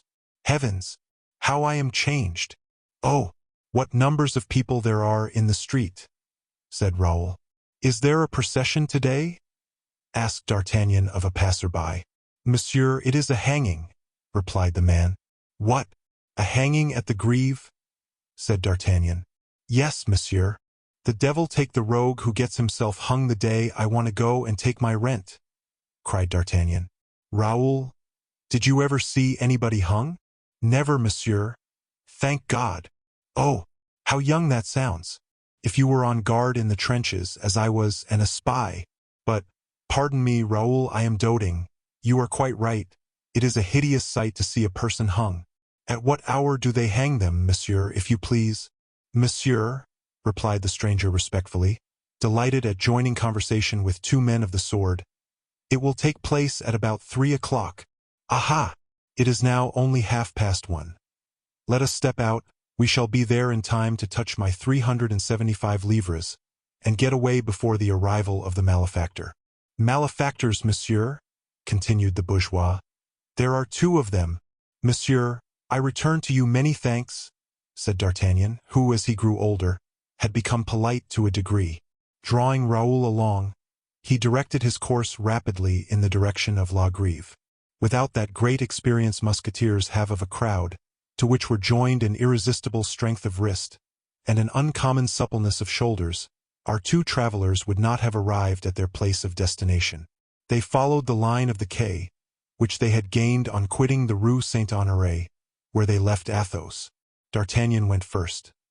His elbow, his wrist, his shoulder formed three wedges which he knew how to insinuate with skill into the groups, to make them split and separate like firewood. He made use sometimes of the hilt of his sword as an additional help, introducing it between ribs that were too rebellious, making it take the part of a lever or crowbar, to separate husband from wife, uncle from nephew, and brother from brother. And all that was done so naturally, and with such gracious smiles, that people must have had ribs of bronze not to cry thank you when the wrist made its play, or hearts of diamond not to be enchanted when such a bland smile enlivened the lips of the musketeer. Raoul, following his friend, cajoled the women who admired his beauty, pushed back the men who felt the rigidity of his muscles, and both opened, thanks to these maneuvers, the compact and muddy tide of the populace. They arrived in sight of the two gibbets, from which Raoul turned away his eyes in disgust. As for D'Artagnan, he did not even see them. His house with its gabled roof, its windows crowded with the curious, attracted and even absorbed all the attention he was capable of. He distinguished in the place and around the houses a good number of musketeers on leave, who, some with women, others with friends, awaited the crowning ceremony. What rejoiced him above all was to see that his tenant, the cabaretier, was so busy he hardly knew which way to turn. 3 lads could not supply the drinkers. They filled the shop, the chambers, and the court even. D'Artagnan called Raoul's attention to this concourse, adding, "The fellow will have no excuse for not paying his rent. Look at those drinkers, Raoul. One would say they were jolly companions. Mordioux! Why, there is no room anywhere." D'Artagnan, however, contrived to catch hold of the master by the corner of his apron, and to make himself known to him. "Ah, Monsieur le Chevalier," said the cabaretier, half distracted. "1 minute, if you please. I have here 100 mad devils turning my cellar upside down. The cellar, if you like, but not the money-box. Oh, monsieur, your 37.5 pistoles are all counted out ready for you, upstairs in my chamber. But there are in that chamber 30 customers, who are sucking the staves of a little barrel of Oporto which I tapped for them this very morning. Give me a minute. Only a minute. So be it. So be it. I will go," said Raoul in a low voice to D'Artagnan. "This hilarity is vile." "Monsieur," replied D'Artagnan sternly, "you will please to remain where you are. The soldier ought to familiarize himself with all kinds of spectacles. There are in the eye, when it is young, fibers which we must learn how to harden, and we are not truly generous and good save from the moment when the eye has become hardened, and the heart remains tender. Besides, my little Raoul, would you leave me alone here? That would be very wrong of you. Look, there is yonder in the lower court a tree, and under the shade of that tree we shall breathe more freely than in this hot atmosphere of spilt wine." From the spot on which they had placed themselves, the 2 new guests of the image de Notre Dame heard the ever-increasing hubbub of the tide of people, and lost neither a cry nor a gesture of the drinkers, at tables in the cabaret, or disseminated in the chambers. If D'Artagnan had wished to place himself as a vedette for an expedition, he could not have succeeded better. The tree under which he and Raoul were seated covered them with its already thick foliage.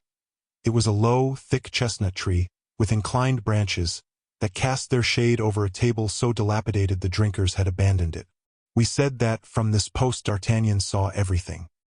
He observed the goings and comings of the waiters, the arrival of fresh drinkers, the welcome, sometimes friendly, sometimes hostile, given to the newcomers by others already installed. He observed all this to amuse himself, for the 37.5 pistoles were a long time coming. Raoul recalled his attention to it. "Monsieur," said he, "you do not hurry your tenant, and the condemned will soon be here. There will then be such a press we shall not be able to get out." "You are right," said the musketeer. "Hola!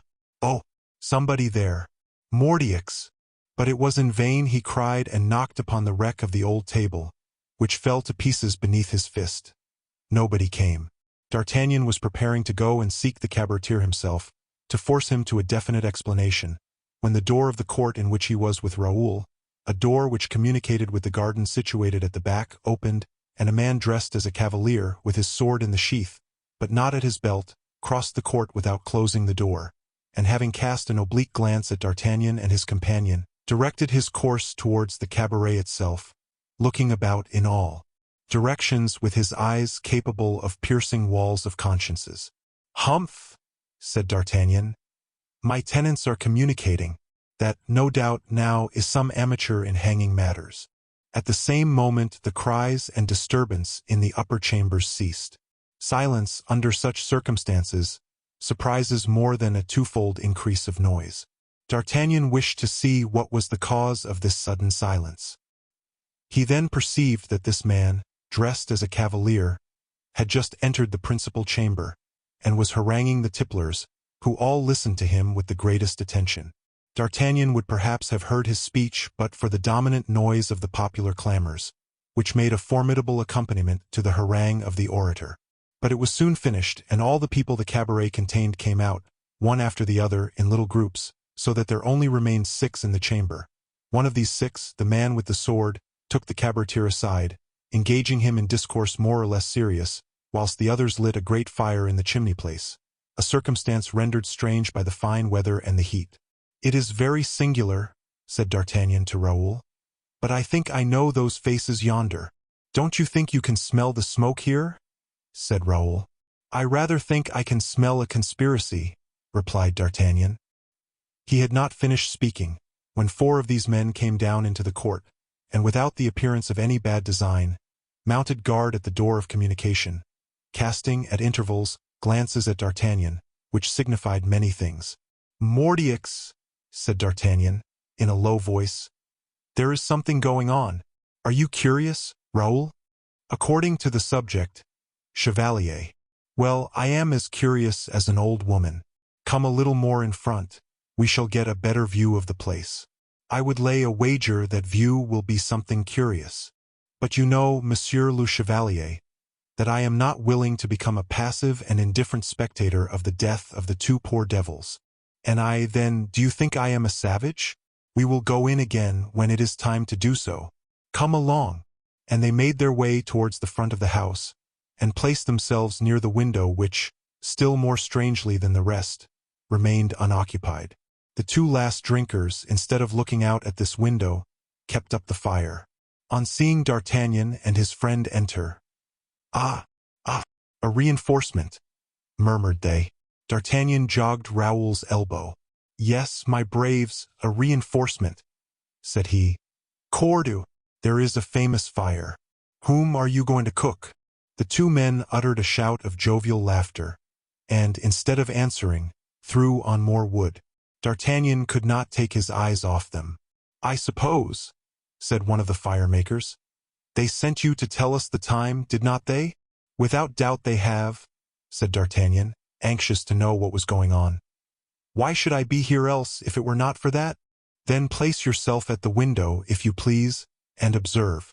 D'Artagnan smiled in his mustache, made a sign to Raoul, and placed himself at the window. Chapter 62. 5 Colbert. The spectacle which the Grève now presented was a frightful one.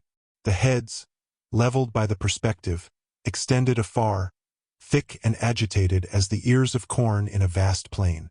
From time to time a fresh report, or a distant rumor, made the heads oscillate and thousands of eyes flash.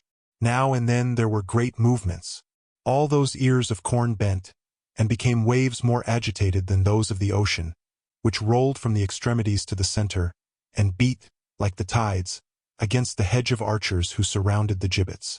Then the handles of the halberds were let fall upon the heads and shoulders of the rash invaders. At times, also, it was the steel as well as the wood, and in that case a large empty circle was formed around the guard.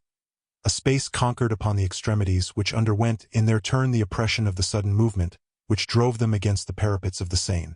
From the window, that commanded a view of the whole place, D'Artagnan saw, with interior satisfaction, that such of the musketeers and guards as found themselves involved in the crowd were able, with blows of their fists and the hilts of their swords, to keep room. He even remarked that they had succeeded, by that esprit de corps which doubles the strength of the soldier, in getting together in one group to the amount of about 50 men, and that, with the exception of a dozen stragglers whom he still saw rolling here and there, the nucleus was complete and within reach of his voice. But it was not the musketeers and guards that drew the attention of D'Artagnan. Around the gibbets, and particularly at the entrances to the Arcade of Saint-Jean, moved a noisy mass, a busy mass. Daring faces, resolute demeanors were to be seen here and there, mingled with silly faces and indifferent demeanors. Signals were exchanged, hands given and taken. D'Artagnan remarked among the groups, and those groups the most animated, the face of the cavalier whom he had seen enter by the door of communication from his garden, and who had gone upstairs to harangue the drinkers. That man was organizing troops and giving orders. "Mordioux," said D'Artagnan to himself, "I was not deceived. I know that man. It is Neville. What the devil is he doing here?" A distant murmur, which became more distinct by degrees, stopped this reflection, and drew his attention another way. This murmur was occasioned by the arrival of the culprits. A strong picket of archers preceded them, and appeared at the angle of the arcade. The entire crowd now joined as if in one cry. All the cries united formed one immense howl. D'Artagnan saw Raoul was becoming pale, and he slapped him roughly on the shoulder. The firekeepers turned round on hearing the great cry, and asked what was going on. "The condemned are arrived," said D'Artagnan. "That's well," replied they, again replenishing the fire. D'Artagnan looked at them with much uneasiness. It was evident that these men who were making such a fire for no apparent purpose had some strange intentions. The condemned appeared upon the place. They were walking, the executioner before them, whilst 50 archers formed a hedge on their right and their left. Both were dressed in black. They appeared pale but firm. They looked impatiently over the people's heads, standing on tiptoe at every step. D'Artagnan remarked this. "Mordioux," cried he, "they are in a great hurry to get a sight of the gibbet." Raoul drew back, without, however, having the power to leave the window. Terror even has its attractions. "To the death! To the death!" cried 50,000 voices. "Yes, to the death!" howled 100 frantic others, as if the great mass had given them the reply. "To the halter! To the halter!" cried the great whole. "Vive le roi!" "Well," said D'Artagnan, "this is droll. I should have thought it was M. Colbert who had caused them to be hung." There was, at this moment, a great rolling movement in the crowd, which stopped for a moment the march of the condemned. The people of a bold and resolute mien, whom D'Artagnan had observed, by dint of pressing, pushing, and lifting themselves up, had succeeded in almost touching the hedge of archers. The cortege resumed its march. All at once, to cries of "Vive Colbert!" those men, of whom D'Artagnan never lost sight, fell upon the escort, which in vain endeavored to stand against them. Behind these men was the crowd. Then commenced, amidst a frightful tumult, as frightful a confusion. This time there was something more than cries of expectation or cries of joy. There were cries of pain. Halberds struck men down, swords ran through them, muskets were discharged at them. The confusion became then so great that D'Artagnan could no longer distinguish anything. Then, from this chaos, suddenly surged something like a visible intention, like a will pronounced. The condemned had been torn from the hands of the guards, and were being dragged towards the house of l'Image de Notre Dame. Those who dragged them shouted, "Vive Colbert!" The people hesitated, not knowing which they ought to fall upon, the archers or the aggressors. What stopped the people was, that those who cried "Vive Colbert!" began to cry at the same time, "No halter! No halter! To the fire! To the fire! Burn the thieves! Burn the extortioners!"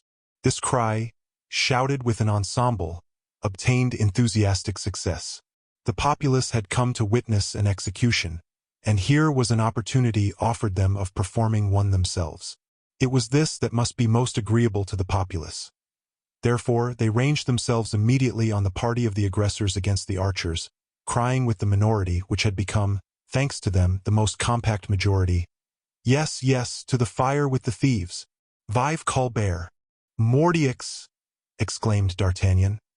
"This begins to look serious." One of the men who remained near the chimney approached the window, a firebrand in his hand. "Ah," said he, "it gets warm." Then, turning to his companion, "There is the signal," added he, and he immediately applied the burning brand to the wainscoting. Now, this cabaret of the Image de Notre Dame was not a very newly built house, and therefore did not require much entreating to take fire. In a second the boards began to crackle, and the flames arose sparkling to the ceiling. A howling from without replied to the shouts of the incendiaries. D'Artagnan, who had not seen what passed, from being engaged at the window, felt at the same time the smoke which choked him and the fire that scorched him.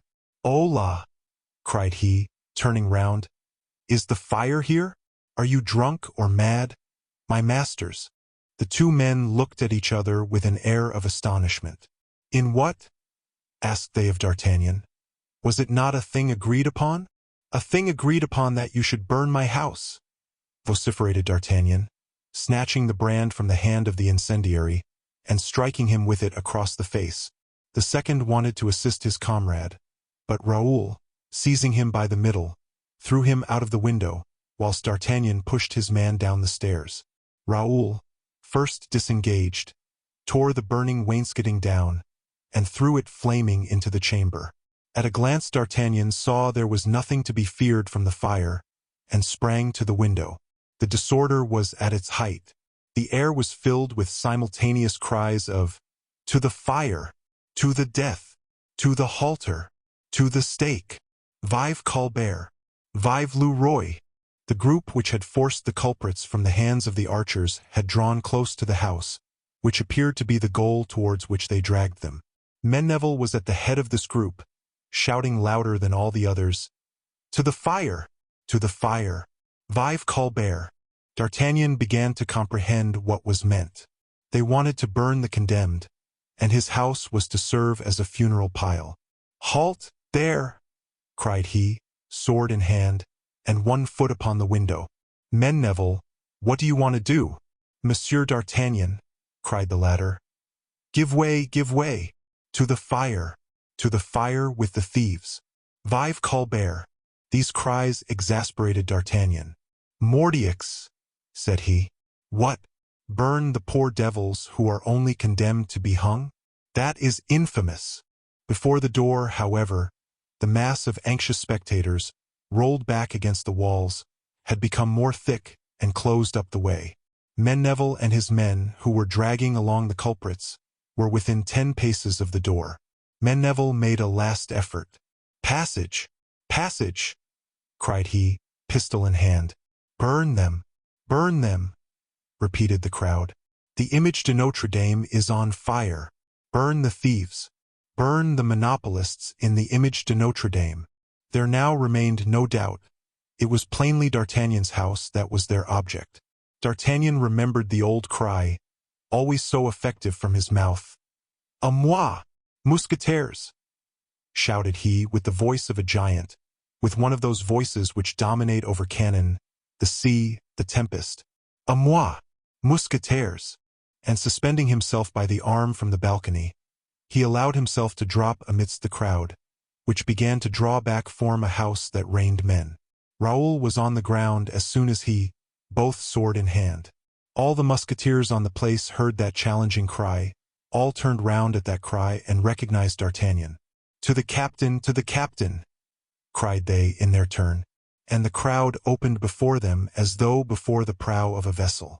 At that moment D'Artagnan and Menneville found themselves face to face. "Passage! Passage!" cried Menneville, seeing that he was within an arm's length from the door. "No one passes here," said D'Artagnan. "Take that, then," said Menneville, firing his pistol almost within an arm's length. But before the cock fell, D'Artagnan had struck up Menneville's arm with the hilt of his sword and passed the blade through his body. "I told you plainly to keep yourself quiet," said D'Artagnan to Menneville, who rolled at his feet. "Passage! Passage!" cried the companions of Menneville, at first terrified, but soon recovering, when they found they had only to do with 2 men. But those 2 men were 100-armed giants. The swords flew about in their hands like the burning glaive of the archangel. They pierce with its point, strike with the flat, cut with the edge. Every stroke brings down a man. "For the king!" cried D'Artagnan, to every man he struck at, that is to say, to every man that fell. This cry became the charging word for the Musketeers, who, guided by it, joined D'Artagnan. During this time the archers, recovering from the panic they had undergone, charged the aggressors in the rear, and regular as mill strokes, overturn or knock down all that opposed them. The crowd, which sees swords gleaming, and drops of blood flying in the air, the crowd falls back and crushes itself. At length cries for mercy and of despair resound. That is, the farewell of the vanquished. The two condemned are again in the hands of the archers. D'Artagnan approaches them, seeing them pale and sinking.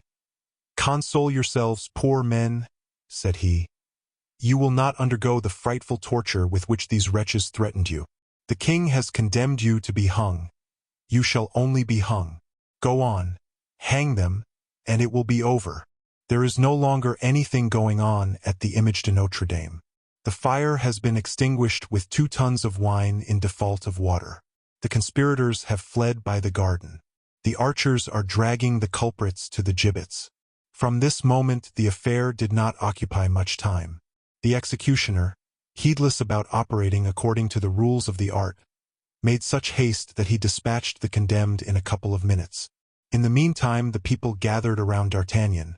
They felicitated, they cheered him. He wiped his brow, streaming with sweat, and his sword, streaming with blood. He shrugged his shoulders at seeing Neville writhing at his feet in the last convulsions. And, while Raoul turned away his eyes in compassion, he pointed to the Musketeers the gibbets laden with their melancholy fruit. "Poor devils," said he. "I hope they died blessing me, for I saved them with great difficulty." These words caught the ear of Neville at the moment when he himself was breathing his last sigh. A dark, ironical smile flitted across his lips. He wished to reply, but the effort hastened the snapping of the cord of life. He expired. "Oh, all this is very frightful," murmured Raoul. "Let us begone, Monsieur le Chevalier." "You are not wounded?" asked D'Artagnan. "Not at all, thank you." "That's well. Thou art a brave fellow, Mordioux, the head of the father and the arm of Porthos. Ah, if he had been here, good Porthos, you would have seen something worth looking at." Then, as if by way of remembrance, "But where the devil can that brave Porthos be?" murmured D'Artagnan. "Come, Chevalier, pray come away," urged Raoul. "1 minute, my friend. Let me take my 37.5 pistols, and I am at your service. The house is a good property," added D'Artagnan as he entered the Image de Notre Dame. "But decidedly, even if it were less profitable, I should prefer its being in another quarter." Chapter 63. How M. D'Eymers's diamond passed into the hands of M. D'Artagnan. Whilst this violent, noisy, and bloody scene was passing on the Greve, several men, barricaded behind the gate of communication with the garden, replaced their swords in their sheaths, assisted one among them to mount a ready-saddled horse which was waiting in the garden, and like a flock of startled birds, fled in all directions, some climbing the walls, others rushing out at the gates with all the fury of a panic.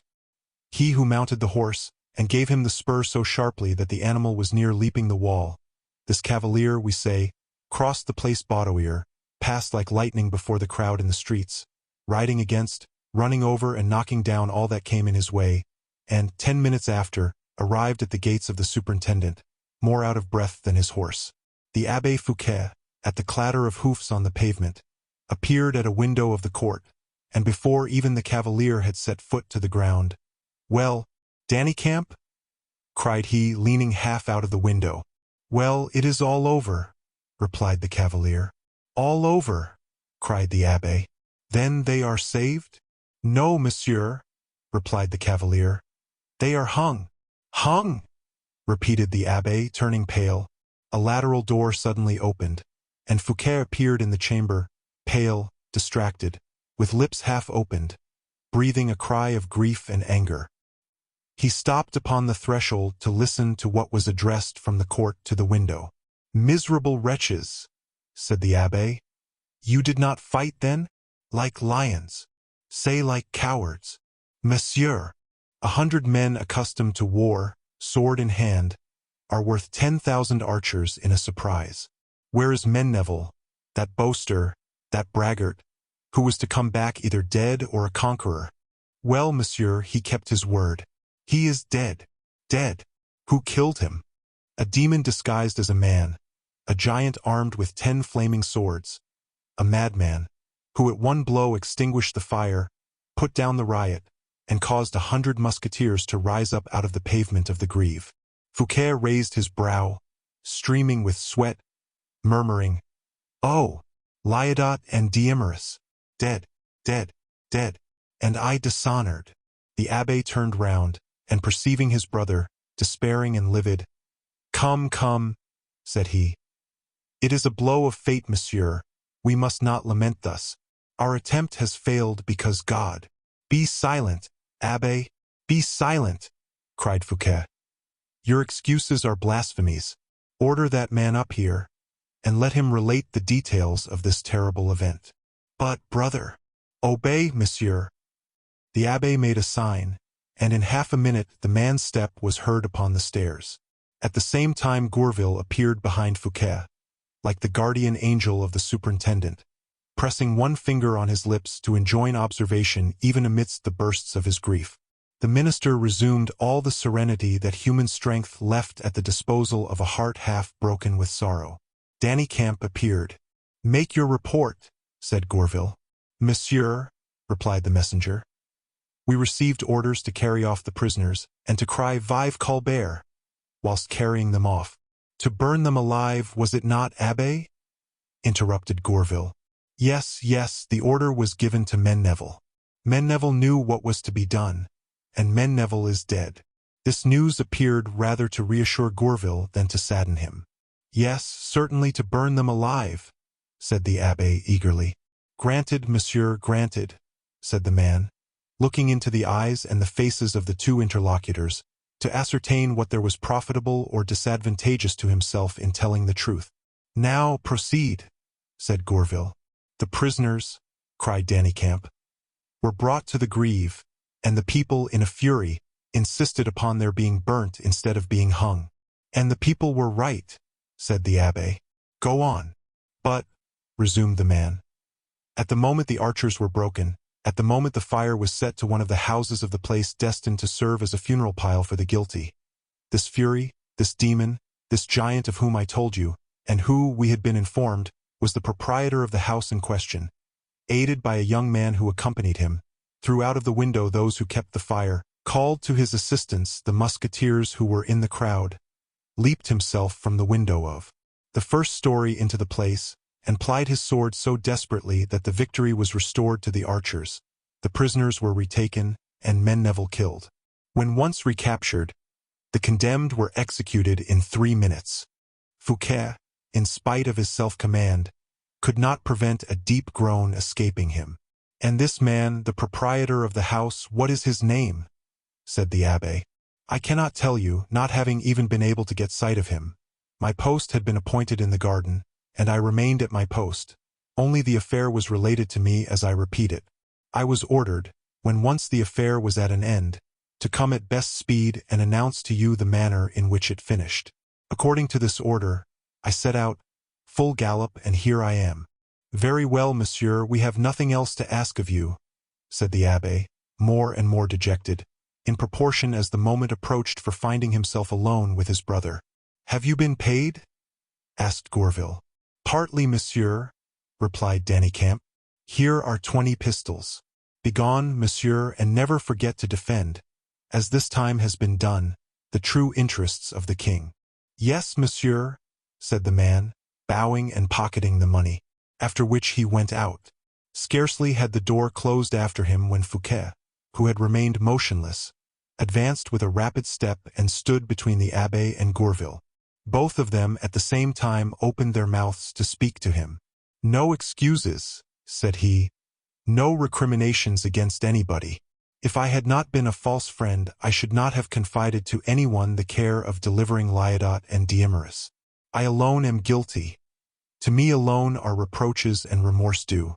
Leave me, Abbé. And yet, monsieur, you will not prevent me, replied the latter, from endeavoring to find out the miserable fellow who has intervened to the advantage of M. Colbert in this so well-arranged affair. For, if it is good policy to love our friends dearly, I do not believe that is bad which consists in obstinately pursuing our enemies. A truce to policy, Abbé. Begone, I beg of you, and do not let me hear any more of you till I send for you. What we most need is circumspection and silence. You have a terrible example before you, gentlemen. No reprisals, I forbid them. There are no orders, grumbled the abbé, which will prevent me from avenging a family affront upon the guilty person. And I, cried Fouquet, in that imperative tone to which one feels there is nothing to reply, if you entertain one thought, one single thought, which is not the absolute expression of my will, I will have you cast into the Bastille 2 hours after that thought has manifested itself. Regulate your conduct accordingly, Abbé. The abbé colored and bowed. Fouquet made a sign to Gourville to follow him, and was already directing his steps towards his cabinet, when the usher announced with a loud voice, Monsieur le Chevalier d'Artagnan. Who is he? Said Fouquet, negligently, to Gourville. An ex-lieutenant of His Majesty's Musketeers, replied Gourville in the same tone. Fouquet did not even take the trouble to reflect, and resumed his walk. I beg your pardon, monseigneur, said Gourville, but I have remembered. This brave man has quitted the king's service, and probably comes to receive an installment of some pension or other. Devil take him, said Fouquet. Why does he choose his opportunity so ill? Permit me then, monseigneur, to announce your refusal to him, for he is one of my acquaintance, and is a man whom, in our present circumstances, it would be better to have as a friend than an enemy. Answer him as you please, said Fouquet.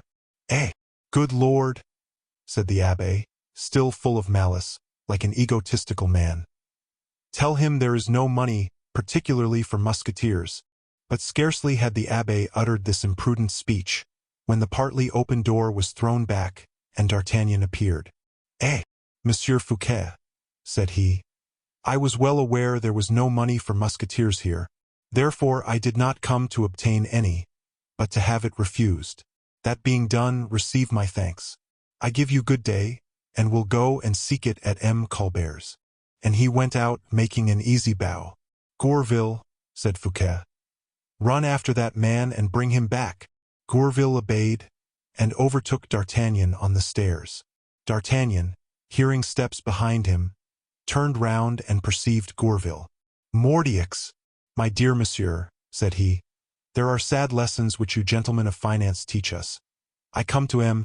Fouquet to receive a sum accorded by His Majesty, and I am received like a mendicant who comes to ask charity, or a thief who comes to steal a piece of plate. But you pronounced the name of M. Colbert, my dear M. D'Artagnan. You said you were going to M. Colbert's? I certainly am going there, were it only to ask satisfaction of the people who try to burn houses, crying Vive Colbert. Gourville pricked up his ears. Oh, said he. You allude to what has just happened at the Greve? Yes, certainly. And in what did that which has taken place concern you? What? Do you ask me whether it concerns me or does not concern me, if M. Colbert pleases to make a funeral pile of my house? So, ho, your house. Was it your house they wanted to burn? Pardieu. Was it? Is the cabaret of the Image de Notre Dame yours? Then? It has been this week. Well, then, are you the brave captain? Are you the valiant blade who dispersed those who wished to burn the condemned? My dear Monsieur Gourville, put yourself in my place. I was an agent of the public force and a landlord, too. As a captain, it is my duty to have the orders of the king accomplished. As a proprietor, it is to my interest my house should not be burnt. I have at the same time attended to the laws of interest and duty in replacing Messrs. Lyodot and Diemeris in the hands of the archers. Then it was you who threw the man out of the window? It was I myself, replied D'Artagnan modestly. And you who killed Menneville? I had that misfortune, said D'Artagnan, bowing like a man who was being congratulated. It was you, then, in short, who caused the 2 condemned persons to be hung? Instead of being burnt, yes, monsieur, and I am proud of it. I saved the poor devils from horrible tortures. Understand, my dear Monsieur de Gourville, that they wanted to burn them alive. It exceeds imagination. Go, my dear Monsieur d'Artagnan, go, said Gourville, anxious to spare Fouquet the sight of the man who had just caused him such profound grief. No, said Fouquet, who had heard all from the door of the antechamber. Not so. On the contrary, Monsieur d'Artagnan, come in. D'Artagnan wiped from the hilt of his sword a last bloody trace, which had escaped his notice, and returned. He then found himself face to face with these three men, whose countenances wore very different expressions. With the abbé it was anger, with Gourville stupor, with Fouquet it was dejection. I beg your pardon, Monsieur le Minister, said D'Artagnan, but my time is short. I have to go to the office of the intendant, to have an explanation with Monsieur Colbert, and to receive my quarter's pension. But, monsieur, said Fouquet, there is money here. D'Artagnan looked at the superintendent with astonishment. You have been answered inconsiderately, monsieur, I know, because I heard it, said the minister. A man of your merit ought to be known by everybody. D'Artagnan bowed. Have you an order? Added Fouquet. Yes, monsieur. Give it me, I will pay you myself. Come with me. He made a sign to Gourville and the abbé, who remained in the chamber where they were. He led D'Artagnan into his cabinet. As soon as the door was shut, "How much is due to you, monsieur?" "Why, something like 5,000 livres, monseigneur." "For arrears of pay?" "For a quarter's pay." "A quarter consisting of 5,000 livres," said Fouquet, fixing upon the Musketeer a searching look. "Does the king, then, give you 20,000 livres a year?" "Yes, monseigneur, 20,000 livres a year." "Do you think it is too much?" "I?" cried Fouquet, and he smiled bitterly. "If I had any knowledge of mankind, if I were, instead of being a frivolous, inconsequent, and vain spirit, of a prudent and reflective spirit, if, in a word, I had, as certain persons have known how, regulated my life, you would not receive 20,000 livres a year, but 100,000, and you would belong not to the king but to me." D'Artagnan colored slightly. There is sometimes in the manner in which a eulogium is given, in the voice, in the affectionate tone, a poison so sweet that the strongest mind is intoxicated by it. The superintendent terminated his speech by opening a drawer, and taking from it 4 rouleaux, which he placed before D'Artagnan. The Gascon opened one. "Gold," said he. "It will be less burdensome, monsieur." "But, then, monsieur, these make 20,000 livres." "No doubt they do. But only 5 are due to me. I wish to spare you the trouble of coming 4 times to my office. You overwhelm me, monsieur. I do only what I ought to do, monsieur le chevalier, and I hope you will not bear me any malice on account of the rude reception my brother gave you. He is of a sour, capricious disposition." "Monsieur," said D'Artagnan, "believe me, nothing would grieve me more than an excuse from you. Therefore I will make no more, and will content myself with asking you a favor." "Oh, monsieur." Fouquet drew from his finger a ring worth about 3,000 pistoles. "Monsieur," said he, "this stone was given me by a friend of my childhood, by a man to whom you have rendered a great service." "A service, I?" said the Musketeer. "I have rendered a service to one of your friends? You cannot have forgotten it, monsieur, for it dates this very day." "And that friend's name was?" "M. D'Eymeris." "One of the condemned?" "Yes, one of the victims." "Well, Monsieur d'Artagnan, in return for the service you have rendered him, I beg you to accept this diamond. Do so for my sake." "Monsieur, you!" "Accept it, I say. Today is with me a day of mourning. Hereafter you will, perhaps, learn why. Today I have lost one friend. Well, I will try to get another." "But, Monsieur Fouquet—" "Adieu, Monsieur d'Artagnan, adieu!" cried Fouquet, with much emotion. "Or rather, au revoir." And the minister quitted the cabinet, leaving in the hands of the Musketeer the ring and the 20,000 livres. "Oh," said D'Artagnan, after a moment's dark reflection, "how on earth am I to understand what this means? Mordioux, I can understand this much, only he is a gallant man. I will go and explain matters to M. Colbert." And he went out. Chapter 64. Difference D'Artagnan finds between the intendant and the superintendent. M. Colbert resided in the Rue Neuve des Petits Champs, in a house which had belonged to Beautru. D'Artagnan's legs cleared the distance in a short quarter of an hour. When he arrived at the residence of the new favorite, the court was full of archers and police, who came to congratulate him, or to excuse themselves, according to whether he should choose to praise or blame. The sentiment of flattery is instinctive with people of abject condition. They have the sense of it, as the wild animal has that of hearing and smell. These people, or their leader, understood that there was a pleasure to offer to M. Colbert, in rendering him an account of the fashion in which his name had been pronounced during the rash enterprise of the morning. D'Artagnan made his appearance just as the chief of the watch was giving his report. He stood close to the door behind the archers. That officer took Colbert on one side, in spite of his resistance and the contradiction of his bushy eyebrows. "In case," said he, "you really desired, monsieur, that the people should do justice on the two traitors, it would have been wise to warn us of it. For indeed, monsieur, in spite of our regret at displeasing you or thwarting your views, we had our orders to execute." "Triple fool!" replied Colbert, furiously shaking his hair, thick and black as a mane. "What are you telling me?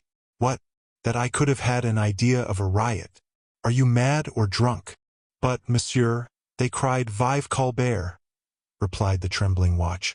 "A handful of conspirators." "No, no, a mass of people." "Ah, indeed," said Colbert, expanding. "A mass of people cried Vive Colbert. Are you certain of what you say, monsieur? We had nothing to do but open our ears, or rather to close them, so terrible were the cries." "And this was from the people, the real people?" "Certainly, monsieur, only these real people beat us." "Oh, very well," continued Colbert thoughtfully. "Then you suppose it was the people alone who wished to burn the condemned?" "Oh, yes, monsieur. That is quite another thing. You strongly resisted, then?" "We had 3 of our men crushed to death, monsieur." "But you killed nobody yourselves?" "Monsieur, a few of the rioters were left upon the square, and one among them who was not a common man." "Who was he?" "A certain Menneville, upon whom the police have a long time had an eye." "Menneville!" cried Colbert. "What, he who killed Rue de la Huchette, a worthy man who wanted a fat fowl?" "Yes, monsieur, the same." "And did this Menneville also cry, Vive Colbert?" "Louder than all the rest, like a madman." Colbert's brow grew dark and wrinkled. A kind of ambitious glory which had lighted his face was extinguished, like the light of glowworms we crush beneath the grass. "Then you say," resumed the deceived intendant, "that the initiative came from the people? Menneville was my enemy. I would have had him hung, and he knew it well. Menneville belonged to the Abbé Fouquet. The affair originated with Fouquet. Does not everybody know that the condemned were his friends from childhood?" "That is true," thought D'Artagnan, "and thus are all my doubts cleared up. I repeat it, Monsieur Fouquet may be called what they please, but he is a very gentlemanly man." "And," continued Colbert, "are you quite sure Menneville is dead?" D'Artagnan thought the time was come for him to make his appearance. "Perfectly, monsieur," replied he, advancing suddenly. "Oh, is that you, monsieur?" said Colbert.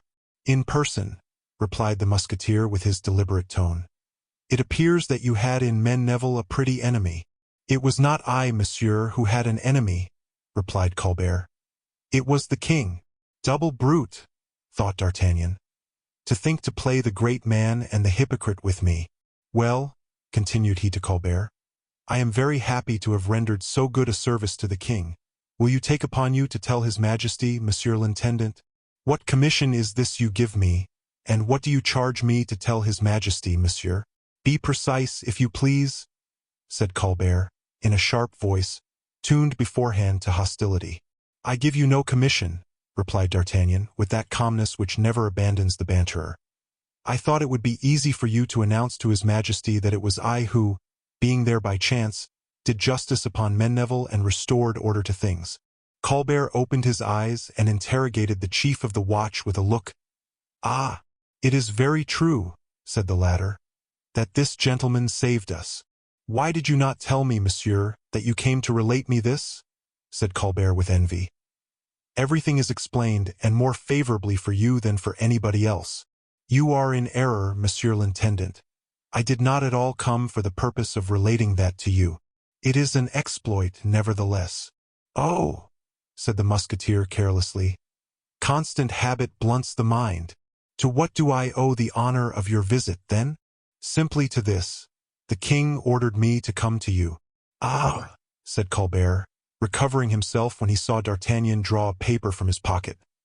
It is to demand some money of me? Precisely, monsieur. Have the goodness to wait, if you please, monsieur, till I have dispatched the report of the watch.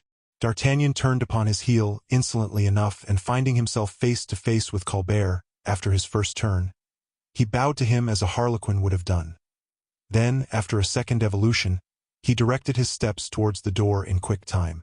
Colbert was struck with this pointed rudeness, to which he was not accustomed.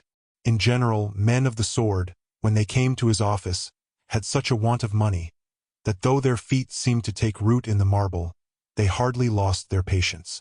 Was D'Artagnan going straight to the king? Would he go and describe his rough reception, or recount his exploit? This was a matter for grave consideration. At all events, the moment was badly chosen to send D'Artagnan away, whether he came from the king or on his own account. The musketeer had rendered too great a service, and that too recently for it to be already forgotten. Therefore Colbert thought it would be better to shake off his arrogance and call D'Artagnan back. "Ho, Monsieur D'Artagnan," cried Colbert. "What? Are you leaving me thus?" D'Artagnan turned round. "Why not?" said he quietly. "We have no more to say to each other, have we? You have, at least, money to receive, as you have an order? Who, I? Oh, not at all, my dear Monsieur Colbert. But, monsieur, you have an order, and, in the same manner as you give a sword thrust when you are required, I, on my part, pay when an order is presented to me. Present yours." "It is useless, my dear Monsieur Colbert," said D'Artagnan, who inwardly enjoyed this confusion in the ideas of Colbert. "My order is paid." "Paid? By whom?" "By Monsieur le Surintendant." Colbert grew pale. "Explain yourself," said he, in a stifled voice. "If you are paid, why do you show me that paper?" "In consequence of the word of order of which you spoke to me so ingeniously just now, dear M. Colbert. The king told me to take a quarter of the pension he is pleased to make me." "Of me?" said Colbert. "Not exactly. The king said to me, 'Go to M. Fouquet. The superintendent will, perhaps, have no money, then you will go and draw it of M. Colbert.'" The countenance of M. Colbert brightened for a moment, but it was with his unfortunate physiognomy as with a stormy sky, sometimes radiant, sometimes dark as night, according as the lightning gleams or the cloud passes. "Eh? And was there any money in the superintendent's coffers?" asked he. "Why, yes, he could not be badly off for money," replied D'Artagnan. "It may be believed, since M. Fouquet, instead of paying me a quarter or 5,000 livres—" "A quarter or 5,000 livres!" cried Colbert, struck, as Fouquet had been, with the generosity of the sum for a soldier's pension. "Why, that would be a pension of 20,000 livres?" "Exactly, M. Colbert." "Peste! You reckon like old Pythagoras. Yes, 20,000 livres. 10 times the appointment of an intendant of the finances." "I beg to offer you my compliments," said Colbert, with a vicious smile. "Oh," said D'Artagnan. "The king apologized for giving me so little, but he promised to make it more hereafter when he should be rich. But I must be gone, having much to do. So, then, notwithstanding the expectation of the king, the superintendent paid you, did he? In the same manner as, in opposition to the king's expectation, you refused to pay me." "I did not refuse, monsieur. I only begged you to wait. And you say that M. Fouquet paid you your 5,000 livres." "Yes, as you might have done. But he did even better than that, M. Colbert." "And what did he do?" "He politely counted me down the sum total, saying that for the king, his coffers were always full." "The sum total, M. Fouquet has given you 20,000 livres instead of 5,000. "Yes, monsieur." "And what for?" in order to spare me 3 visits to the money chest of the superintendent, so that I have the 20,000 livres in my pocket in good new coin. You see, then, that I am able to go away without standing in need of you, having come here only for form's sake." And D'Artagnan slapped his hand upon his pocket, with a laugh which disclosed to Colbert 32 magnificent teeth, as white as teeth of 25 years old, and which seemed to say in their language, "Serve up to us 32 little Colberts, and we will chew them willingly. The serpent is as brave as the lion, the hawk as courageous as the eagle, that cannot be contested.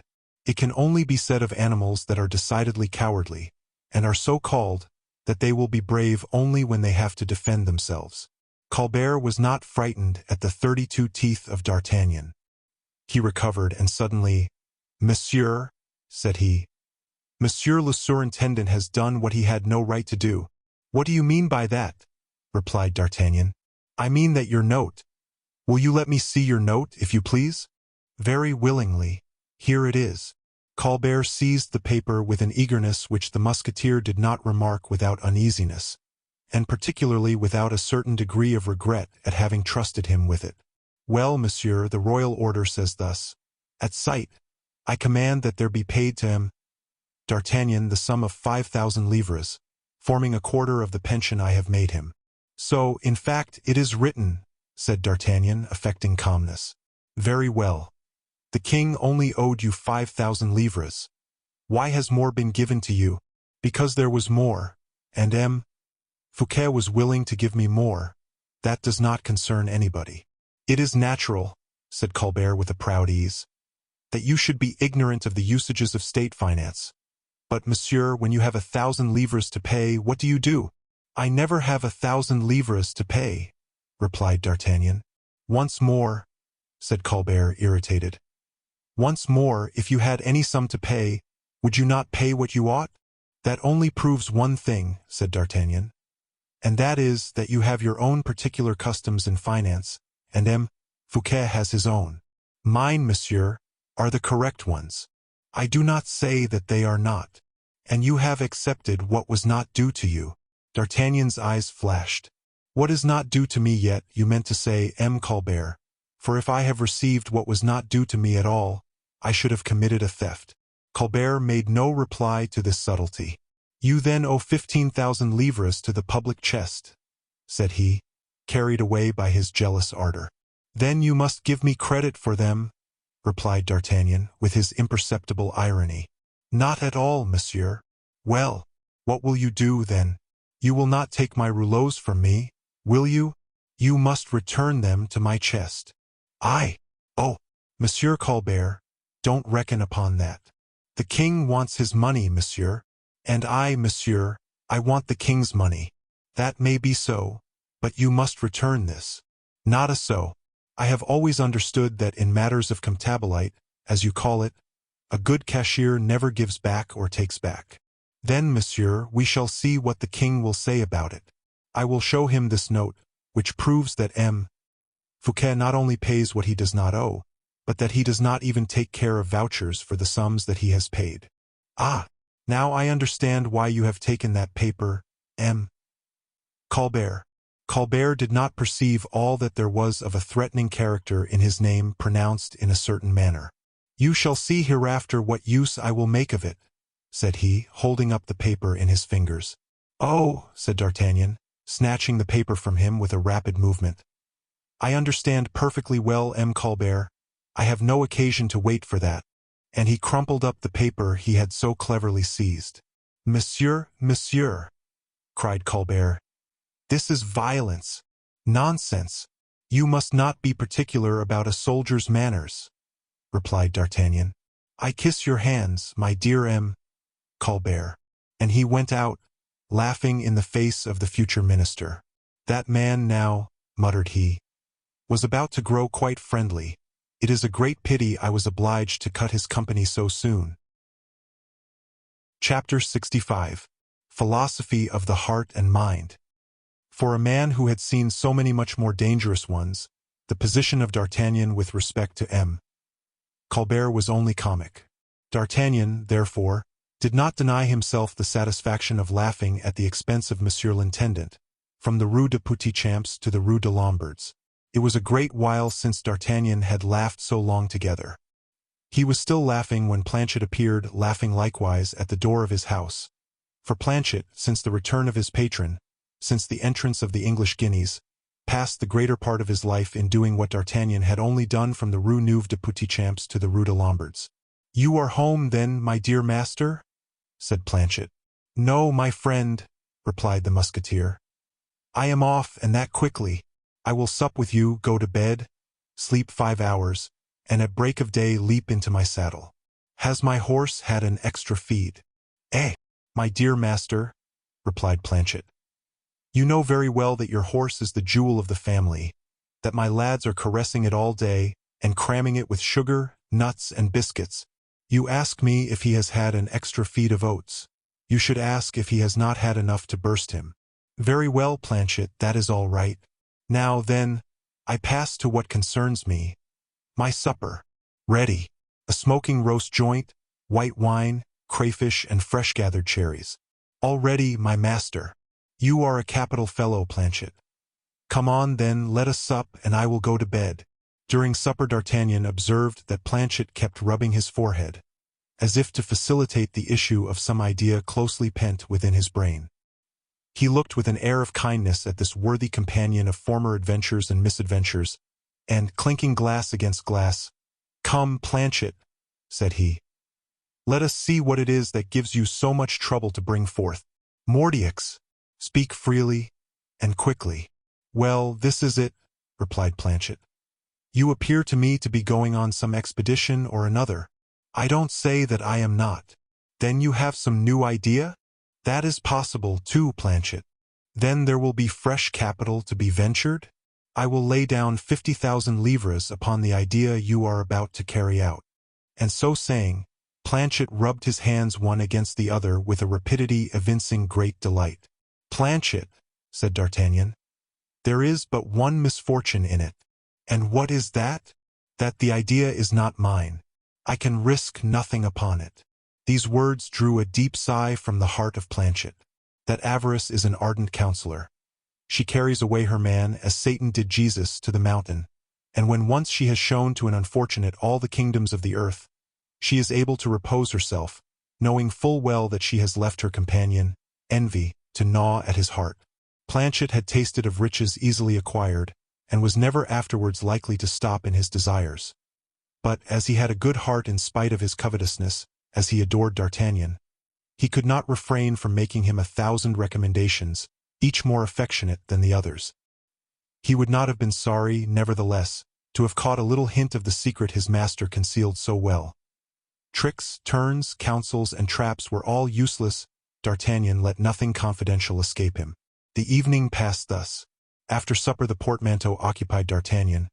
He took a turn to the stable, patted his horse, and examined his shoes and legs. Then, having counted over his money, he went to bed, sleeping as if only 20, because he had neither inquietude nor remorse. He closed his eyes 5 minutes after he had blown out his lamp. Many events might, however, have kept him awake. Thought boiled in his brain, conjectures abounded, and D'Artagnan was a great drawer of horoscopes. But, with that imperturbable phlegm which does more than genius for the fortune and happiness of men of action, he put off reflection till the next day, for fear, he said, not to be fresh when he wanted to be so. The day came. The Rue de Lombards had its share of the caresses of Aurora with the rosy fingers, and D'Artagnan arose like Aurora. He did not awaken anybody. He placed his portmanteau under his arm, descended the stairs without making one of them creak, and without disturbing one of the sonorous snorings in every story from the garret to the cellar. Then, having saddled his horse, shut the stable and house doors, he set off at a foot-pace on his expedition to Bretagne. He had done quite right not to trouble himself with all the political and diplomatic affairs which solicited his attention. For, in the morning, in freshness and mild twilight, his ideas developed themselves in purity and abundance. In the first place, he passed before the house of Fouquet, and threw in a large gaping box the fortunate order which, the evening before, he had had so much trouble to recover from the hooked fingers of the intendant. Placed in an envelope and addressed to Fouquet, it had not even been divined by Planchet, who in divination was equal to Calchas or the Pythian Apollo. D'Artagnan thus sent back the order to Fouquet, without compromising himself, and without having thenceforward any reproaches to make himself. When he had effected this proper restitution, "Now," he said to himself, "let us inhale much maternal air, much freedom from cares, much health. Let us allow the horse Zephyr, whose flanks puff as if he had to respire an atmosphere, to breathe, and let us be very ingenious in our little calculations." "It is time," said D'Artagnan, "to form a plan of the campaign, and according to the method of M. Turin, who has a large head full of all sorts of good counsels. Before the plan of the campaign it is advisable to draw a striking portrait of the generals to whom we are opposed. In the first place, M. Fouquet presents himself." "What is M. Fouquet?" "M. Fouquet," replied D'Artagnan to himself, "is a handsome man very much beloved by the women, a generous man very much beloved by the poets, a man of wit much execrated by pretenders. Well, now I am neither woman, poet, nor pretender. I neither love not hate Monsieur le Surintendant. I find myself, therefore, in the same position in which M. Turin found himself when opposed to the Prince de Condé at Jargeau, Jean, and the Faubourg Saint-Antoine. He did not execrate Monsieur le Prince, it is true, but he obeyed the king. Monsieur le Prince is an agreeable man, but the king is king." Turin heaved a deep sigh, called Condé my cousin, and swept away his army. "Now what does the king wish? That does not concern me. Now what does M. Colbert wish? Oh, that's another thing. M. Colbert wishes all that M. Fouquet does not wish. Then what does M. Fouquet wish? Oh, that is serious. M. Fouquet wishes precisely for all the king wishes." This monologue ended, D'Artagnan began to laugh, whilst making his whip whistle in the air. He was already on the high road, frightening the birds in the hedges, listening to the levers chinking and dancing in his leather pocket, at every step. And, let us confess it, every time that D'Artagnan found himself in such conditions, tenderness was not his dominant vice. "Come," said he, "I cannot think the expedition a very dangerous one, and it will fall out with my voyage as with that piece M. Monk took me to see in London, which was called, I think, Much Ado About Nothing." Chapter 66. The Journey. It was perhaps the 50th time since the day on which we open this history, that this man, with a heart of bronze and muscles of steel, had left house and friends, everything, in short, to go in search of fortune and death.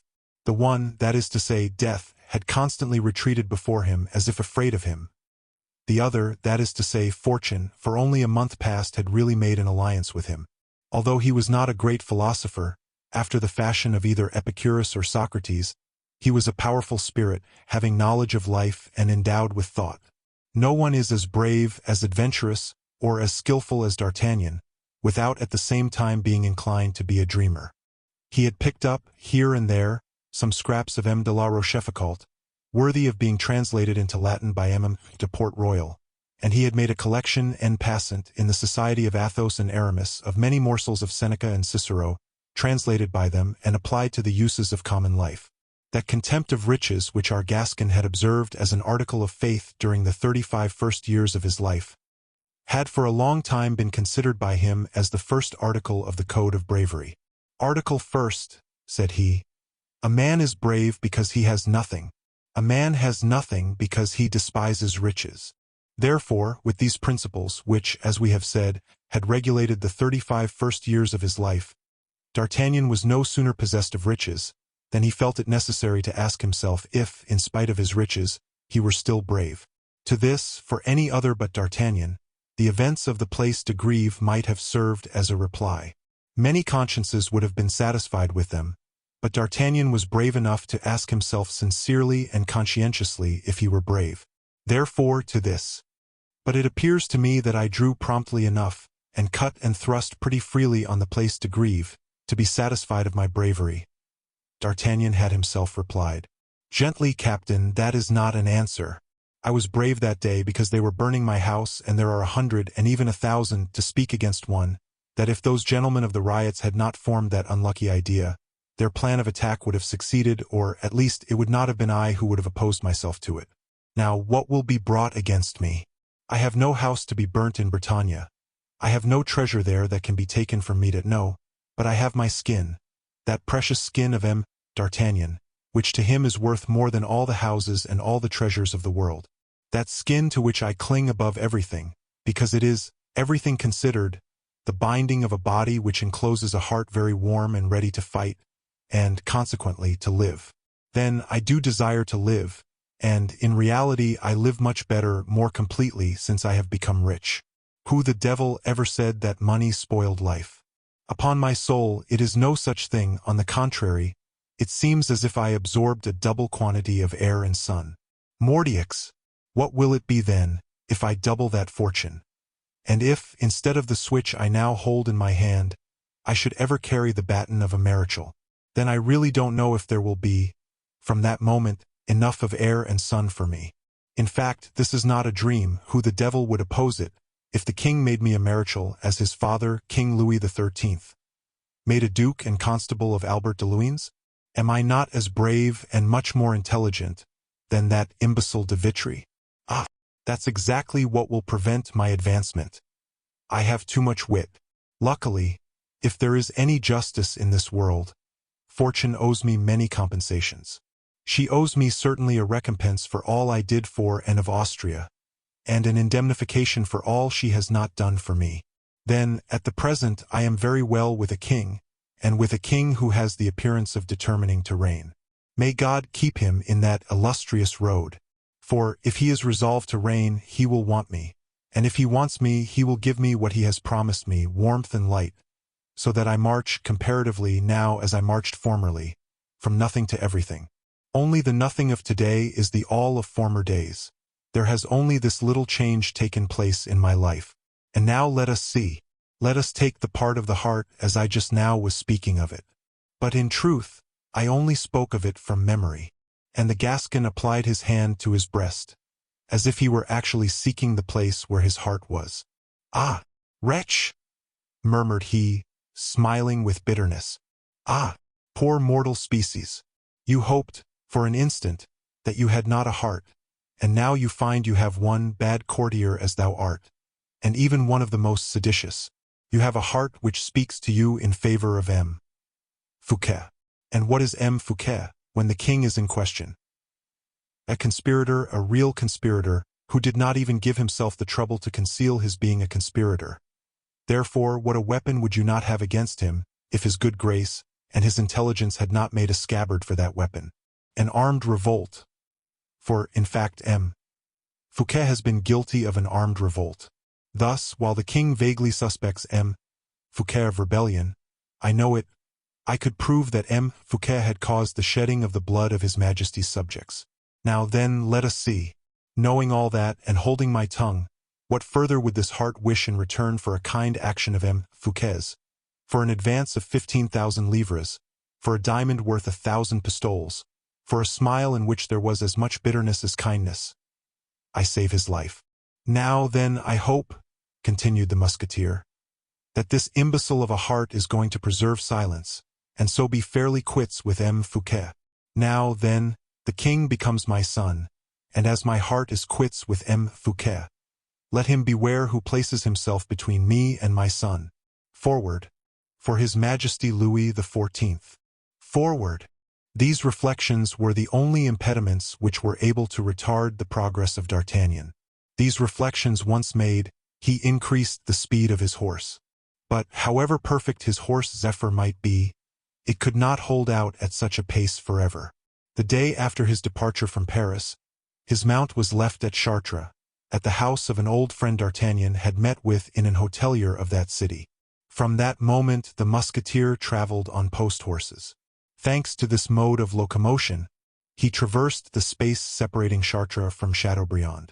In the last of these two cities, far enough from the coast to prevent anyone guessing that D'Artagnan wished to reach the sea, far enough from Paris to prevent all suspicion of his being a messenger from Louis XIV, whom D'Artagnan had called his son, without suspecting that he who was only at present a rather poor star in the heaven of royalty, would, one day, make that star his emblem, the messenger of Louis XIV, we say, quitted his post and purchased a bidet of the meanest appearance. One of those animals which an officer of the cavalry would never choose, for fear of being disgraced. Accepting the color, this new acquisition recalled to the mind of D'Artagnan the famous orange-colored horse, with which, or rather upon which, he had made his first appearance in the world. Truth to say, from the moment he crossed this new steed, it was no longer D'Artagnan who was traveling. It was a good man clothed in an iron-gray justacorps, brown haute de chausses, holding the medium between a priest and a layman. That which brought him nearest to the churchman was that D'Artagnan had placed on his head a calotte of threadbare velvet, and over the calotte a large black hat. No more sword, a stick hung by a cord to his wrist, but to which he promised himself, as an unexpected auxiliary, to join, upon occasion, a good dagger, 10 inches long, concealed under his cloak. The bidet purchased at Chateaubriand completed the metamorphosis.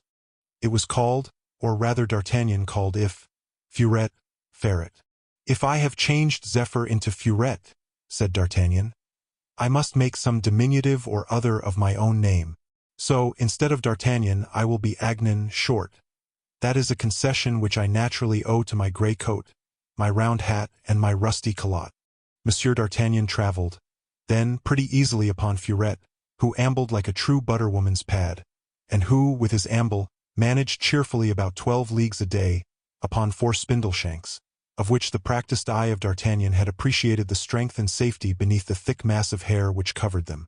Jogging along, the traveller took notes, studied the country, which he traversed reserved and silent, ever seeking the most plausible pretext for reaching Belle-Ile-en-Mer, and for seeing everything without arousing suspicion.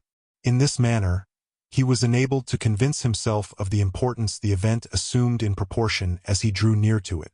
In this remote country, in this ancient duchy of Bretagne, which was not France at that period, and is not so even now, the people knew nothing of the King of France.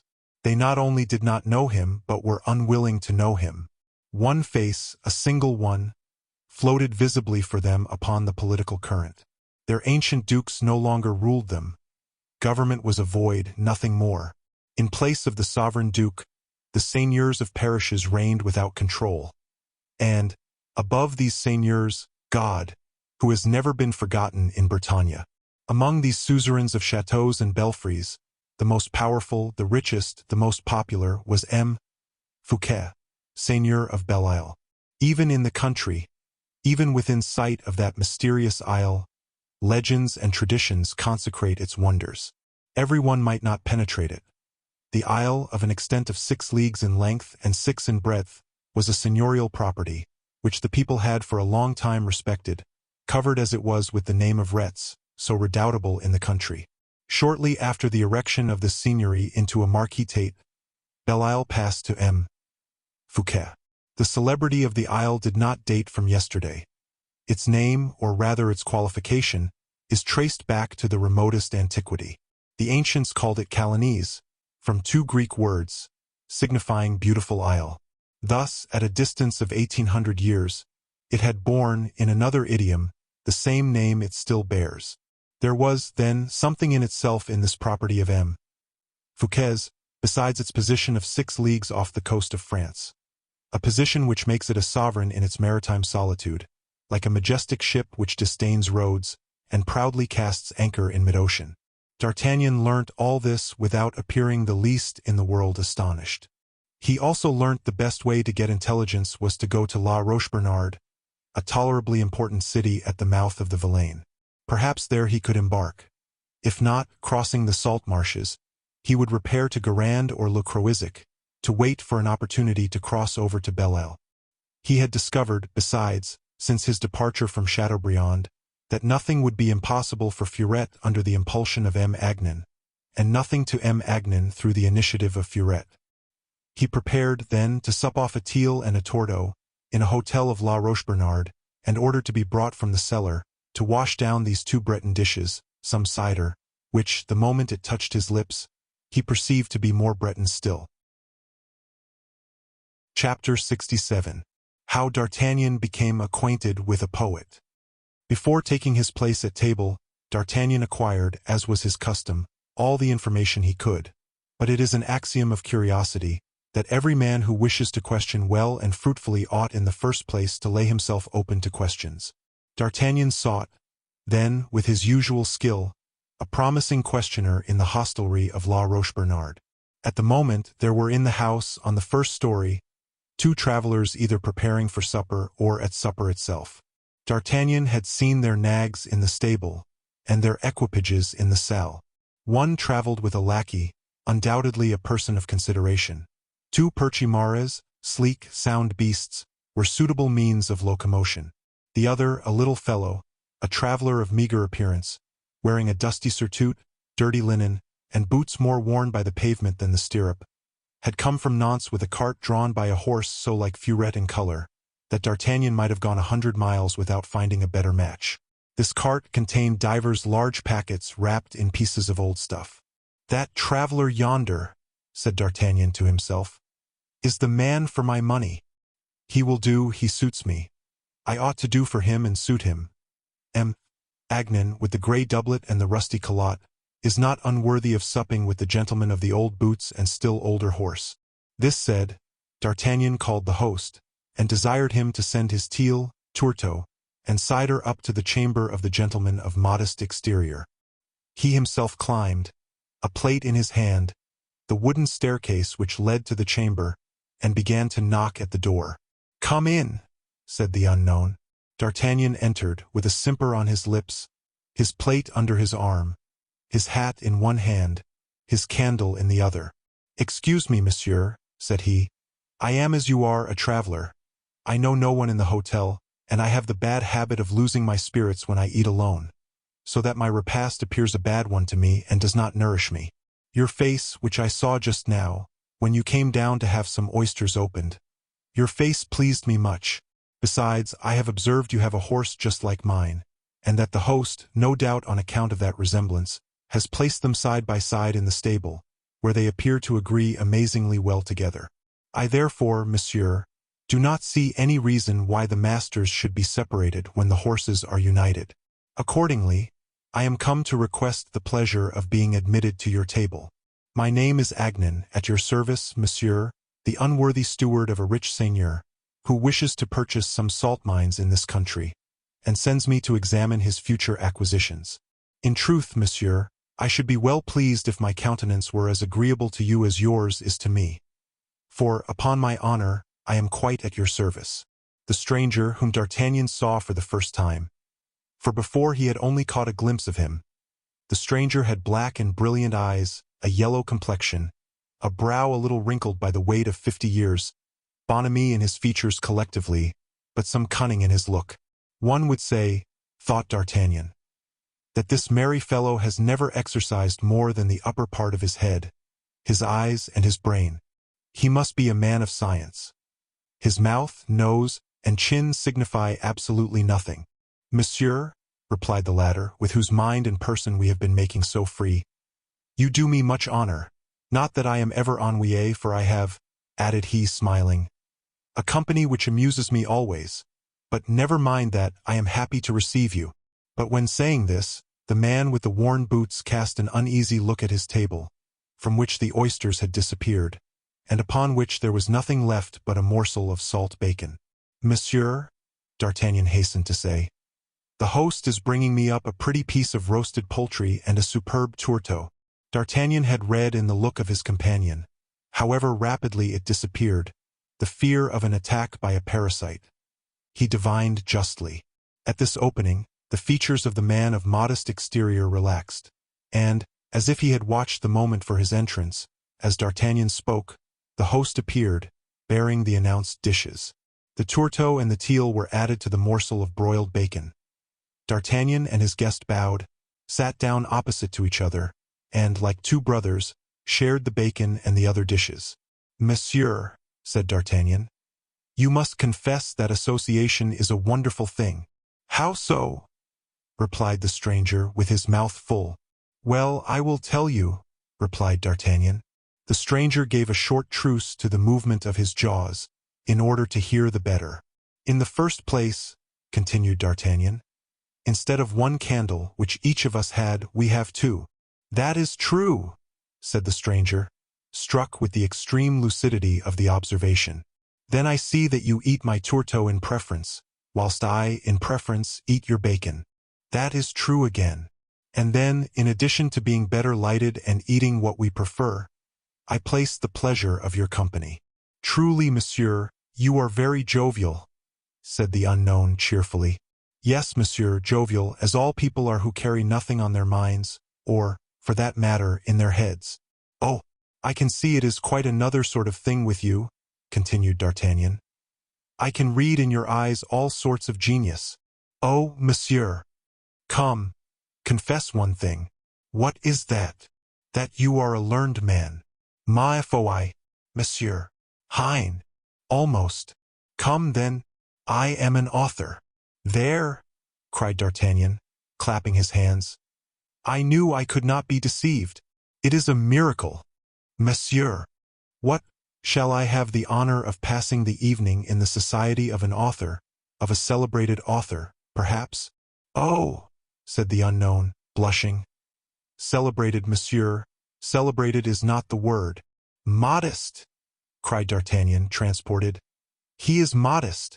Then, turning towards the stranger with a character of blunt bonhomie, but tell me at least the name of your works, monsieur, for you will please to observe you have not told me your name, and I have been forced to divine your genius. My name is Jupinet, monsieur, said the author. A fine name, a grand name, upon my honor, and I do not know why, pardon me the mistake if it be one, but surely I have heard that name somewhere. I have made verses, said the poet modestly. Ah, that is it, then. I have heard them read. A tragedy. I must have seen it played. The poet blushed again and said, I do not think that can be the case, for my verses have never been printed. Well, then, it must have been the tragedy which informed me of your name. You are again mistaken, for the comedians of the Hôtel de Bourgogne would have nothing to do with it, said the poet with a smile, the receipt for which certain sorts of pride alone knew the secret. D'Artagnan bit his lips. Thus, then, you see, monsieur, continued the poet, you are in error on my account, and that not being at all known to you, you have never heard tell of me. Ah, that confounds me. That name, Jupinet, appears to me, nevertheless, a fine name, and quite as worthy of being known as those of M. Corneille, or Rotrou, or Garnier. I hope, monsieur, you will have the goodness to repeat to me a part of your tragedy presently, by way of dessert, for instance. That will be sugared roast meat. Mordioux! Ah, pardon me, monsieur, that was a little oath which escaped me, because it is a habit with my lord and master. I sometimes allow myself to usurp that little oath, as it seems in pretty good taste. I take this liberty only in his absence, please to observe, for you may understand that in his presence. But, in truth, monsieur, this cider is abominable. Do you not think so? And besides, the pot is of such an irregular shape it will not stand on the table. Suppose we were to make it level? To be sure. But with what? With this knife. And the teal, with what shall we cut that up? Do you not, by chance, mean to touch the teal? Certainly. Well, then, wait. And the poet rummaged in his pocket, and drew out a piece of brass, oblong, quadrangular, about a line in thickness, and 1.5 inches in length. But scarcely had this little piece of brass seen the light, than the poet appeared to have committed an imprudence, and made a movement to put it back again in his pocket. D'Artagnan perceived this, for he was a man that nothing escaped. He stretched forth his hand towards the piece of brass. Humph! That which you hold in your hand is pretty. Will you allow me to look at it? Certainly, said the poet, who appeared to have yielded too soon to a first impulse. Certainly, you may look at it, but it will be in vain for you to look at it, added he with a satisfied air. If I were not to tell you its use, you would never guess it. D'Artagnan had seized as an avowal the hesitation of the poet, and his eagerness to conceal the piece of brass which a first movement had induced him to take out of his pocket. His attention, therefore, once awakened on this point, he surrounded himself with a circumspection which gave him a superiority on all occasions. Besides, whatever M. Jupinet might say about it, by a simple inspection of the object, he perfectly well knew what it was. It was a character in printing. Can you guess now what this is? Continued the poet. No, said D'Artagnan. No, ma foi. Well, monsieur, said M. Jupinet, this little piece of metal is a printing letter, Bah! A capital. Stop, stop, stop, said D'Artagnan, opening his eyes very innocently. Yes, monsieur, a capital. The first letter of my name. And this is a letter, is it? Yes, monsieur. Well, I will confess one thing to you. And what is that? No, I will not. I was going to say something stupid. No, no, said Master Jupinet with a patronizing air. Well, then, I cannot comprehend, if that is a letter, how you can make a word. A word? Yes, a printed word. Oh, that's very easy. Let me see. Does it interest you? Enormously. Well, I will explain the thing to you. Attend. I am attending. This is it. Good. Look attentively. I am looking. D'Artagnan, in fact, appeared absorbed in observations. Jupinet drew from his pocket 7 or 8 other pieces of brass smaller than the first. Ah, said D'Artagnan. What? You have, then, a whole printing office in your pocket. Peste! That is curious, indeed. Is it not? Good God! What a number of things we learn by traveling. To your health, said Jupinet, quite enchanted. To yours, Mordioux, to yours. But an instant, not in this cider. It is an abominable drink, unworthy of a man who quenches his thirst at the Hippocrene fountain. Is not it so you call your fountain, you poets? Yes, monsieur, our fountain is so called. That comes from 2 Greek words. Hippos, which means a horse, and— Monsieur, interrupted D'Artagnan, you shall drink of a liquor which comes from 1 single French word, and is none the worse for that, from the word grape. This cider gives me the heartburn. Allow me to inquire of your host if there is not a good bottle of Bugency, or of the Sarin growth, at the back of the large bins in his cellar. The host, being sent for, immediately attended. Monsieur, interrupted the poet, take care, we shall not have time to drink the wine, unless we make great haste, for I must take advantage of the tide to secure the boat. What boat? Asked D'Artagnan. Why, the boat which sets out for Belle Isle. Ah, for Belle Isle, said the Musketeer. That is good. Bah! You will have plenty of time, monsieur, replied the hotelier, uncorking the bottle. The boat will not leave this hour. But who will give me notice? Said the poet. Your fellow traveler, replied the host. But I scarcely know him. When you hear him departing, it will be time for you to go. Is he going to Belle Isle, likewise, then? Yes. The traveler who has a lackey? Asked D'Artagnan. He is some gentleman, no doubt? I know nothing of him. What? Know nothing of him? No, all I know is that he is drinking the same wine as you. Peste! That is a great honor for us, said D'Artagnan, filling his companion's glass, whilst the host went out. So, resumed the poet, returning to his dominant ideas, you never saw any printing done? Never. Well, then, take the letters thus, which compose the word, you see, A-B, Marfoi. Here is an R, 2 E-E, then A-G. And he assembled the letters with a swiftness and skill which did not escape the eye of D'Artagnan. Abrege, said he as he ended. Good, said D'Artagnan. Here are plenty of letters got together, but how are they kept so? And he poured out a second glass for the poet. Jupinet smiled like a man who has an answer for everything.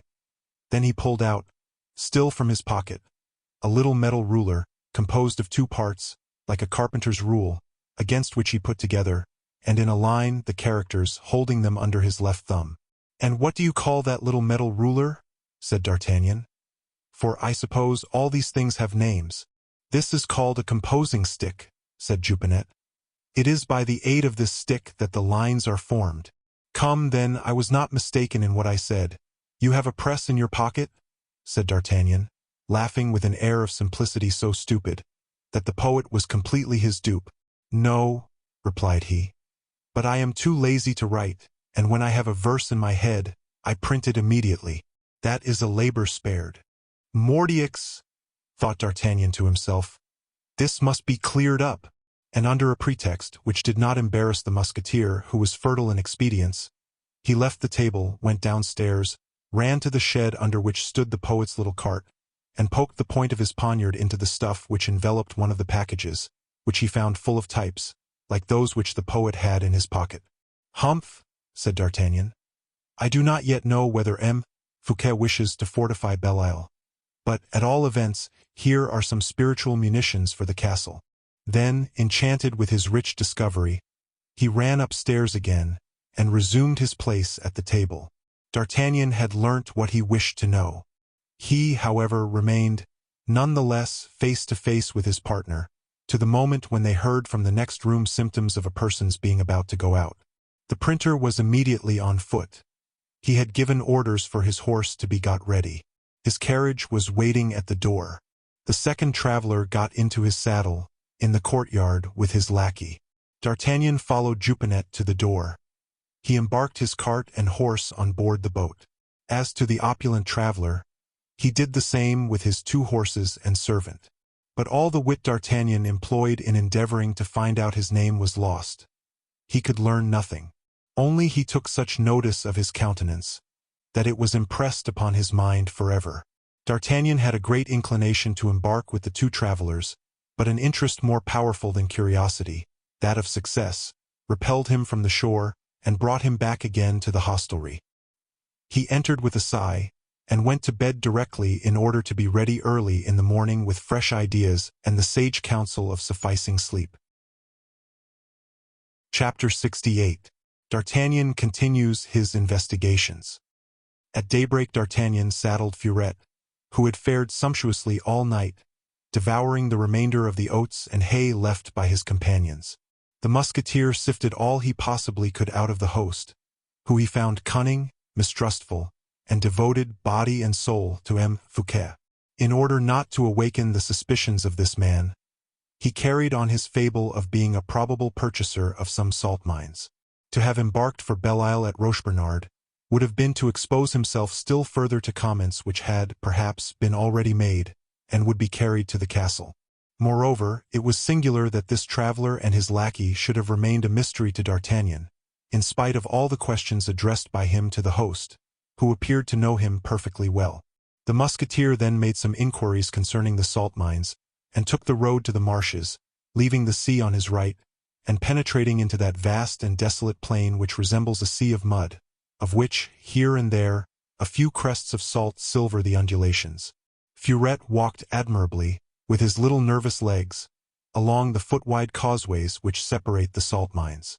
D'Artagnan, aware of the consequences of a fall, which would result in a cold bath, allowed him to go as he liked, contenting himself with looking at, on the horizon, 3 rocks, that rose up like lance-blades from the bosom of the plain, destitute of verdure. Piriac, the bourgs of Batz and Le Croisic, exactly resembling each other, attracted and suspended his attention. If the traveler turned round, the better to make his observations, he saw on the other side an horizon of 3 other steeples, Guérande, Le Polygon, and Saint-Joachim, which, in their circumference, represented a set of skittles, of which he and Furette were but the wandering ball. Piriac was the first little port on his right. He went thither, with the names of the principal salters on his lips. At the moment he reached the little port of Piriac, 5 large barges, laden with stone, were leaving it. It appeared strange to D'Artagnan that stones should be leaving a country where none are found. He had recourse to all the amenity of M. Agnan to learn from the people of the port the cause of this singular arrangement. An old fisherman replied to M. Agnan that the stones very certainly did not come from Piriac or the marshes. "Where do they come from, then?" asked the Musketeer. "Monsieur, they come from Nantes and Paimboeuf." "Where are they going, then?" "Monsieur, to Belle-Isle." Ah, said D'Artagnan, in the same tone he had assumed to tell the printer that his character interested him. "Are they building at Belle-Isle, then?" "Why, yes, Monsieur. M. Fouquet has the walls of the castle repaired every year." "It is in ruins, then?" "It is old." "Thank you." "The fact is," said D'Artagnan to himself, "nothing is more natural. Every proprietor has a right to repair his own property. It would be like telling me I was fortifying the image de Notre Dame, when I was simply obliged to make repairs. In good truth, I believe false reports have been made to His Majesty, and he is very likely to be in the wrong. You must confess, continued he then, aloud and addressing the fisherman, for his part of a suspicious man was imposed upon him by the object even of his mission. You must confess, my dear monsieur, that these stones travel in a very curious fashion. How so? Said the fisherman. They come from Nantes or Paimboeuf by the lawyer, do they not? With the tide. That is convenient. I don't say it is not. But why do they not go straight from Saint-Nazaire to Belle-Isle? Because the chalons, barges, are freshwater boats and take the sea badly, replied the fisherman. That is not sufficient reason. Pardon me, monsieur, one may see that you have never been a sailor, added the fisherman, not without a sort of disdain.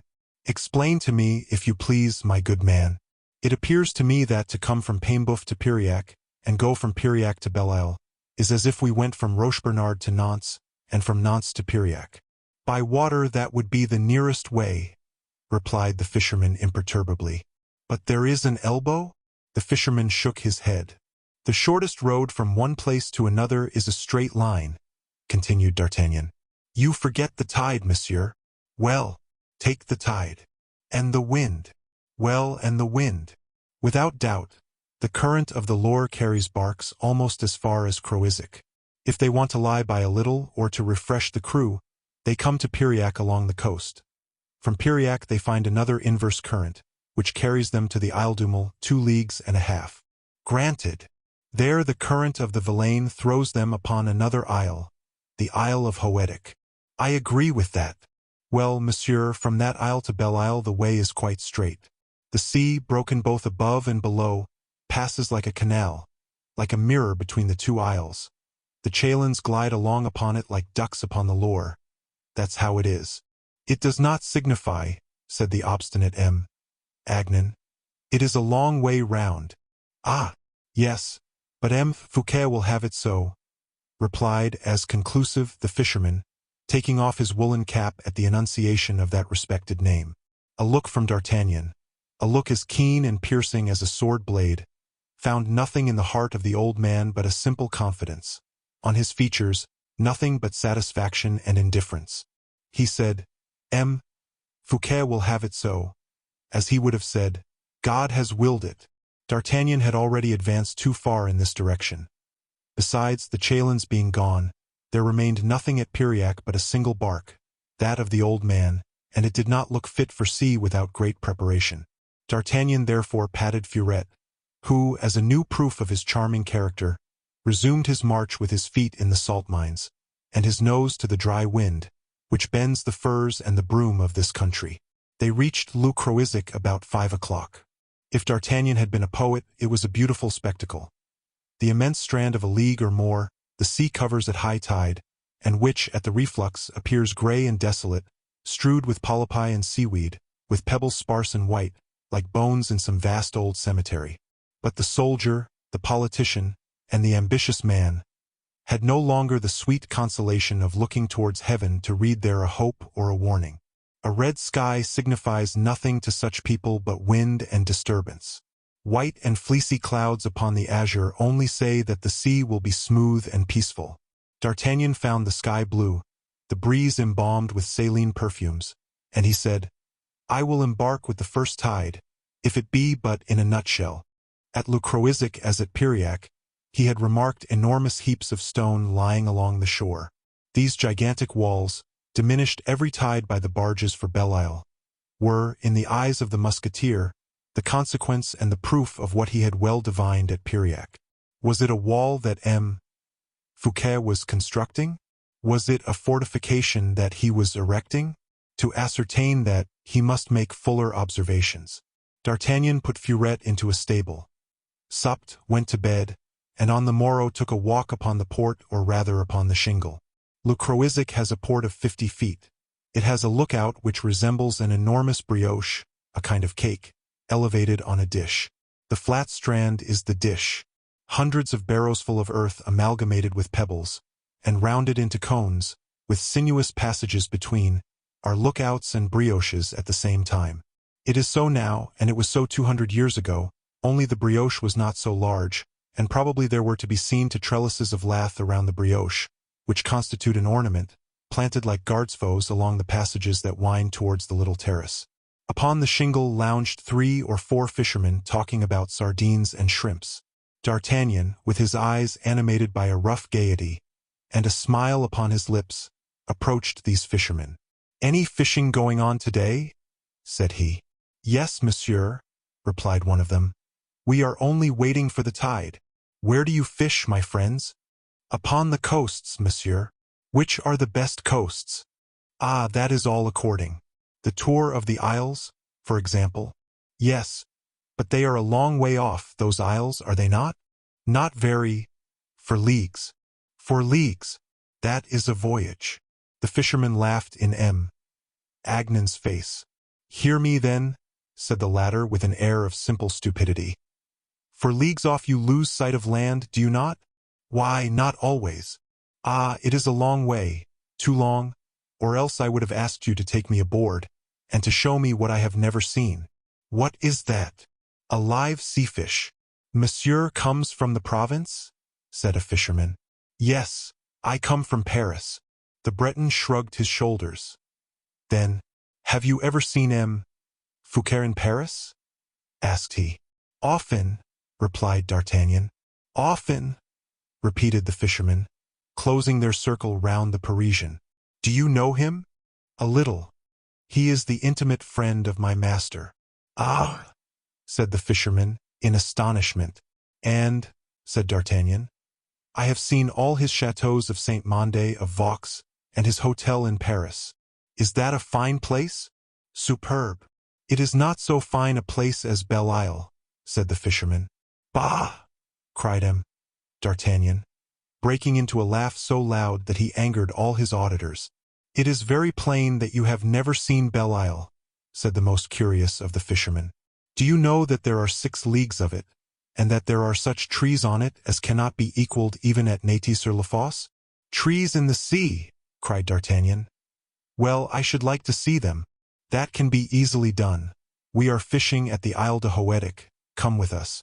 From that place you will see, as a paradise, the black trees of Belle Isle against the sky.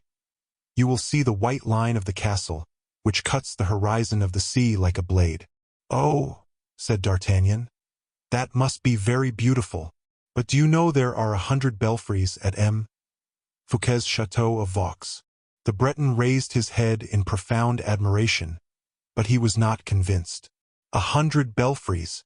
Ah, that may be, but Belle Isle is finer than that. Should you like to see Belle Isle? "Is that possible?" asked D'Artagnan. "Yes, with permission of the governor." "But I do not know the governor." "As you know Fouquet, you can tell your name." "Oh, my friends, I am not a gentleman." "Everybody enters Belle Isle," continued the fisherman in his strong, pure language, "provided he means no harm to Belle Isle or its master." A slight shudder crept over the body of the musketeer. "That is true," thought he. Then recovering himself, "If I were sure," said he, "not to be seasick." "What, upon her?" said the fisherman, pointing with pride to his pretty round-bottomed bark. "Well, you almost persuade me," cried Agnan. "I will go and see Belle Isle, but they will not admit me." "We shall enter safe enough." "You? What for?" "Why, dame, to sell fish to the corsairs." "Ha! Corsairs? What do you mean?" "Well, I mean that Fouquet is having 2 corsairs built to chase the Dutch and the English, and we sell our fish to the crews of those little vessels." "Come, come," said D'Artagnan to himself. "Better and better. A printing press, bastions, and corsairs. Well, Fouquet is not an enemy to be despised, as I presume to fancy. He is worth the trouble of traveling to see him nearer." "We set out at 5:30, said the fisherman gravely. "I am quite ready, and I will not leave you now." So D'Artagnan saw the fishermen haul their barks to meet the tide with a windlass.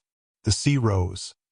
Agnan allowed himself to be hoisted on board, not without sporting a little fear and awkwardness, to the amusement of the young beach urchins who watched him with their large, intelligent eyes.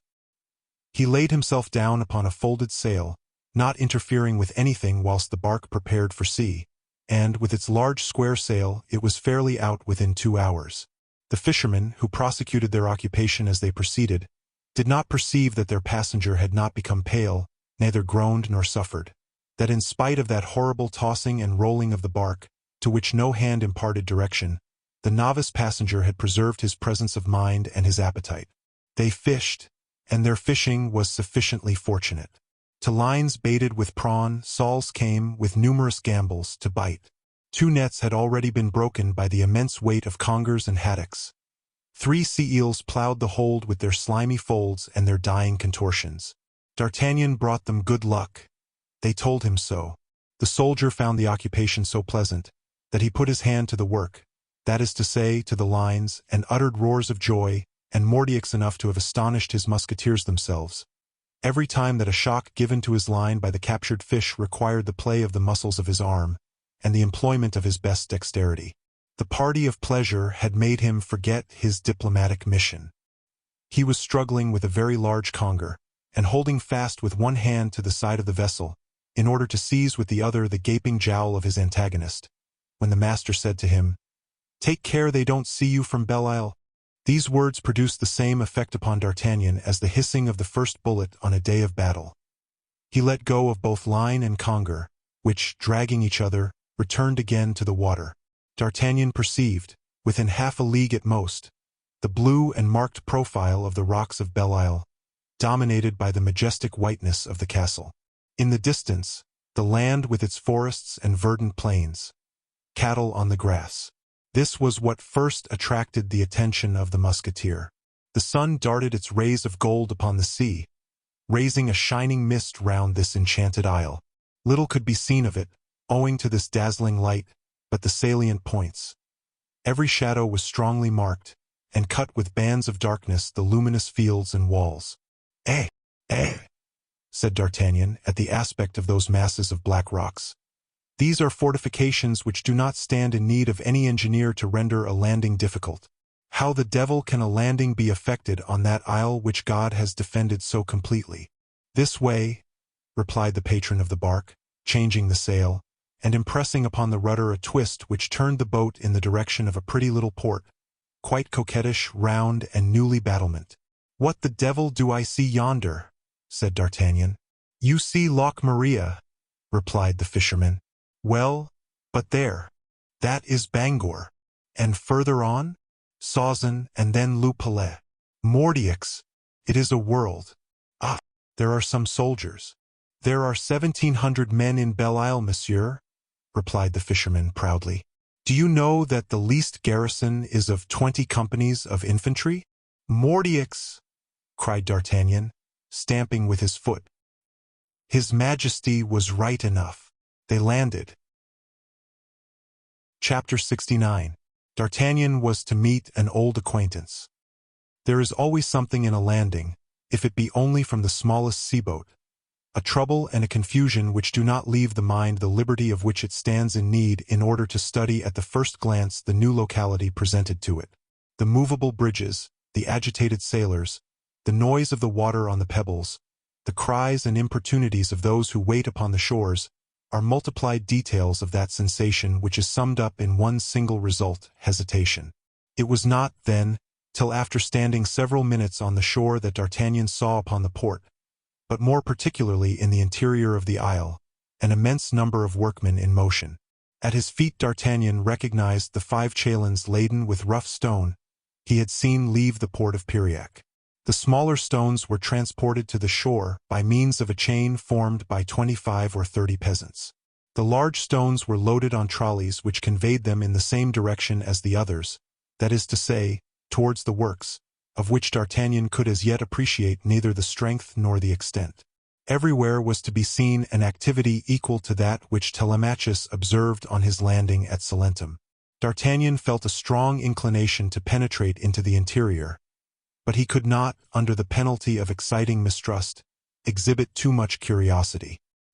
He advanced then little by little, scarcely going beyond the line formed by the fishermen on the beach, observing everything, saying nothing, and meeting all suspicion that might have been excited with a half-silly question or a polite bow. And yet, whilst his companions carried on their trade, giving or selling their fish to the workmen or the inhabitants of the city, D'Artagnan had gained by degrees, and, reassured by the little attention paid to him, he began to cast an intelligent and confident look upon the men and things that appeared before his eyes.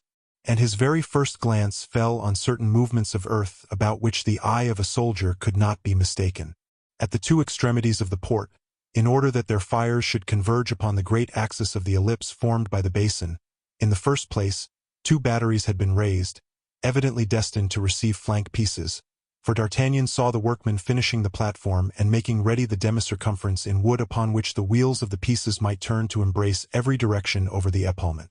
By the side of each of these batteries other workmen were strengthening gabions filled with earth, the lining of another battery. The latter had embrasures, and the overseer of the works called successively men who, with cords, tied the saucissons and cut the lozenges and right angles of turfs destined to retain the matting of the embrasures. By the activity displayed in these works, already so far advanced, they might be considered as finished. They were not yet furnished with their cannons, but the platforms had their jeets and their madriers all prepared. The earth, beaten carefully, was consolidated, and supposing the artillery to be on the island, in less than 2 or 3 days the port might be completely armed. That which astonished D'Artagnan, when he turned his eyes from the coast batteries to the fortifications of the city, was to see that Belle-Isle was defended by an entirely new system, of which he had often heard the Comte de la Fère speak as a wonderful advance, but of which he had as yet never seen the application. These fortifications belonged neither to the Dutch method of Marelise, nor to the French method of the Chevalier Antoine de Ville, but to the system of Manie's son Mallet, a skillful engineer, who about 6 or 8 years previously had quitted the service of Portugal to enter that of France. The works had this peculiarity, that instead of rising above the earth, as did the ancient ramparts destined to defend a city from escalades, they, on the contrary, sank into it, and what created the height of the walls was the depth of the ditches. It did not take long to make D'Artagnan perceive the superiority of such a system, which gives no advantage to cannon. Besides, as the fosses were lower than, or on a level with, the sea, these fosses could be instantly inundated by means of subterranean sluices. Otherwise, the works were almost complete, and a group of workmen, receiving orders from a man who appeared to be conductor of the works, were occupied in placing the last stones. A bridge of planks thrown over the fosses for the greater convenience of the maneuvers connected with the barrows, joined the interior to the exterior. With an air of simple curiosity D'Artagnan asked if he might be permitted to cross the bridge, and he was told that no order prevented it. Consequently he crossed the bridge and advanced towards the group. This group was superintended by the man whom D'Artagnan had already remarked, and who appeared to be the engineer-in-chief. A plan was lying open before him upon a large stone forming a table, and at some paces from him a crane was in action. This engineer, who by his evident importance first attracted the attention of D'Artagnan, wore a justacorps which, from its sumptuousness, was scarcely in harmony with the work he was employed in, that rather necessitated the costume of a master mason than of a noble. He was a man of immense stature and great square shoulders, and wore a hat covered with feathers. He gesticulated in the most majestic manner, and appeared, for D'Artagnan only saw his back, to be scolding the workmen for their idleness and want of strength. D'Artagnan continued to draw nearer. At that moment the man with the feathers ceased to gesticulate, and, with his hands placed upon his knees, was following, half-bent, the effort of 6 workmen to raise a block of hewn stone to the top of a piece of timber destined to support that stone, so that the cord of the crane might be passed under it. The 6 men, all on one side of the stone, united their efforts to raise it to 8 or 10 inches from the ground, sweating and blowing, whilst the 7th got ready for when there should be daylight enough beneath it to slide in the roller that was to support it. But the stone had already twice escaped from their hands before gaining a sufficient height for the roller to be introduced. There can be no doubt that every time the stone escaped them, they bounded quickly backwards, to keep their feet from being crushed by the refalling stone. Every time, the stone, abandoned by them, sunk deeper into the damp earth, which rendered the operation more and more difficult. A third effort was followed by no better success, but with progressive discouragement. And yet, when the 6 men were bent towards the stone, the man with the feathers had himself, with a powerful voice, given the word of command, "Firm!" which regulates maneuvers of strength. Then he drew himself up. "Oh, oh," said he, "what is this all about? Have I to do with men of straw? Corn de boeuf. Stand on one side, and you shall see how this is to be done." "Peste!"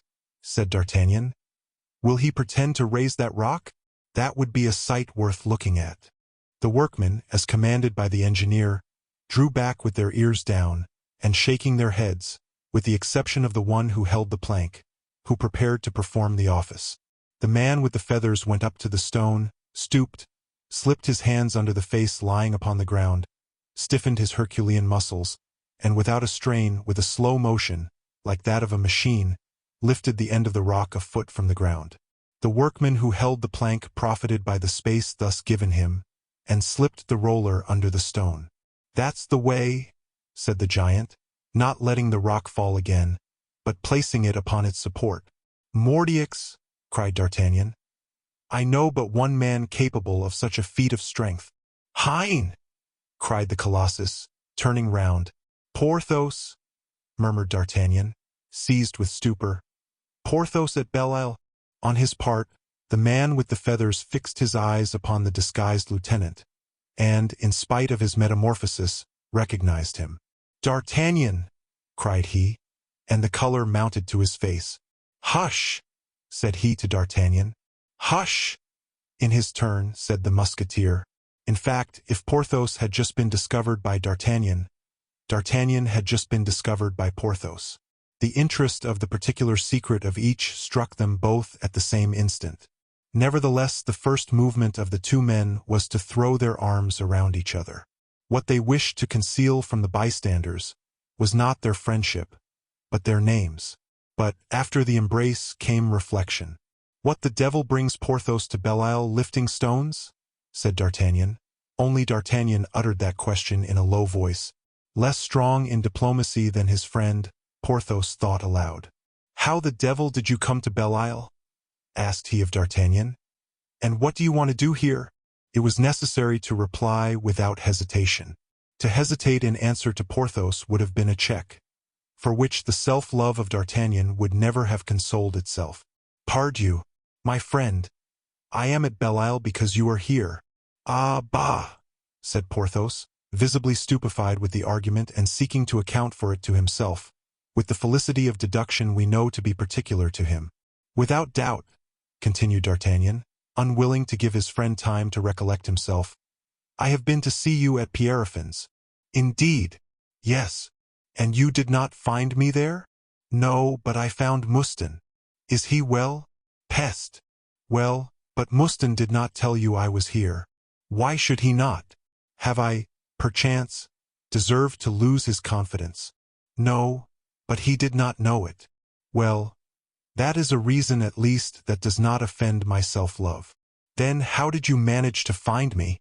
"My dear friend, a great noble like you always leaves trace behind him on his passage, and I should think but poorly of myself if I were not sharp enough to follow the traces of my friends." This explanation, flattering as it was, did not entirely satisfy Porthos. "But I left no traces behind me, for I came here disguised," said Porthos. "Ah, you came disguised, did you?" said D'Artagnan. "Yes." "And how?" "As a miller." "And do you think a great noble, like you, Porthos, can affect common manners so as to deceive people? Well, I swear to you, my friend, that I played my part so well that everybody was deceived. Indeed, so well that I have not discovered and joined you." "Yes. But how did you discover and join me?" "Stop a bit. I was going to tell you how. Do you imagine Mouston?" "Ah, it was that fellow Mouston," said Porthos, gathering up those two triumphant arches which served him for eyebrows. "But stop, I tell you, it was no fault of Mouston's because he was ignorant of where you were. I know he was, and that is why I am in such haste to understand." "Oh, how impatient you are, Porthos. When I do not comprehend, I am terrible." "Well, you will understand. Aramis wrote to you at Pierrefonds, did he not?" "Yes." "And he told you to come before the equinox." "That is true." "Well, that is it," said D'Artagnan, hoping that this reason would mystify Porthos. Porthos appeared to give himself up to a violent mental labor. "Yes, yes," said he, "I understand. As Aramis told me to come before the equinox, you have understood that that was to join him. You then inquired where Aramis was, saying to yourself, where Aramis is, there Porthos will be. You have learnt that Aramis was in Bretagne, and you said to yourself, Porthos is in Bretagne. Exactly. In good truth, Porthos, I cannot tell why you have not turned conjurer. So you understand that, arriving at Rochebernard, I heard of the splendid fortifications going on at Belle-Isle. The account raised my curiosity. I embarked in a fishing boat, without dreaming that you were here. I came, and I saw a monstrous fine fellow lifting a stone Ajax could not have stirred. I cried out, nobody but the Baron de Bragelonne could have performed such a feat of strength. You heard me, you turned round, you recognized me, we embraced, and ma foi, if you like, my dear friend, we will embrace again. Ah, now all is explained, said Porthos, and he embraced D'Artagnan with so much friendship as to deprive the Musketeer of his breath for 5 minutes. Why, you are stronger than ever, said D'Artagnan, and still happily in your arms. Porthos saluted D'Artagnan with a gracious smile. During the 5 minutes D'Artagnan was recovering his breath, he reflected that he had a very difficult part to play. It was necessary that he always should question and never reply. By the time his respiration returned, he had fixed his plans for the campaign. Chapter 70, wherein the ideas of D'Artagnan begin to clear up a little. D'Artagnan immediately took the offensive. Now that I have told you all, dear friend, or rather you have guessed all, tell me what you are doing here, covered with dust and mud? Porthos wiped his brow, and looked around him with pride. Why, it appears, said he, that you may see what I am doing here. No doubt, you lift great stones. Oh, to show these idle fellows what a man is, said Porthos with contempt. But you understand. Yes, that is not your place to lift stones, although there are many whose place it is, who cannot lift them as you do. It was that which made me ask you just now. What are you doing here, Baron? I am studying topography, Chevalier. You are studying topography? Yes. But you, what are you doing in that common dress? D'Artagnan perceived he had committed a fault in giving expression to his astonishment. Porthos had taken advantage of it to retort with a question. Why, said he, you know I am a bourgeois, in fact. My dress, then, has nothing astonishing in it, since it conforms with my condition. Nonsense! You are a musketeer. You are wrong, my friend. I have given in my resignation. Bah! Oh, mon Dieu! Yes.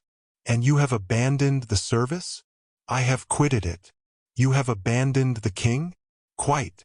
Porthos raised his arms towards heaven, like a man who has heard extraordinary news.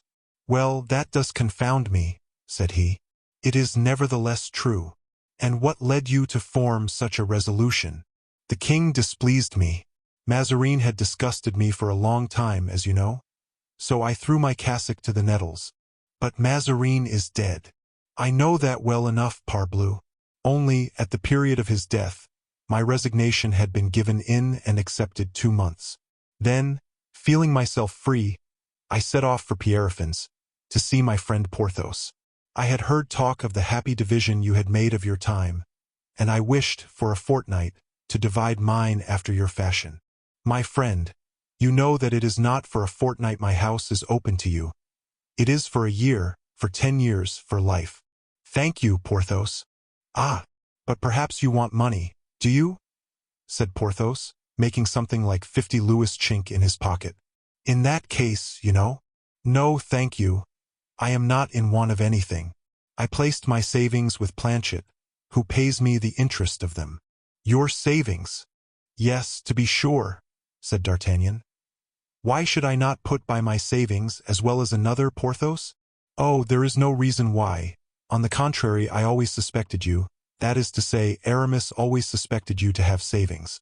For my own part, D.C., I take no concern about the management of my household, but I presume the savings of a musketeer must be small. No doubt, relative to yourself, Porthos, who are a millionaire. But you shall judge. I had laid by 25,000 livres. That's pretty well, said Porthos with an affable air. "And," continued D'Artagnan, "on the 28th of last month I added to it 200,000 livres more."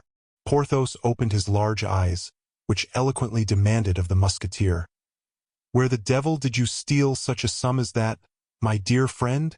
200,000 livres, cried he at length. "Yes, which, with the 25 I had, and 20,000 I have about me, complete the sum of 245,000 livres. But tell me, whence comes this fortune? I will tell you all about it presently, dear friend. But as you have, in the first place, many things to tell me yourself, let us have my recital in its proper order." "Bravo," said Porthos. "Then we are both rich. But what can I have to relate to you? You have to relate to me how Aramis came to be named." "Ah, Bishop of Vannes." "That's it," said D'Artagnan. "Bishop of Vannes. Dear Aramis, do you know how he succeeded so well?" "Yes, yes, without reckoning that he does not mean to stop there." "What? Do you mean he will not be contented with violet stockings, and that he wants a red hat?" "Hush! That is promised him." "Bah! By the king. By somebody more powerful than the king." "Ah, the devil!" "Porthos, what incredible things you tell me, my friend." "Why incredible? Is there not always somebody in France more powerful than the king?" "Oh, yes. In the time of King Louis XIII, it was Cardinal Richelieu. In the time of the Regency, it was Cardinal Mazarin. In the time of Louis XIV, it is M. Go on." "It is M. Fouquet." "Jove, you have hit it the first time. So, then, I suppose it is M. Fouquet who has promised Aramis the red hat." Porthos assumed an air of reserve. "Dear friend," said he, "God preserve me from meddling with the affairs of others, above all from revealing secrets it may be to their interest to keep. When you see Aramis, he will tell you all he thinks he ought to tell you." "You are right, Porthos, and you are quite a padlock for safety. But, to revert to yourself." "Yes," said Porthos. "You said just now you came hither to study topography?" "I did so." "To do? My friend, what fine things you will do!" "How do you mean?" "Why, these fortifications are admirable." "Is that your opinion?" "Decidedly it is. In truth, to anything but a regular siege, Belle-Isle is absolutely impregnable." Porthos rubbed his hands. "That is my opinion," said he. "But who the devil has fortified this paltry little place in this manner?" Porthos drew himself up proudly. "Did I not tell you who?" "No." "Do you not suspect?" "No. All I can say is that he is a man who has studied all the systems, and who appears to me to have stopped at the best." "Hush!" said Porthos. "Consider my modesty, my dear D'Artagnan." "In truth," replied the Musketeer, "can it be you who— Oh, pray, my dear friend, you who have imagined, traced, and combined between these bastions, these redans, these curtains, these half-moons, and are preparing that covered way? I beg you, you who have built that lunette with its retiring angles and its salient edges? My friend, you who have given that inclination to the openings of your embrasures, by means of which you so effectively protect the men who serve the guns? Eh, mon Dieu, yes. Oh, Porthos, Porthos, I must bow down before you. I must admire you, but you have always concealed from us this superb, this incomparable genius. I hope, my dear friend, you will show me all this in detail. Nothing more easy. Here lies my original sketch, my plan. Show it me." Porthos led D'Artagnan towards the stone that served him for a table, and upon which the plan was spread. At the foot of the plan was written, in the formidable writing of Porthos, writing of which we have already had occasion to speak. Instead of making use of the square or rectangle, as has been done to this time, you will suppose your place enclosed in a regular hexagon, this polygon having the advantage of offering more angles than the quadrilateral one. Every side of your hexagon, of which you will determine the length in proportion to the dimensions taken upon the place, will be divided into two parts, and upon the middle point you will elevate a perpendicular towards the center of the polygon, which will equal in length the sixth part of the side.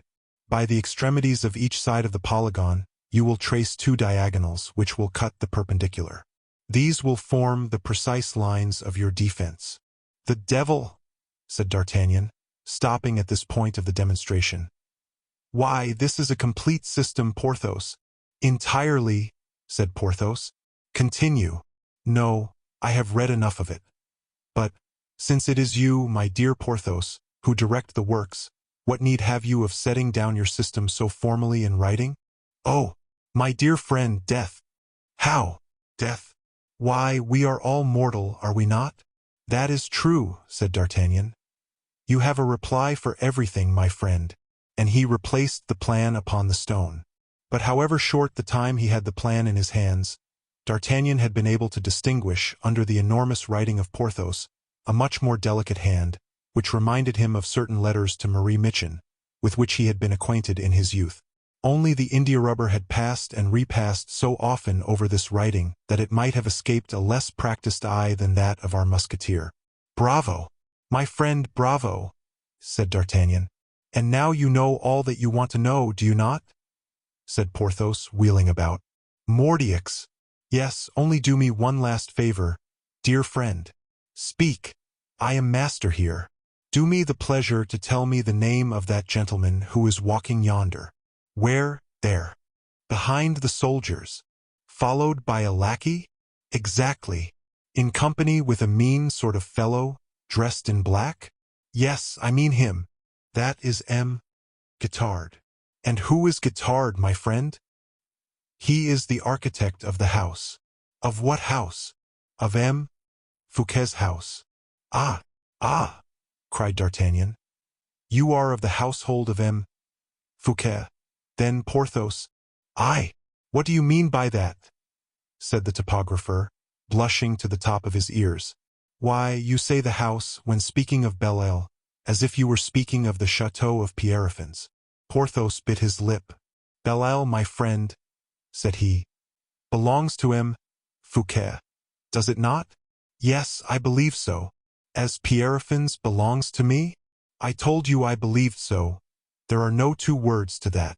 Did you ever see a man there who is accustomed to walk about with a ruler in his hand?"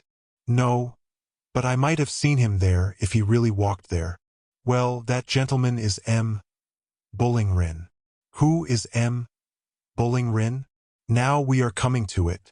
If, when this gentleman is walking with a ruler in his hand, anyone should ask me, 'Who is M. Bullingrin?' I should reply, 'He is the architect of the house.' Well, M. Guitard is the Bullingrin of M. Fouquet. But he has nothing to do with the fortifications, which are my department alone. Do you understand? Mine, absolutely mine." "Ah, Porthos!" cried D'Artagnan, letting his arms fall as a conquered man gives up his sword. "Ah, my friend, you are not only a Herculean topographer, you are, still further, a dialectician of the first water." "Is it not powerfully reasoned?" said Porthos, and he puffed and blew like the conger which D'Artagnan had let slip from his hand. "And now," said D'Artagnan, "that shabby-looking man who accompanies M. Guitard, is he also of the household of M. Fouquet?" "Oh, yes," said Porthos with contempt. "It is one M. Jupinet or Jupinet, a sort of poet." "Who is come to establish himself here?" "I believe so. I thought M. Fouquet had poets enough, yonder Scudery, Lauret, Pelisson, La Fontaine. If I must tell you the truth, Porthos, that poet disgraces you." "Eh, my friend, but what saves us is that he is not here as a poet." "As what, then, is he?" "As printer. And you make me remember, I have a word to say to the quaestor." "Say it, then." Porthos made a sign to Jupinet, who perfectly recollected D'Artagnan, and did not care to come nearer, which naturally produced another sign from Porthos. This was so imperative he was obliged to obey. As he approached, "Come hither," said Porthos. "You only landed yesterday, and you have begun your tricks already." "How so, Monsieur le Baron?" asked Jupinet, trembling. "Your press was groaning all night, monsieur," said Porthos. "And you prevented my sleeping, corn de boeuf." "Monsieur," objected Jupinet timidly, "you have nothing yet to print." Therefore you have no occasion to set your press going. What did you print last night? Monsieur, a light poem of my own composition. Light? No, no, monsieur. The press groaned pitifully beneath it. Let it not happen again. Do you understand? Yes, monsieur. You promise me? I do, monsieur. Very well. This time I pardon you. Adieu. The poet retreated as humbly as he had approached. Well, now we have combed that fellow's head. Let us breakfast. Yes, replied D'Artagnan. Let us breakfast. Only, said Porthos, I beg you to observe, my friend, that we only have 2 hours for our repast. What would you have? We will try to make 2 hours suffice. But why have you only 2 hours? Because it is high tide at 1 o'clock, and, with the tide, I am going to Vannes. But, as I shall return tomorrow, my dear friend, you can stay here. You shall be master. I have a good cook and a good cellar. No, interrupted D'Artagnan. Better than that. What? You are going to Vannes, you say? To a certainty. To see Aramis? Yes. Well, I came from Paris on purpose to see Aramis. That's true. I will go with you then. Do. That's the thing. Only I ought to have seen Aramis first and you after. But man proposes and God disposes. I have begun with you, and will finish with Aramis. Very well. And in how many hours can you go from here to Vannes? Oh, pardieu, in 6 hours. 3 hours by sea to Sarzeau. 3 hours by road from Sarzeau to Vannes. How convenient that is, being so near to the bishopric. Do you often go to Vannes? Yes, once a week. But, stop till I get my plan. Porthos picked up his plan, folded it carefully, and engulfed it in his large pocket. Good, said D'Artagnan aside. I think I now know the real engineer who is fortifying Belle Isle. 2 hours after, at high tide, Porthos and D'Artagnan set out for Sarzeau. Chapter 71. Procession at Vannes. The passage from Belle Isle to Sarzeau was made rapidly enough, thanks to one of those little corsairs of which D'Artagnan had been told during his voyage, and which, shaped for fast sailing and destined for the chase, were sheltered at that time in the roadstead of Loch Maria, where one of them, with a quarter of its war crew, performed duty between Belle Isle and the continent. D'Artagnan had an opportunity of convincing himself that Porthos, though engineer and topographer, was not deeply versed in affairs of state. His perfect ignorance, with any other, might have passed for well-informed dissimulation. But D'Artagnan knew too well all the folds and refolds of his Porthos, not to find a secret if there were one there.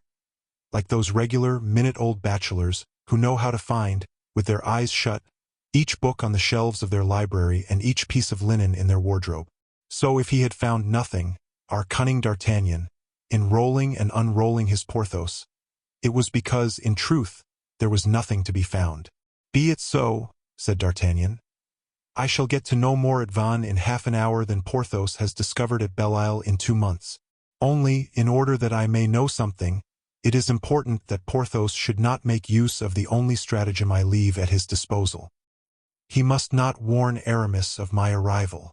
All the care of the Musketeer was then, for the moment, confined to the watching of Porthos.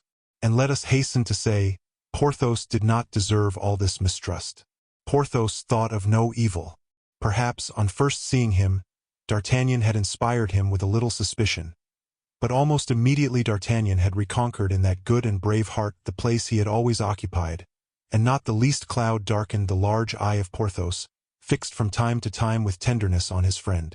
On landing, Porthos inquired if his horses were waiting and soon perceived them at the crossing of the road that winds round Sarzeau, and which, without passing through that little city, leads towards Vannes. These horses were 2 in number, one for M. de Valin and one for his equerry. For Porthos had an equerry since Mouston was only able to use a carriage as a means of locomotion. D'Artagnan expected that Porthos would propose to send forward his equerry upon one horse to bring back another, and he, D'Artagnan, had made up his mind to oppose this proposition.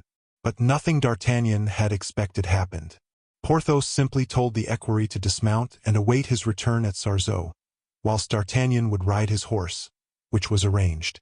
"Eh, but you are quite a man of precaution, my dear Porthos," said D'Artagnan to his friend, when he found himself in the saddle, upon the equerry's horse. Yes, but this is a kindness on the part of Aramis. I have not my stud here, and Aramis has placed his stables at my disposal. Good horses for bishop's horses, Mordioux, said D'Artagnan. It is true Aramis is a bishop of a peculiar kind. He is a holy man, replied Porthos, in a tone almost nasal, and with his eyes raised towards heaven. Then he is much changed, said D'Artagnan. You and I have known him passably profane. Grace has touched him, said Porthos. Bravo, said D'Artagnan. That redoubles my desire to see my dear old friend. And he spurred his horse, which sprang off into a more rapid pace. Peste, said Porthos. If we go on at this rate, we shall only take 1 hour instead of 2. To go how far, do you say, Porthos? 4 leagues and a half. That will be a good pace. I could have embarked you on the canal, but the devil take rowers and boat horses. The first are like tortoises, the second like snails, and when a man is able to put a good horse between his knees, that horse is better than rowers or any other means. You are right. You above all, Porthos, who always look magnificent on horseback. Rather heavy, my friend. I was weighed the other day. And what do you weigh? 300 weight, said Porthos proudly. Bravo!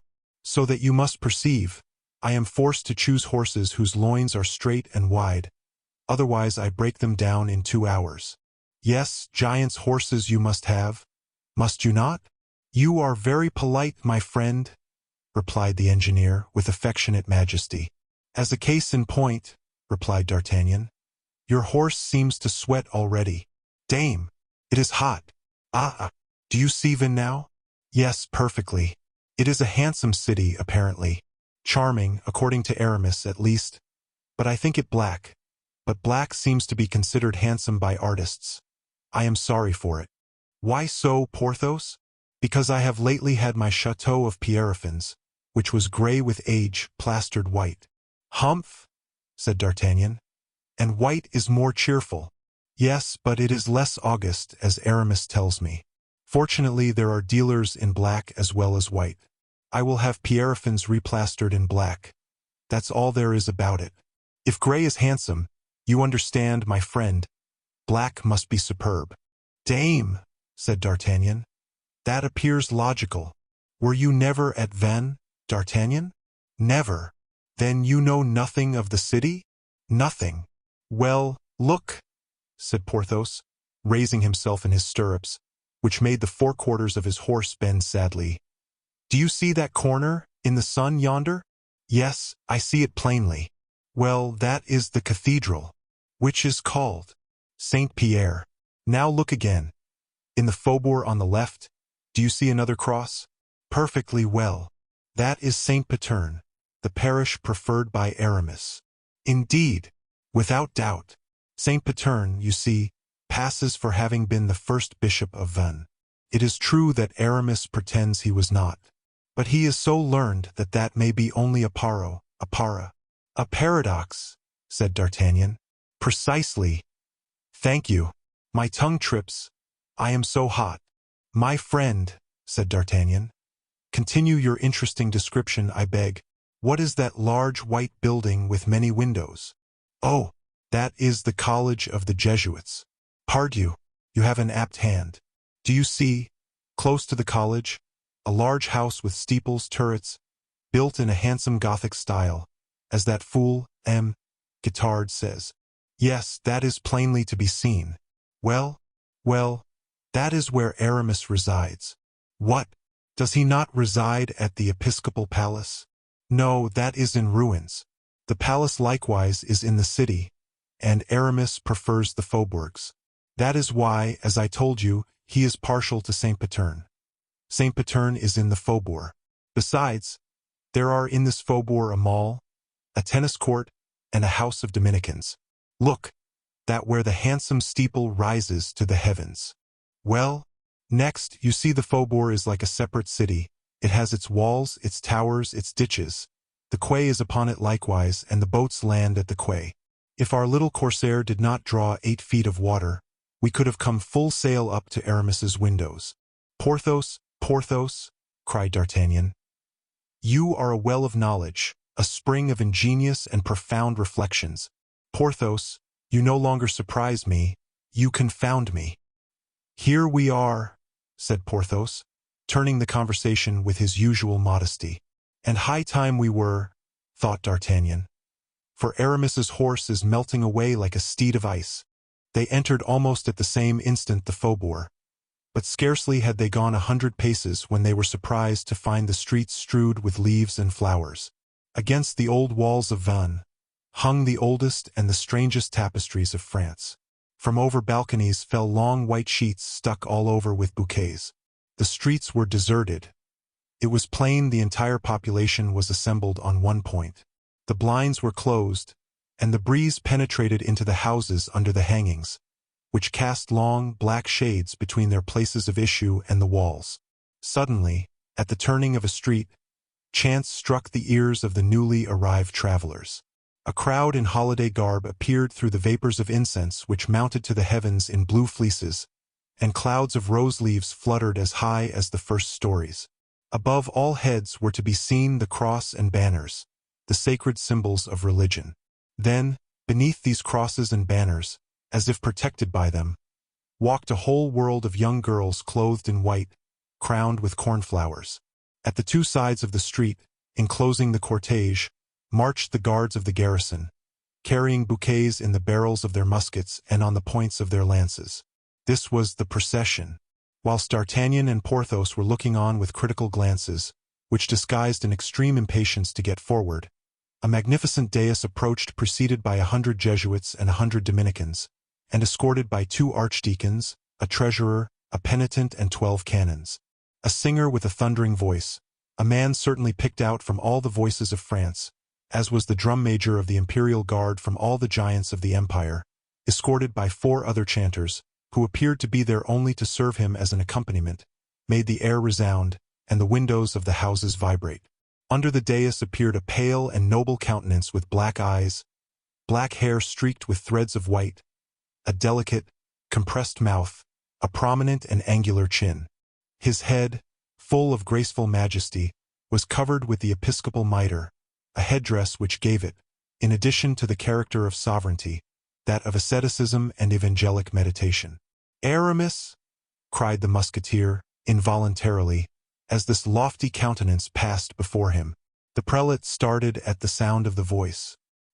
He raised his large black eyes, with their long lashes, and turned them without hesitation towards the spot whence the exclamation proceeded.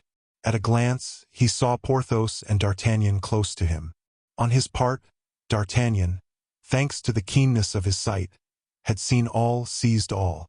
The full portrait of the prelate had entered his memory, never to leave it.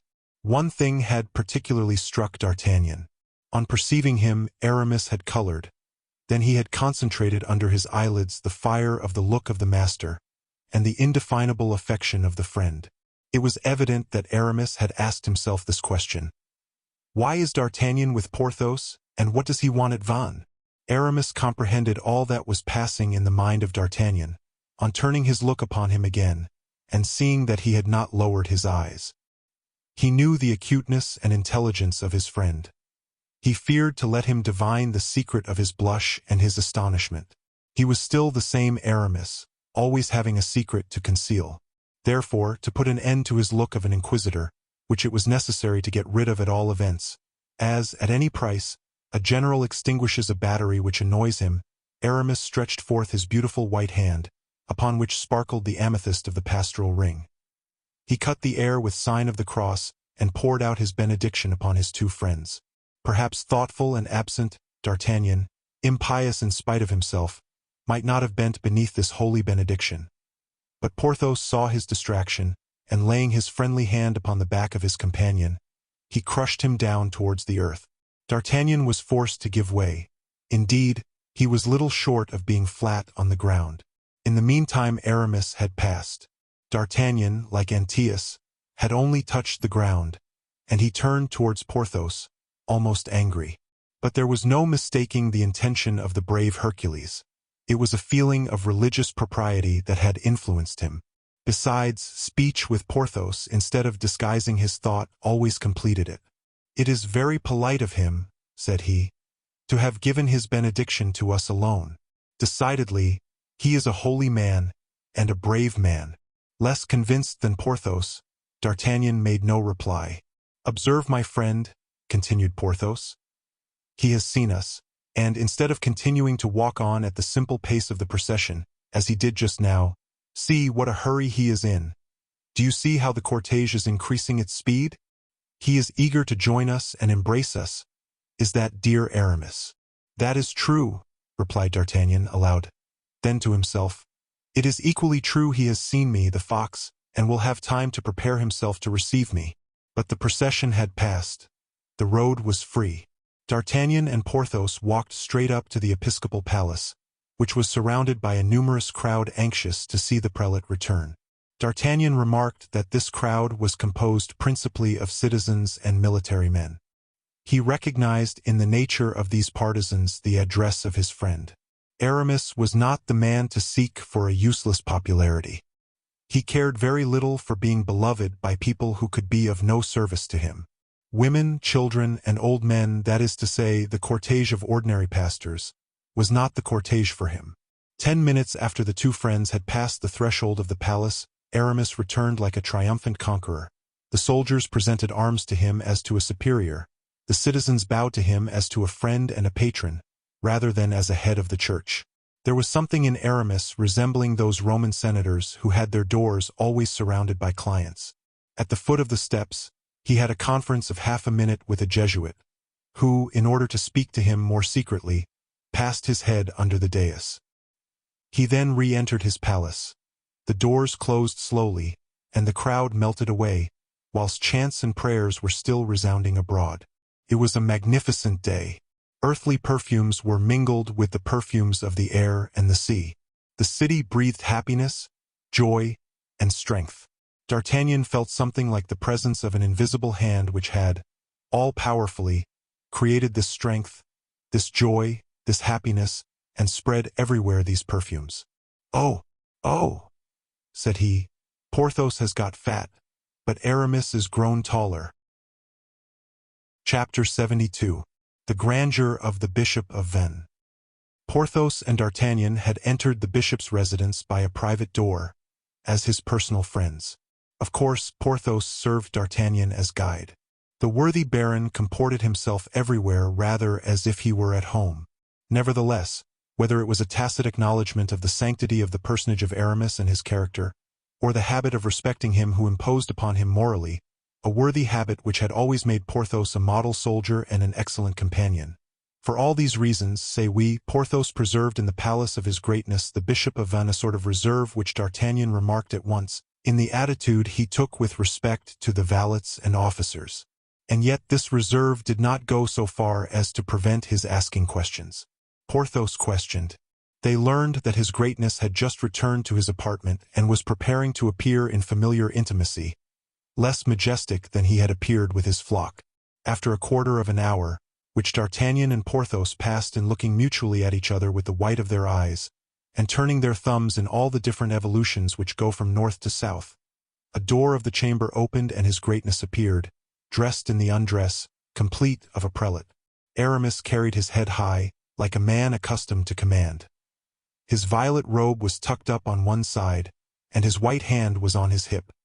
He had retained the fine mustache, and the lengthened royale of the time of Louis XIII. He exhaled, on entering, that delicate perfume which, among elegant men and women of high fashion, never changes, and appears to be incorporated in the person, of whom it has become the natural emanation. In this case only, the perfume had retained something of the religious sublimity of incense. It no longer intoxicated, it penetrated. It no longer inspired desire, it inspired respect. Aramis, on entering the chamber, did not hesitate an instant, and without pronouncing one word, which, whatever it might be, would have been cold on such an occasion, he went straight up to the Musketeer, so well disguised under the costume of M. Agnan, and pressed him in his arms with a tenderness which the most distrustful could not have suspected of coldness or affectation. D'Artagnan, on his part, embraced him with equal ardor. Porthos pressed the delicate hand of Aramis in his immense hands, and D'Artagnan remarked that his greatness gave him his left hand, probably from habit, seeing that Porthos already 10 times had been near injuring his fingers covered with rings by pounding his flesh in the vice of his fist. Warned by the pain, Aramis was cautious, and only presented flesh to be bruised, and not fingers to be crushed, against the gold or the angles of diamonds.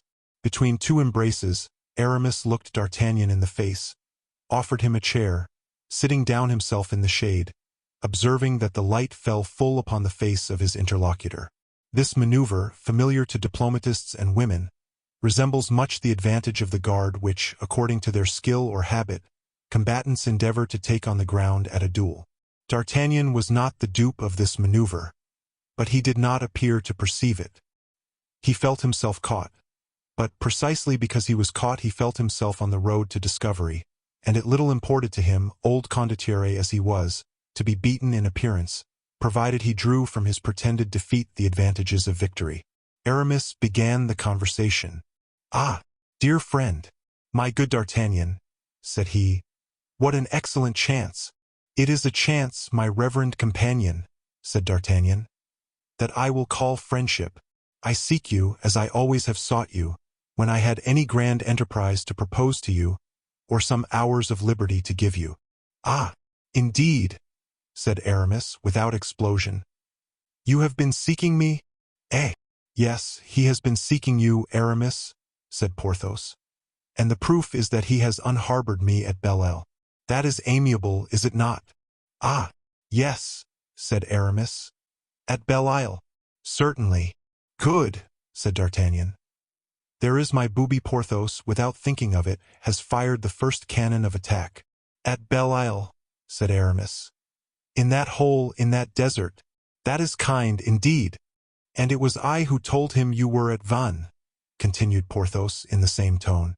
D'Artagnan armed his mouth with a finesse almost ironical. "Yes, I knew, but I was willing to see," replied he. "To see what?" "If our old friendship still held out. If, on seeing each other, our hearts, hardened as they are by age, would still let the old cry of joy escape, which salutes the coming of a friend." "Well, and you must have been satisfied," said Aramis. So. "How is that?" "Yes," Porthos said, "hush." "And you?" "Well, and I?" "And you gave me your benediction." "What would you have, my friend?" said Aramis, smiling. "That is the most precious thing that a poor prelate like me has to give." "Indeed, my dear friend." "Doubtless.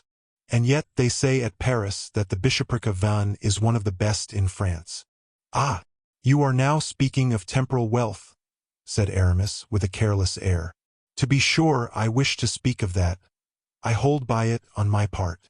"In that case, let me speak of it," said Aramis with a smile. "You own yourself to be one of the richest prelates in France? My friend, since you ask me to give you an account, I will tell you that the bishopric of Vannes is worth about 20,000 livres a year, neither more nor less. It is a diocese which contains 160 parishes. "That is very pretty," said D'Artagnan. "It is superb," said Porthos. "And yet," resumed D'Artagnan, throwing his eyes over Aramis, "you don't mean to bury yourself here forever?" "Pardon me, only I do not admit the word bury. But it seems to me that at this distance from Paris a man is buried, or nearly so." "My friend, I am getting old," said Aramis. "The noise and bustle of a city no longer suit me. At 57 we ought to seek calm and meditation. I have found them here. What is there more beautiful and stern at the same time than this old Armorica? I find here, dear D'Artagnan, all that is opposite to what I formerly loved, and that is what must happen at the end of life, which is opposite to the beginning. A little of my old pleasure of former times still comes to salute me here, now and then, without diverting me from the road of salvation.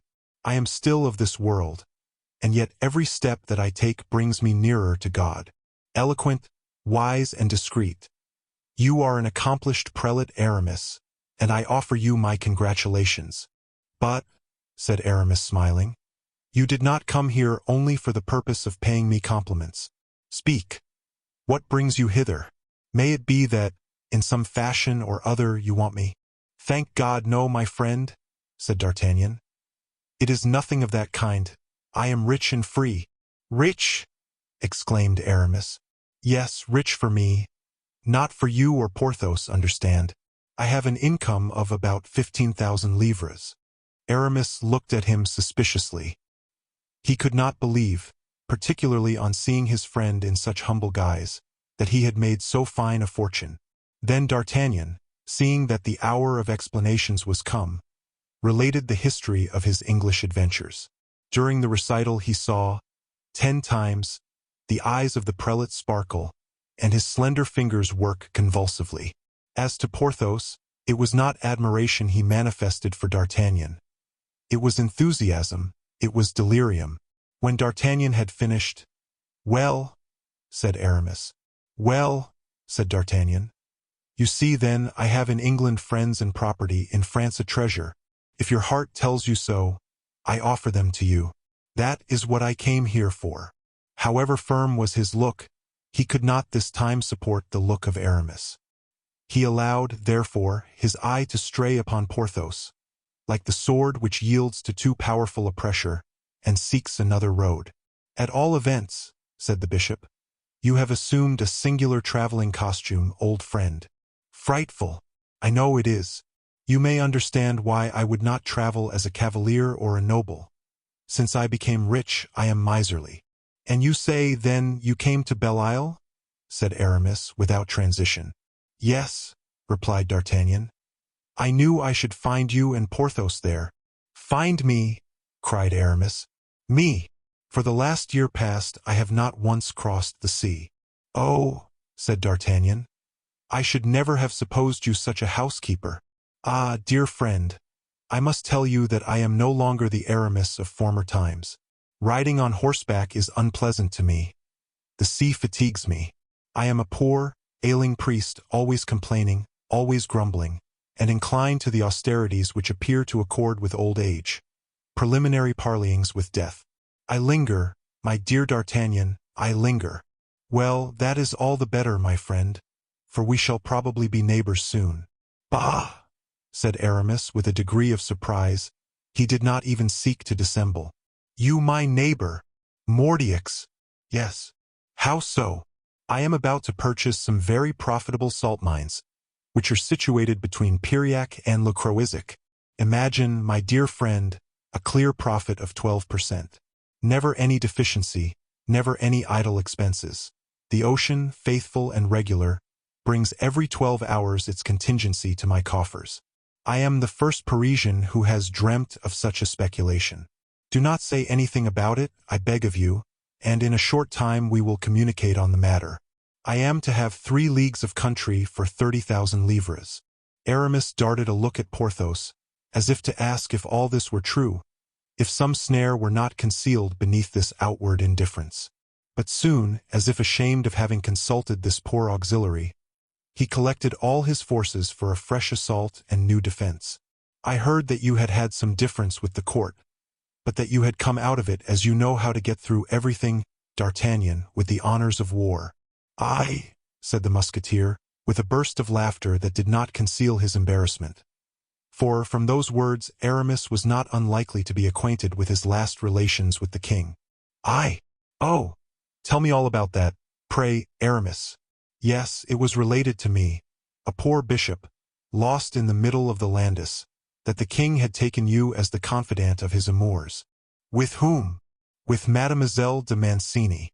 D'Artagnan breathed freely again. "Ah, I don't say no to that," replied he. "It appears that the king took you one morning, over the bridge of Blois to talk with his lady-love." "That's true," said D'Artagnan. "And you know that, do you?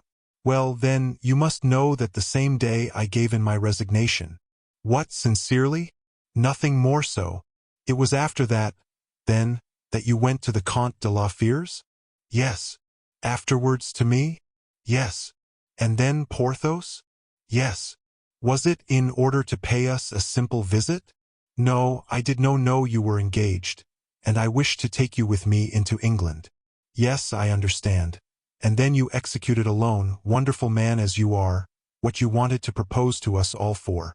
I suspected you had something to do with that famous restoration, when I learned that you had been seen at King Charles's receptions, and that he appeared to treat you like a friend, or rather like a person to whom he was under an obligation. But how the devil did you learn all that? Asked D'Artagnan, who began to fear that the investigation of Aramis had extended further than he wished.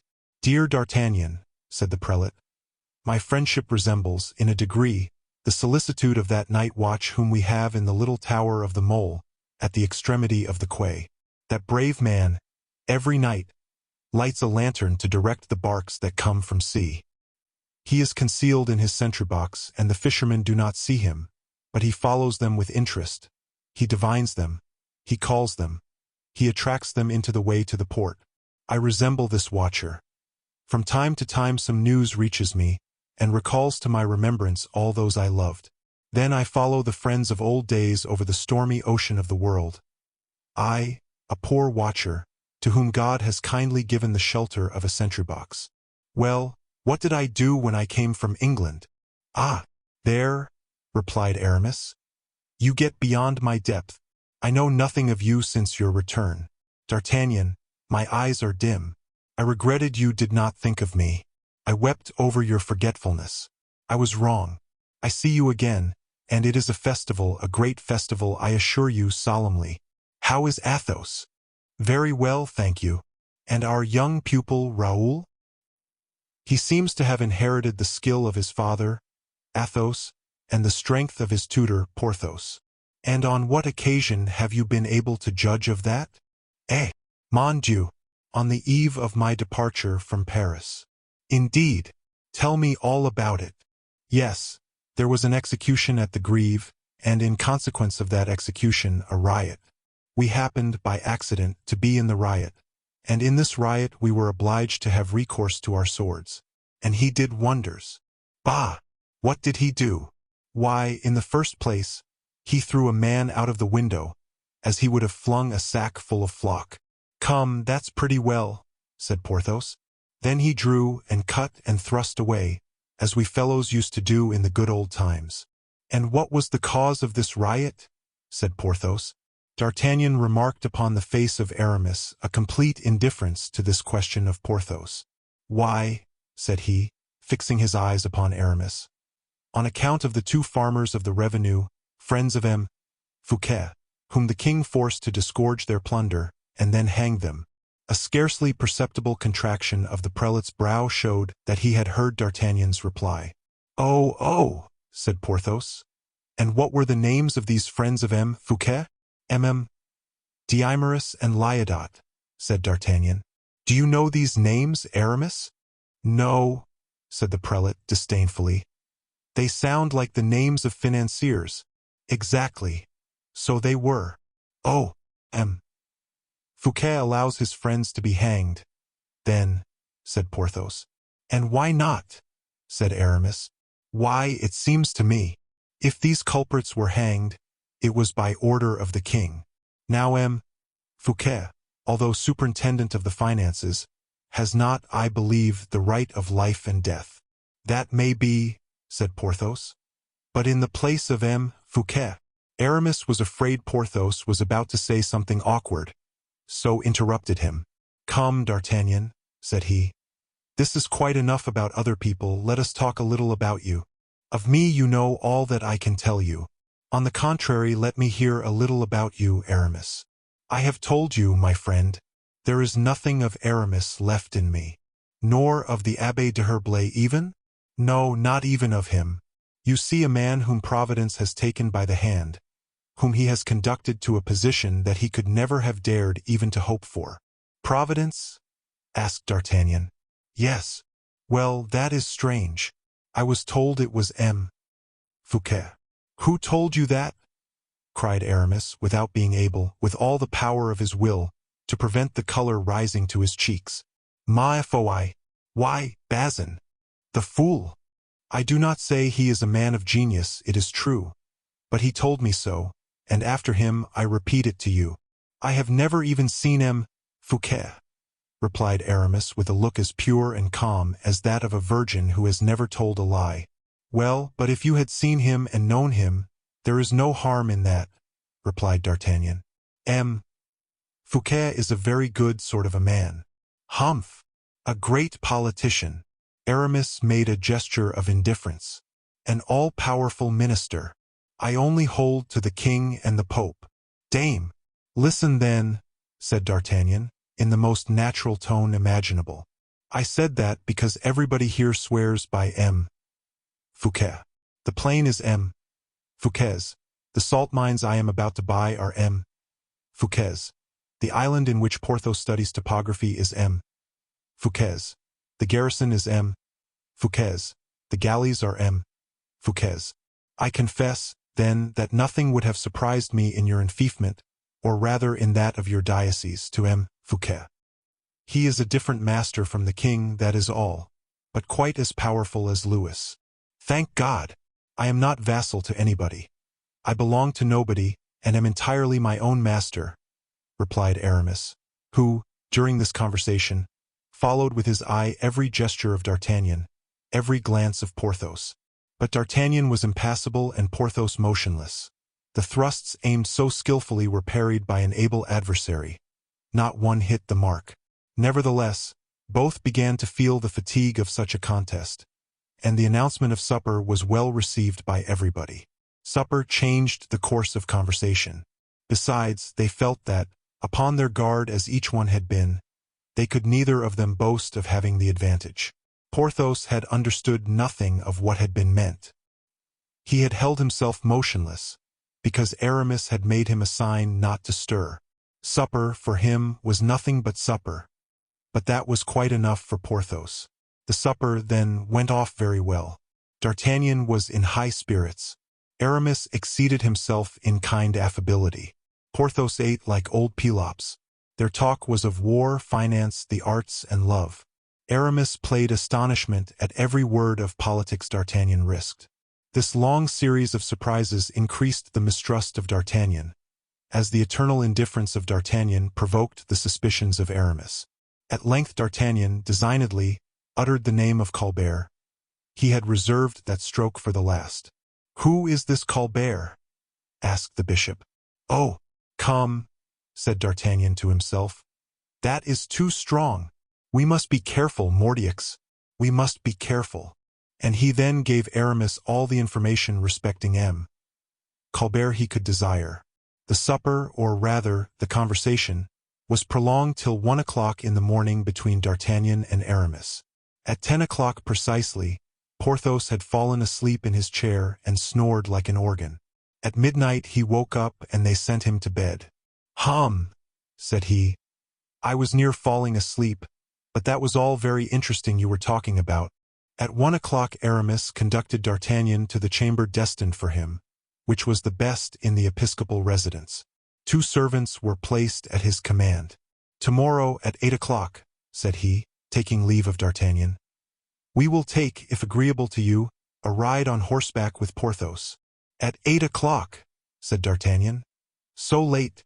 "You know that I require 7 hours' sleep," said Aramis. "That is true. Good night, dear friend." And he embraced the Musketeer cordially. D'Artagnan allowed him to depart. Then, as soon as the door closed, "Good!" cried he. "At 5 o'clock I will be on foot." This determination being made, he went to bed and quietly put 2 and 2 together, as people say. Chapter 73, in which Porthos begins to be sorry for having come with D'Artagnan. Scarcely had D'Artagnan extinguished his taper, when Aramis, who had watched through his curtains the last glimmer of light in his friend's apartment, traversed the corridor on tiptoe and went to Porthos's room. The giant, who had been in bed nearly an hour and a half, lay grandly stretched out on the down bed. He was in that happy calm of the first sleep, which, with Porthos, resisted the noise of bells or the report of cannon. His head swam in that soft oscillation which reminds us of the soothing movement of a ship. In a moment Porthos would have begun to dream. The door of the chamber opened softly under the delicate pressure of the hand of Aramis. The bishop approached the sleeper. A thick carpet deadened his steps, besides which Porthos snored in a manner to drown all noise. He laid one hand on his shoulder. "Rouse," said he. "Wake up, my dear Porthos."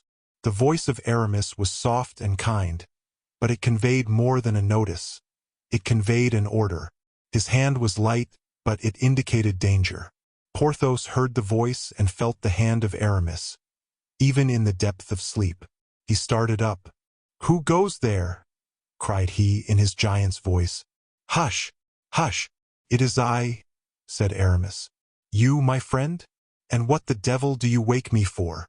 "To tell you that you must set off directly." "Set off?" "Yes." "Where for?" "For Paris."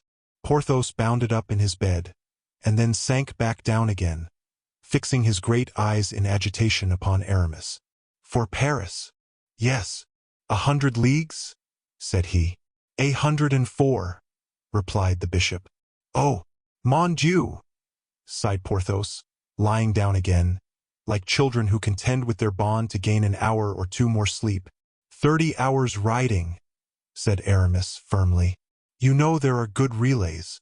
Porthos pushed out one leg, allowing a groan to escape him. "Come, come, my friend," insisted the prelate with a sort of impatience. Porthos drew the other leg out of the bed. "And is it absolutely necessary that I should go at once?" "Urgently necessary." Porthos got upon his feet, and began to shake both walls and floors with his steps of a marble statue. "Hush, hush, for the love of heaven, my dear Porthos," said Aramis. "You will wake somebody." "Ah, that's true," replied Porthos, in a voice of thunder. "I forgot that, but be satisfied I am on guard." And so saying, he let fall a belt loaded with his sword and pistols, and a purse, from which the crowns escaped with a vibrating and prolonged noise. This noise made the blood of Aramis boil, whilst it drew from Porthos a formidable burst of laughter. "How droll that is!" said he in the same voice. "Not so loud, Porthos, not so loud." "True, true." And he lowered his voice a half note. "I was going to say," continued Porthos, "that it is droll that we are never so slow as when we are in a hurry, and never make so much noise as when we wish to be silent." "Yes, that is true. But let us give the proverb the lie, Porthos. Let us make haste and hold our tongue." "You see I am doing my best," said Porthos, putting on his haute de chausses. "Very well. This is something in haste?" "It is more than that. It is serious, Porthos." "Oh, oh, D'Artagnan has questioned you, has he not?" "Questioned me?" "Yes, at Belle-Isle?" "Not the least in the world." "Are you sure of that, Porthos?" "Parbleu! It is impossible. Recollect yourself."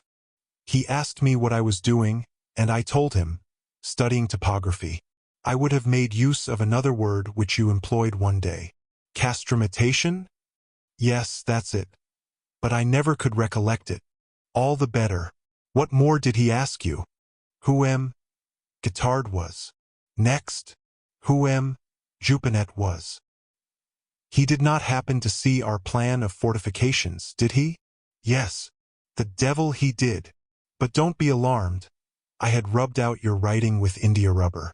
It was impossible for him to suppose you had given me any advice in those works." "But our friend has phenomenally keen eyes." "What are you afraid of?" "I fear that everything is discovered, Porthos.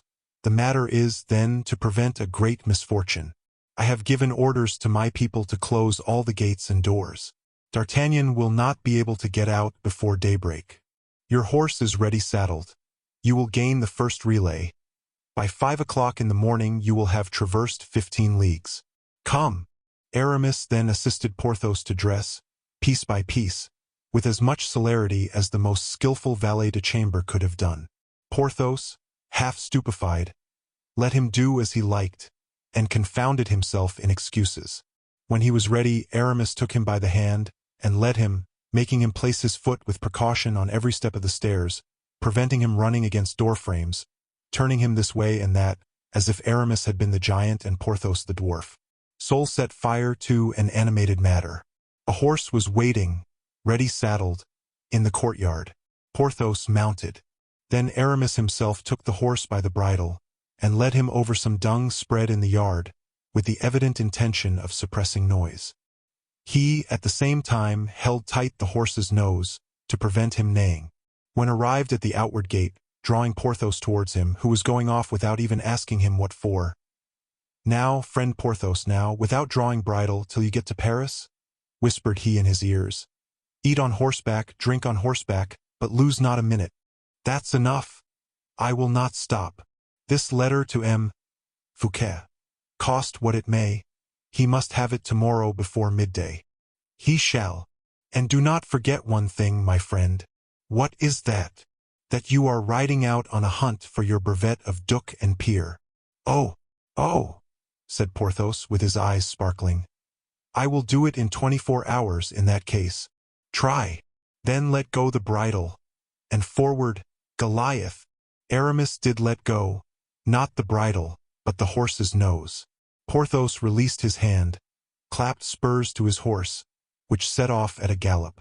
As long as he could distinguish Porthos through the darkness, Aramis followed him with his eyes. When he was completely out of sight, he re-entered the yard. Nothing had stirred in D'Artagnan's apartment.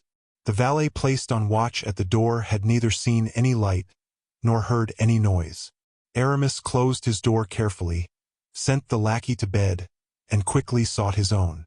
D'Artagnan really suspected nothing, therefore thought he had gained everything. When he awoke in the morning about 4:30, he ran to the window in his shirt. The window looked out upon the court. Day was dawning. The court was deserted. The fowls even had not left their roosts. Not a servant appeared. Every door was closed. "Good. All is still," said D'Artagnan to himself. "Never mind. I am up first in the house. Let us dress. That will be so much done." And D'Artagnan dressed himself.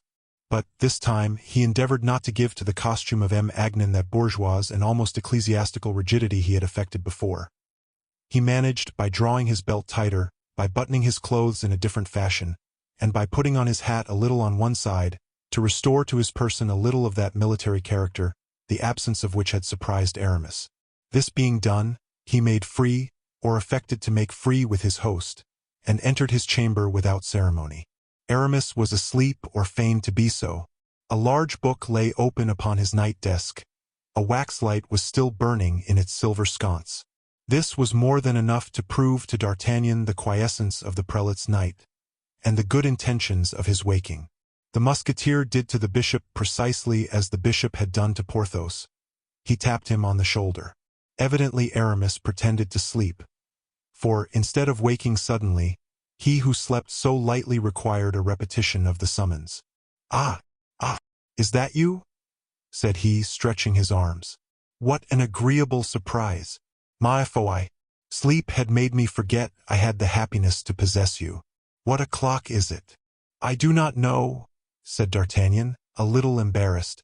"Early, I believe. But, that devil of a habit of waking with the day sticks to me still." "Do you wish that we should go out so soon?" asked Aramis. "It appears to me to be very early." "Just as you like. I thought we had agreed not to get on horseback before 8. "Possibly. But I had so great a wish to see you, that I said to myself, the sooner the better." "And my 7 hours' sleep," said Aramis. "Take care. I had reckoned upon them, and what I lose of them I must make up. But it seems to me that, formerly, you were less of a sleeper than that, dear friend. Your blood was alive, and you were never to be found in bed. And it is exactly on account of what you tell me that I am so fond of being there now. Then you confess that it is not for the sake of sleeping that you have put me off till 8 o'clock. I have been afraid you would laugh at me if I told you the truth. Tell me, notwithstanding. Well, from 6 to 8, I am accustomed to perform my devotions." "Your devotions?" "Yes. I did not believe a bishop's exercises were so severe. A bishop, my friend, must sacrifice more to appearance than a simple cleric." "Mordieux, Aramis, that is a word which reconciles me with your greatness. To appearances, that is a musketeer's word. In good truth, vivent les appearances, Aramis. Instead of felicitating me upon it, pardon me, D'Artagnan. It is a very mundane word which I had allowed to escape me. Must I leave you, then? I want time to collect my thoughts, my friend, and for my usual prayers. Well, I leave you to them. But on account of that poor pagan, D'Artagnan, abridge them for once, I beg. I thirst for speech with you. Well, D'Artagnan, I promise you that within an hour and a half of devotions. Ah, my friend, be as reasonable with me as you can. Let me have the best bargain possible. Aramis began to laugh. Still agreeable, still young, still gay, said he. You have come into my diocese to set me quarreling with Grace. Bah! And you know well that I was never able to resist your seductions. You will cost me my salvation, D'Artagnan. D'Artagnan bit his lips. Well, said he, I will take the sin on my own head. Favor me with one simple Christian sign of the cross. Favor me with one prayer, and we will part. Hush, said Aramis. We are already no longer alone. I hear strangers coming up. Well, dismiss them. Impossible. I made an appointment with them yesterday. It is the principal of the College of the Jesuits and the superior of the Dominicans. Your staff? Well, so be it. What are you going to do? I will go and wake Porthos, and remain in his company till you have finished the conference. Aramis did not stir. His brow remained unbent. He betrayed himself by no gesture or word. Go, said he, as D'Artagnan advanced to the door. Apropos, do you know where Porthos sleeps? No, but I will inquire. Take the corridor, and open the second door on the left. Thank you. Au revoir. And D'Artagnan departed in the direction pointed out by Aramis. 10 minutes had not passed away when he came back. He found Aramis seated between the superior of the Dominicans and the principal of the College of the Jesuits, exactly in the same situation as he had found him formerly in the auberges at Crèvecoeur. This company did not at all terrify the Musketeer. What is it? Said Aramis quietly. You have apparently something to say to me, my friend. It is, replied D'Artagnan, fixing his eyes upon Aramis. It is that Porthos is not in his apartment. Indeed, said Aramis calmly. Are you sure? Pardieu, I came from his chamber. Where can he be, then? That is what I am asking you. And have you not inquired? Yes, I have. And what answer did you get? That Porthos, often walking out in a morning, without saying anything, had probably gone out. What did you do, then? I went to the stables, replied D'Artagnan carelessly. What to do?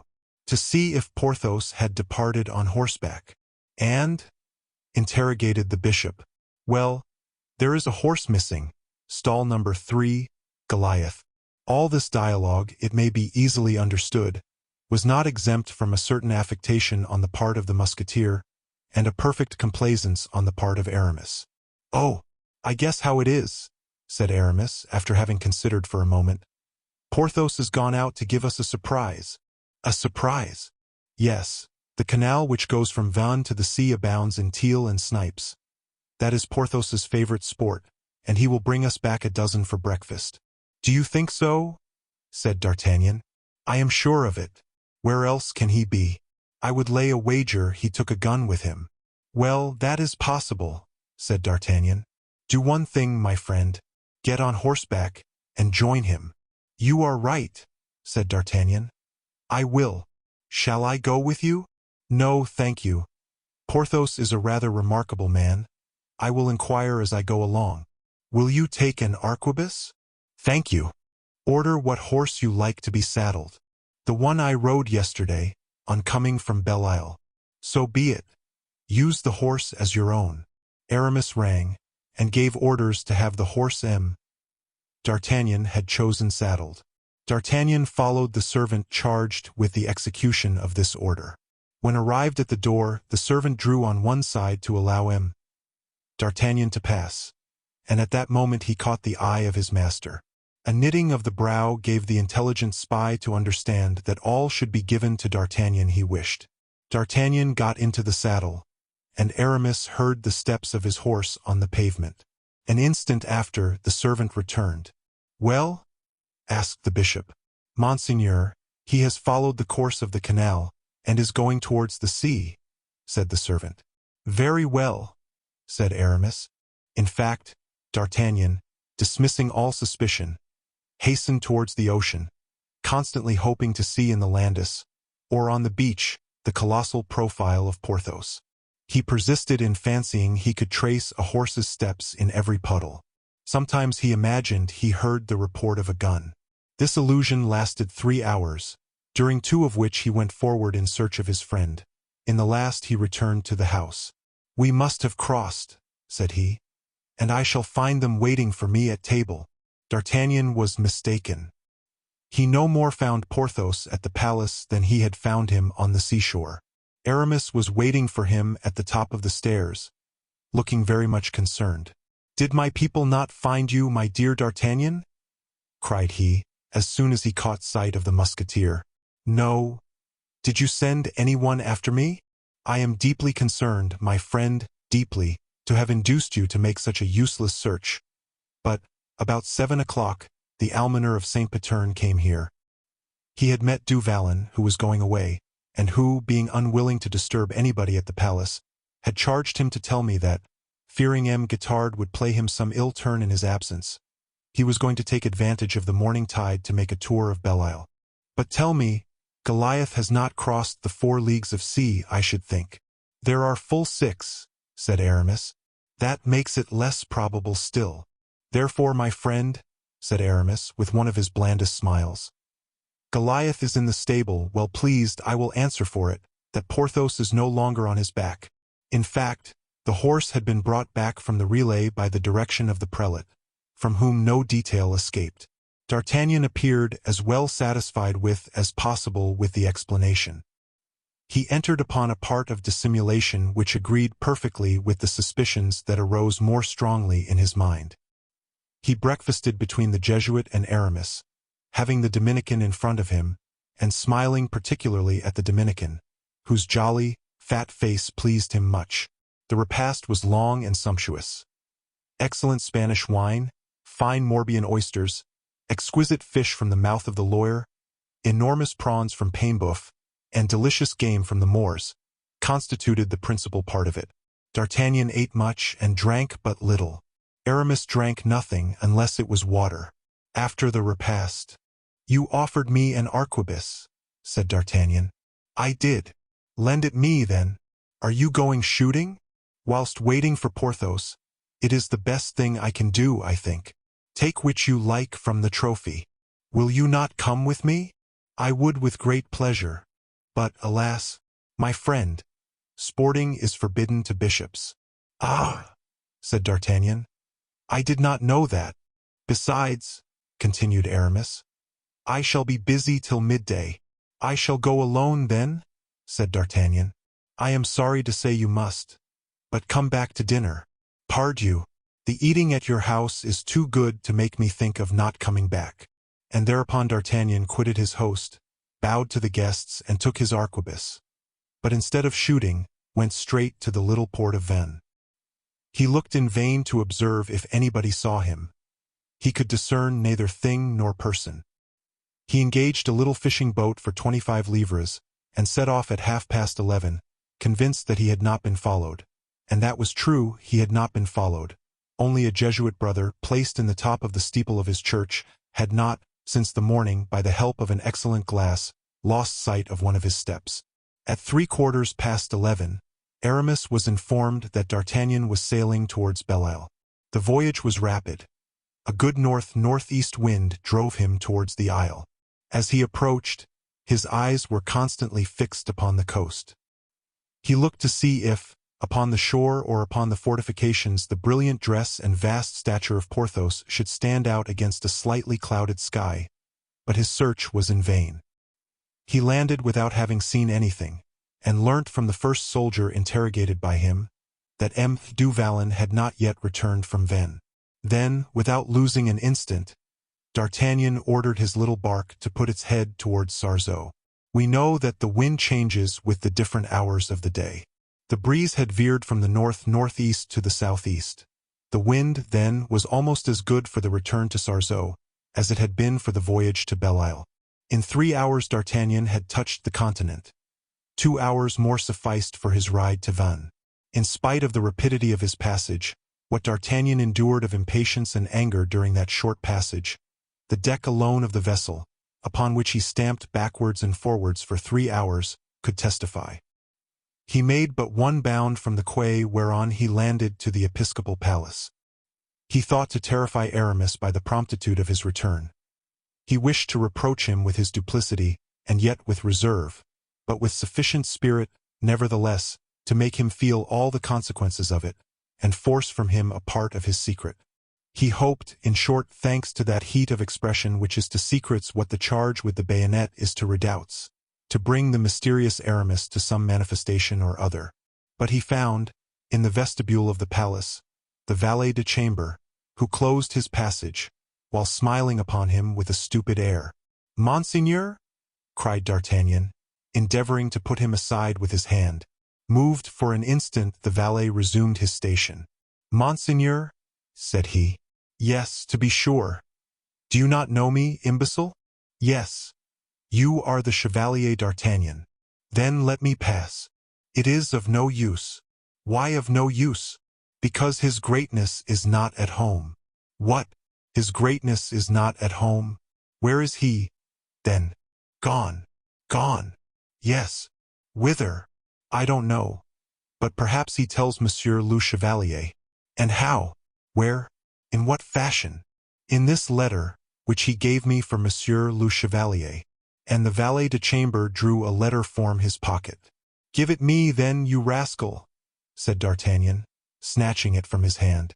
"Oh, yes," continued he at the first line. "Yes, I understand." And he read, "Dear friend, an affair of the most urgent nature calls me to a distant parish of my diocese.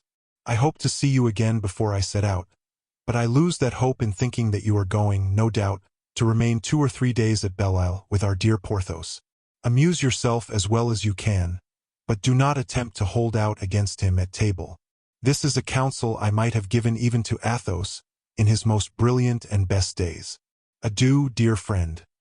Believe that I regret greatly not having better, and for a longer time, profited by your excellent company." "Mordioux!" cried D'Artagnan. "I am tricked. Ah, blockhead, brute, triple fool that I am. But those laugh best who laugh last. Oh, duped like a monkey, cheated with an empty nutshell, and with a hearty blow bestowed upon the nose of the smirking valet de chamber, he made all haste out of the episcopal palace. Furette, however good a trotter, was not equal to present circumstances. D'Artagnan therefore took the post, and chose a horse which he soon caused to demonstrate, with good spurs and a light hand, that deer are not the swiftest animals in nature. Chapter 74. D'Artagnan makes all speed, Porthos snores, and Aramis counsels. From 30 to 35 hours after the events we have just related, as M. Fouquet, according to his custom, having interdicted his door, was working in the cabinet of his house at Saint-Mandé, with which we are already acquainted, a carriage, drawn by 4 horses steaming with sweat, entered the court at full gallop. This carriage was, probably, expected, for 3 or 4 lackeys hastened to the door, which they opened. Whilst M. Fouquet rose from his bureau and ran to the window, a man got painfully out of the carriage, descending with difficulty the 3 steps of the door, leaning upon the shoulders of the lackeys. He had scarcely uttered his name, when the valet upon whom he was not leaning, sprang up to the perron, and disappeared in the vestibule. This man went to inform his master, but he had no occasion to knock at the door. Fouquet was standing on the threshold. "Monseigneur, the Bishop of Vannes," said he. "Very well," replied his master. Then, leaning over the banister of the staircase, of which Aramis was beginning to ascend the first steps, "Ah, dear friend," said he, "you so soon?" "Yes, I myself, monsieur, but bruised, battered, as you see." "Oh, my poor friend," said Fouquet, presenting him his arm, on which Aramis leant, whilst the servants drew back respectfully. "Bah!" replied Aramis. "It is nothing, since I am here. The principal thing was that I should get here, and here I am." "Speak quickly," said Fouquet, closing the door of the cabinet behind Aramis and himself. "Are we alone?" "Yes, perfectly. No one observes us? No one can hear us?" "Be satisfied, nobody. Is M. Du Vallon arrived? Yes. And you have received my letter? Yes. The affair is serious, apparently, since it necessitates your attendance in Paris, at a moment when your presence was so urgent elsewhere. You are right. It could not be more serious. Thank you. Thank you. What is it about? But, for God's sake, before anything else, take time to breathe, dear friend. You are so pale, you frighten me. I am really in great pain, but, for heaven's sake, think nothing about me. Did M. Du Vallon tell you nothing when he delivered the letter to you? No, I heard a great noise. I went to the window. I saw at the foot of the perron a sort of horseman of marble. I went down, he held the letter out to me, and his horse fell down dead. But he fell with the horse. He was lifted and carried to an apartment. Having read the letter, I went up to him in hopes of obtaining more ample information. But he was asleep, and after such a fashion that it was impossible to wake him. I took pity on him. I gave orders that his boots should be cut from off his legs, and that he should be left quite undisturbed. So far well. Now, this is the question in hand, Monseigneur. You have seen M. D'Artagnan in Paris, have you not? Certes, and think him a man of intelligence, and even a man of heart, although he did bring about the death of our dear friends, Lyodot and Diomeris. Alas! Yes, I heard of that. At Tours I met the courier who was bringing the letter from Gourville, and the dispatches from Pelisson. Have you seriously reflected on that event, monsieur? Yes. And in it you perceived a direct attack upon your sovereignty? And do you believe it to be so? Oh, yes, I think so. Well, I must confess that sad idea occurred to me likewise. Do not blind yourself, monsieur. In the name of heaven, listen attentively to me. I return to D'Artagnan. I am all attention. Under what circumstances did you see him? He came here for money. With what kind of order? With an order from the king. Direct. Signed by his majesty. There, then. Well, D'Artagnan has been to Belle Isle. He was disguised. He came in the character of some sort of an intendant, charged by his master to purchase salt mines. Now, D'Artagnan has no other master but the king. He came, then, sent by the king. He saw Porthos. Who is Porthos? I beg your pardon. I made a mistake. He saw M. Du Vallon at Belle Isle, and he knows, as well as you and I do, that Belle Isle is fortified. And you think that the king sent him there? Said Fouquet pensively. I certainly do. And D'Artagnan, in the hands of the king, is a dangerous instrument? The most dangerous imaginable. Then I formed a correct opinion of him at the first glance. How so? I wished to attach him to myself. If you judged him to be the bravest, the most acute, and the most adroit man in France, you judged correctly. He must be had then at any price. D'Artagnan, is that not your opinion? It may be my opinion, but you will never get him. Why? Because we have allowed the time to go by. He was dissatisfied with the court, we should have profited by that. Since that, he has passed into England. There he powerfully assisted in the Restoration. There he gained a fortune, and, after all, he returned to the service of the king. Well, if he has returned to the service of the king, it is because he is well paid in that service. We will pay him even better, that is all. Oh, monsieur, excuse me. D'Artagnan has a high respect for his word, and where that is once engaged he keeps it. What do you conclude, then? Said Fouquet with great inquietude. At present, the principal thing is to parry a dangerous blow. And how is it to be parried? Listen. But D'Artagnan will come and render an account to the king of his mission. Oh, we have time enough to think about that. How so? You are much in advance of him, I presume. Nearly 10 hours.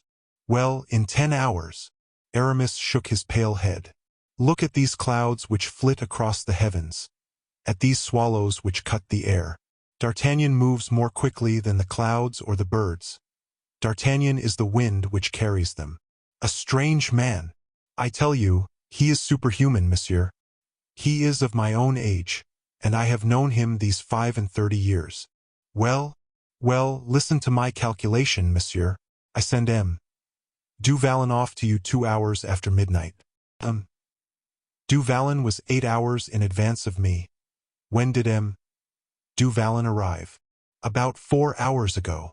You see, then, that I gained 4 upon him, and yet Porthos is a staunch horseman, and he has left on the road 8 dead horses, whose bodies I came to successively. I rode post 50 leagues, but I have the gout, the gravel, and what else I know not, so that fatigue kills me. I was obliged to dismount at Tours, since that, rolling along in a carriage, half dead, sometimes overturned, drawn upon the sides, and sometimes on the back of the carriage, always with 4 spirited horses at full gallop, I have arrived, gaining 4 hours upon Porthos. But see you, D'Artagnan does not weigh 300 weight as Porthos does. D'Artagnan has not the gout and gravel as I have. He is not a horseman, he is a centaur. D'Artagnan, look you, set out for Belle Isle when I set out for Paris. And D'Artagnan, notwithstanding my 10 hours advance, D'Artagnan will arrive within 2 hours after me. But, then, accidents? He never meets with accidents. Horses may fail him. He will run as fast as a horse. Good God! What a man! Yes, he is a man whom I love and admire. I love him because he is good, great, and loyal. I admire him because he represents in my eyes the culminating point of human power. But whilst loving and admiring him, I fear him and am on my guard against him. Now then, I resume, monsieur. In 2 hours D'Artagnan will be here. Be beforehand with him. Go to the Louvre, and see the king, before he sees D'Artagnan. What shall I say to the king? Nothing. Give him Belle Isle. Oh, Monsieur d'Herblay, Monsieur d'Herblay, cried Fouquet. What projects crushed all at once? After one project that has failed, there is always another project that may lead to fortune. We should never despair. Go, monsieur, and go at once. But that garrison, so carefully chosen, the king will change it directly. That garrison, monsieur, was the king's when it entered Belle Isle. It is yours now. It is the same with all garrisons after a fortnight's occupation. Let things go on, monsieur. Do you see any inconvenience in having an army at the end of a year instead of 2 regiments? Do you not see that your garrison of today will make you partisans at La Rochelle, Nantes, Bordeaux, Toulouse, in short, wherever they may be sent to? Go to the king, monsieur. Go. Time flies, and D'Artagnan, while we are losing time, is flying, like an arrow, along the high road. Monsieur d'Herblay, you know that each word from you is a germ which fructifies in my thoughts. I will go to the Louvre. Instantly, will you not? I only ask time to change my dress. Remember that D'Artagnan has no need to pass through Saint-Mandé, but will go straight to the Louvre. That is cutting off an hour from the advantage that yet remains to us. D'Artagnan may have everything except my English horses. I shall be at the Louvre in 25 minutes. And, without losing a second, Fouquet gave orders for his departure. Aramis had only time to say to him, "Return as quickly as you go, for I shall await you impatiently."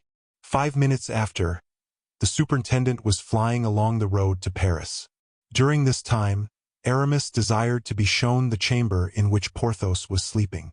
At the door of Fouquet's cabinet he was folded in the arms of Pelisson, who had just heard of his arrival, and had left his office to see him. Aramis received, with that friendly dignity which he knew so well how to assume, these caresses, respectful as earnest, but all at once stopping on the landing-place. "What is that I hear up yonder?" There was, in fact, a hoarse, growling kind of noise, like the roar of a hungry tiger or an impatient lion. "Oh, that is nothing," said Pelisson, smiling. "Well, but it is Du Vallon snoring." "Ah, true," said Aramis. "I had forgotten. No one but he is capable of making such a noise. Allow me, Pelisson, to inquire if he wants anything." "And you will permit me to accompany you?" "Oh, certainly." And both entered the chamber. Porthos was stretched upon the bed. His face was violet rather than red. His eyes were swelled. His mouth was wide open. The roaring which escaped from the deep cavities of his chest made the glass of the windows vibrate. To those developed and clearly defined muscles starting from his face, to his hair matted with sweat, to the energetic heaving of his chin and shoulders, it was impossible to refuse a certain degree of admiration. Strength carried to this point is semi-divine. The Herculean legs and feet of Porthos had, by swelling, burst his stockings. All the strength of his huge body was converted into the rigidity of stone. Porthos moved no more than does the giant of granite which reclines upon the plains of Agrigentum. According to Polisson's orders, his boots had been cut off, for no human power could have pulled them off. For lackeys had tried in vain, pulling at them as they would have pulled capstans, and yet all this did not awaken him. They had hacked off his boots in fragments, and his legs had fallen back upon the bed. They then cut off the rest of his clothes, carried him to a bath, in which they let him soak a considerable time. They then put on him clean linen, and placed him in a well-warmed bed, the whole with efforts and pains which might have roused a dead man, but which did not make Porthos open an eye, or interrupt for a second the formidable diapason of his snoring. Aramis wished on his part, with his nervous nature, armed with extraordinary courage, to outbrave fatigue, and employ himself with Gourville and Polisson, but he fainted in the chair in which he had persisted sitting. He was carried into the adjoining room, where the repose of bed soon soothed his failing brain. Chapter 75, in which Monsieur Fouquet acts. In the meantime Fouquet was hastening to the Louvre, at the best speed of his English horses. The king was at work with Colbert. All at once the king became thoughtful. The 2 sentences of death he had signed on mounting his throne sometimes recurred to his memory. They were 2 black spots which he saw with his eyes open, 2 spots of blood which he saw when his eyes were closed. "Monsieur," said he rather sharply to the intendant, "it sometimes seems to me that those 2 men you made me condemn were not very great culprits. Sire, they were picked out from the herd of the farmers of the financiers, which wanted decimating." "Picked out by whom?" "By necessity, sire," replied Colbert coldly. "Necessity! A great word," murmured the young king. "A great goddess, sire. They were devoted friends of the superintendent, were they not?" "Yes, sire. Friends who would have given up their lives for Monsieur Fouquet." "They have given them, monsieur," said the king. "That is true, but uselessly by good luck, which was not their intention. How much money had these men fraudulently obtained? 10 millions, perhaps, of which 6 have been confiscated." "And is that money in my coffers?" said the king with a certain air of repugnance. "It is there, sire, but this confiscation, whilst threatening M. Fouquet, has not touched him." "You conclude, then, M. Colbert, that if M. Fouquet has raised against your majesty a troop of factious rioters to extricate his friends from punishment, he will raise an army when he has in turn to extricate himself from punishment." The king darted at his confidant one of those looks which resemble the livid fire of a flash of lightning, one of those looks which illuminate the darkness of the basest consciences. "I am astonished," said he, "that, thinking such things of M. Fouquet, you did not come to give me your counsels thereupon." "Counsels upon what, sire?" "Tell me, in the first place, clearly and precisely what you think, M. Colbert." "Upon what subject, sire?" "Upon the conduct of M. Fouquet." "I think, sire, that M. Fouquet, not satisfied with attracting all the money to himself, as M. Mazarin did, and by that means depriving your majesty of one part of your power, still wishes to attract to himself all the friends of easy life and pleasure, of what idlers call poetry, and politicians corruption. I think that, by holding the subjects of your majesty in pay, he trespasses upon the royal prerogative, and cannot, if this continues so, be long in placing your majesty among the weak and the obscure. How would you qualify all these projects, M. Colbert? The projects of M. Fouquet, sire? Yes, they are called crimes of lèse-majesté. And what is done to criminals guilty of lèse-majesté? They are arrested, tried, and punished. You are quite certain that M. Fouquet has conceived the idea of the crime you impute to him? I can say more, sire. There is even a commencement of the execution of it. Well, then, I return to that which I was saying, M. Colbert. And you were saying, sire? Give me counsel. Pardon me, sire. But in the first place I have something to add. Say what? An evident, palpable, material proof of treason. And what is that? I have just learnt that M. Fouquet is fortifying Belle-Isle. Ah, indeed. Yes, sire. Are you sure? Perfectly. Do you know, sire, what soldiers there are in Belle-Isle? No, ma foi. Do you? I am ignorant likewise, sire. I should therefore propose to your majesty to send somebody to Belle-Isle? Who? Me, for instance. And what would you do at Belle-Isle? Inform myself whether, after the example of the ancient feudal lords, M. Fouquet was battlementing his walls. And with what purpose could he do that? With the purpose of defending himself someday against his king.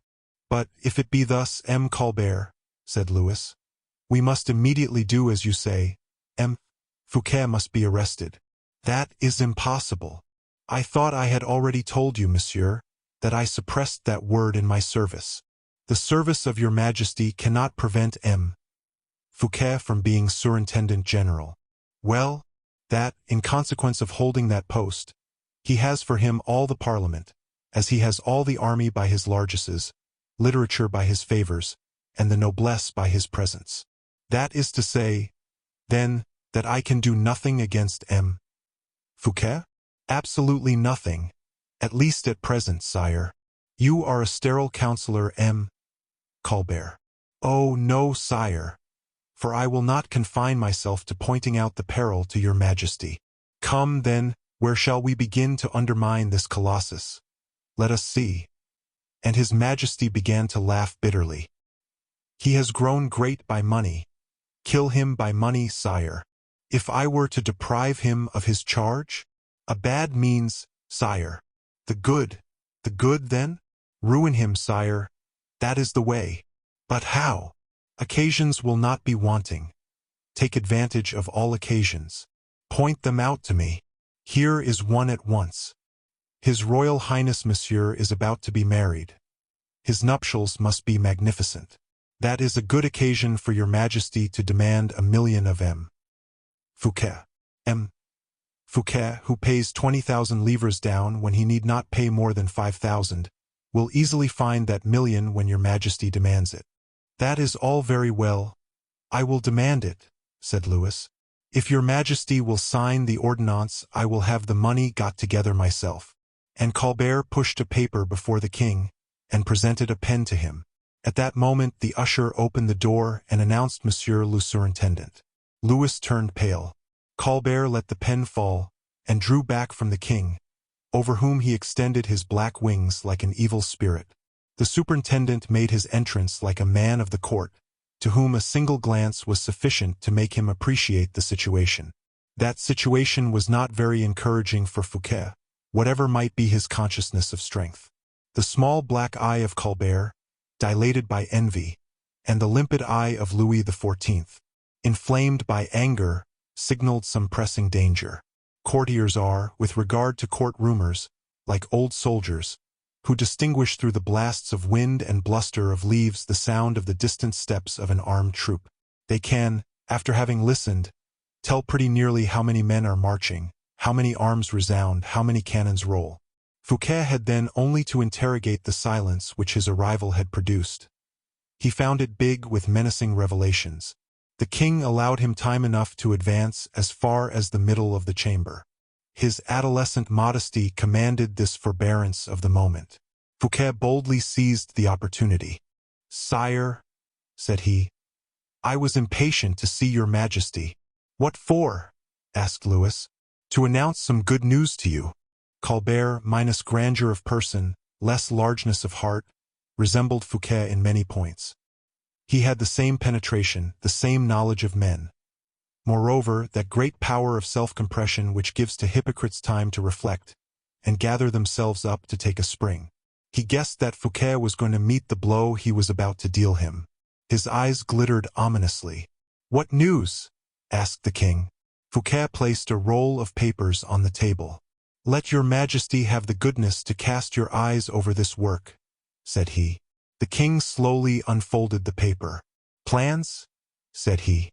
"Yes, sire." "And what are these plans?" "A new fortification, sire." Ah, said the king.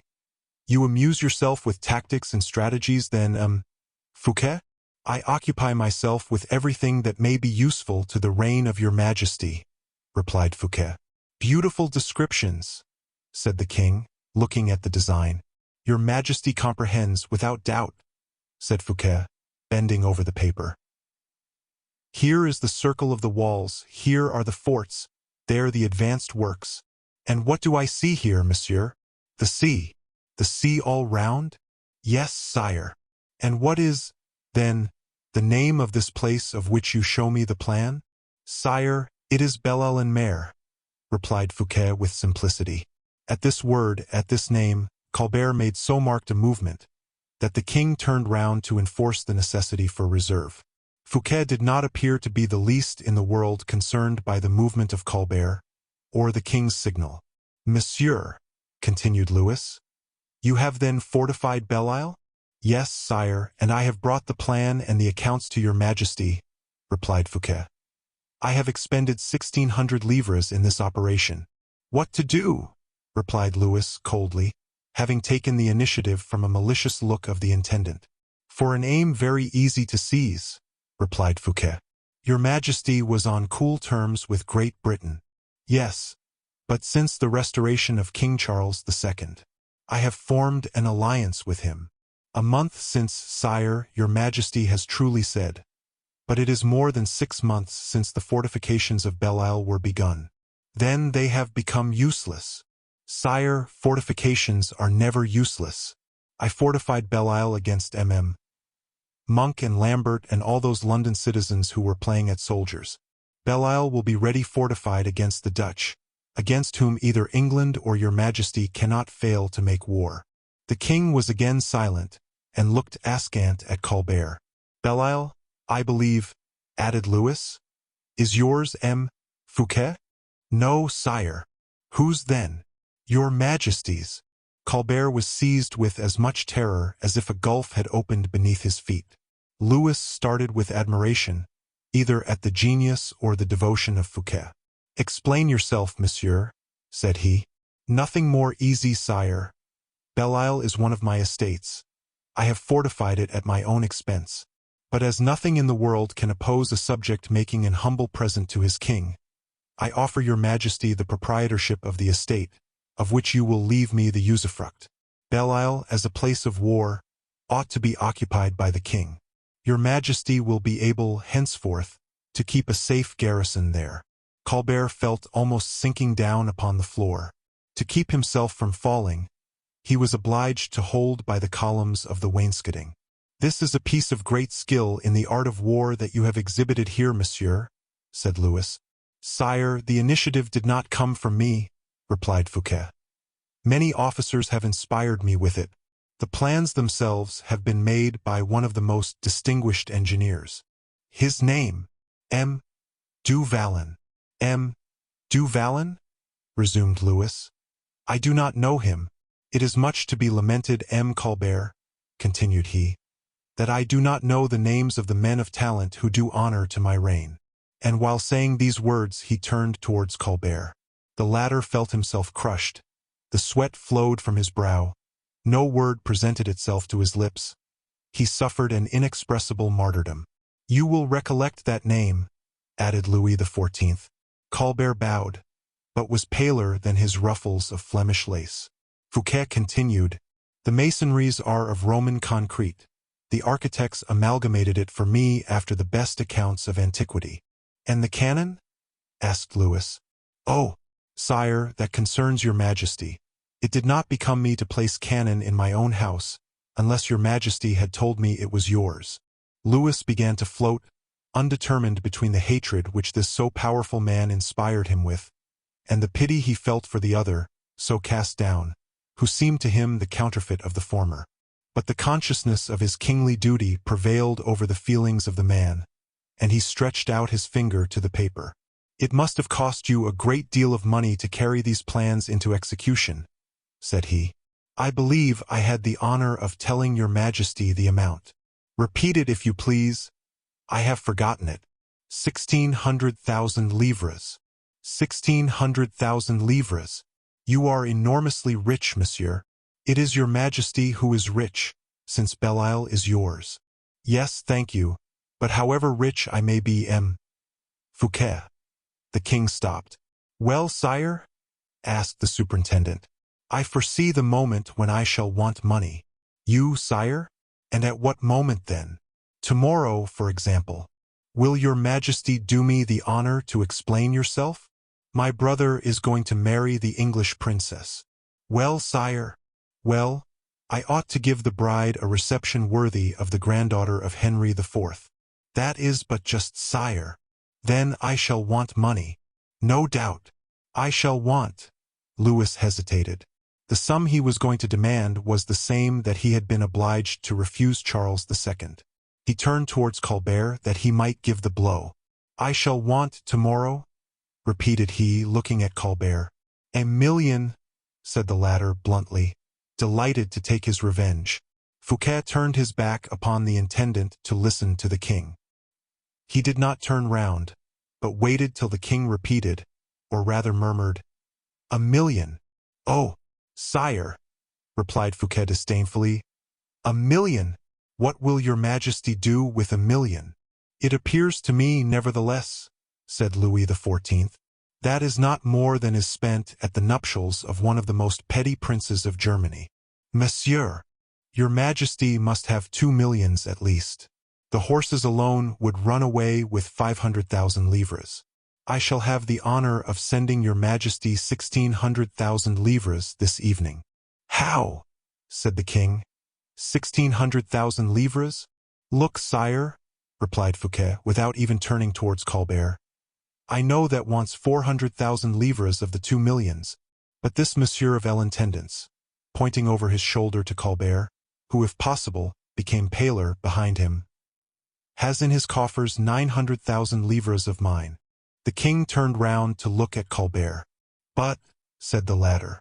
Monsieur, continued Fouquet, still speaking indirectly to Colbert, Monsieur has received, a week ago, 1,600,000 livres.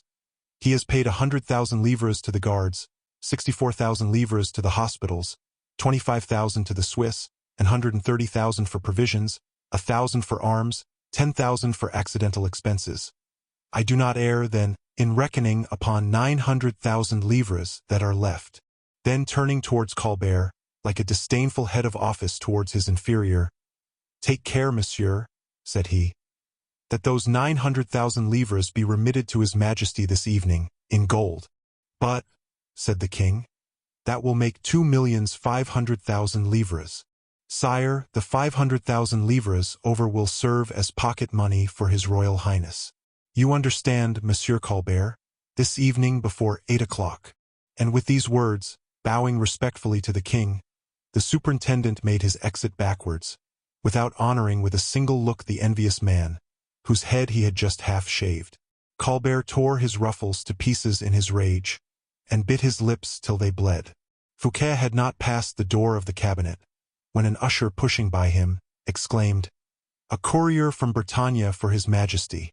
D'Herblay was right, murmured Fouquet, pulling out his watch. 1 hour and 55 minutes. It was quite true. End of the Vicomte de Bragelonne. The next text in the series is 10 years later. Dear listener, we close the pages on another tale, a journey through words, imagination, and emotion. Here at the Falls Audiobook, where stories flow like a river's current, carrying you to distant worlds and uncharted depths. We thank you for joining us. As always, we invite you to linger a little longer. Subscribe to our channel to discover more stories waiting to be heard, each a cascade of voices, ideas, and artistry. And remember, every great story begins with a single word. Perhaps the next one will begin with you. Until our voices meet again, may your days be filled with quiet moments, rich pages, and the soothing sound of a story well told. This is the Falls Audiobook, signing off.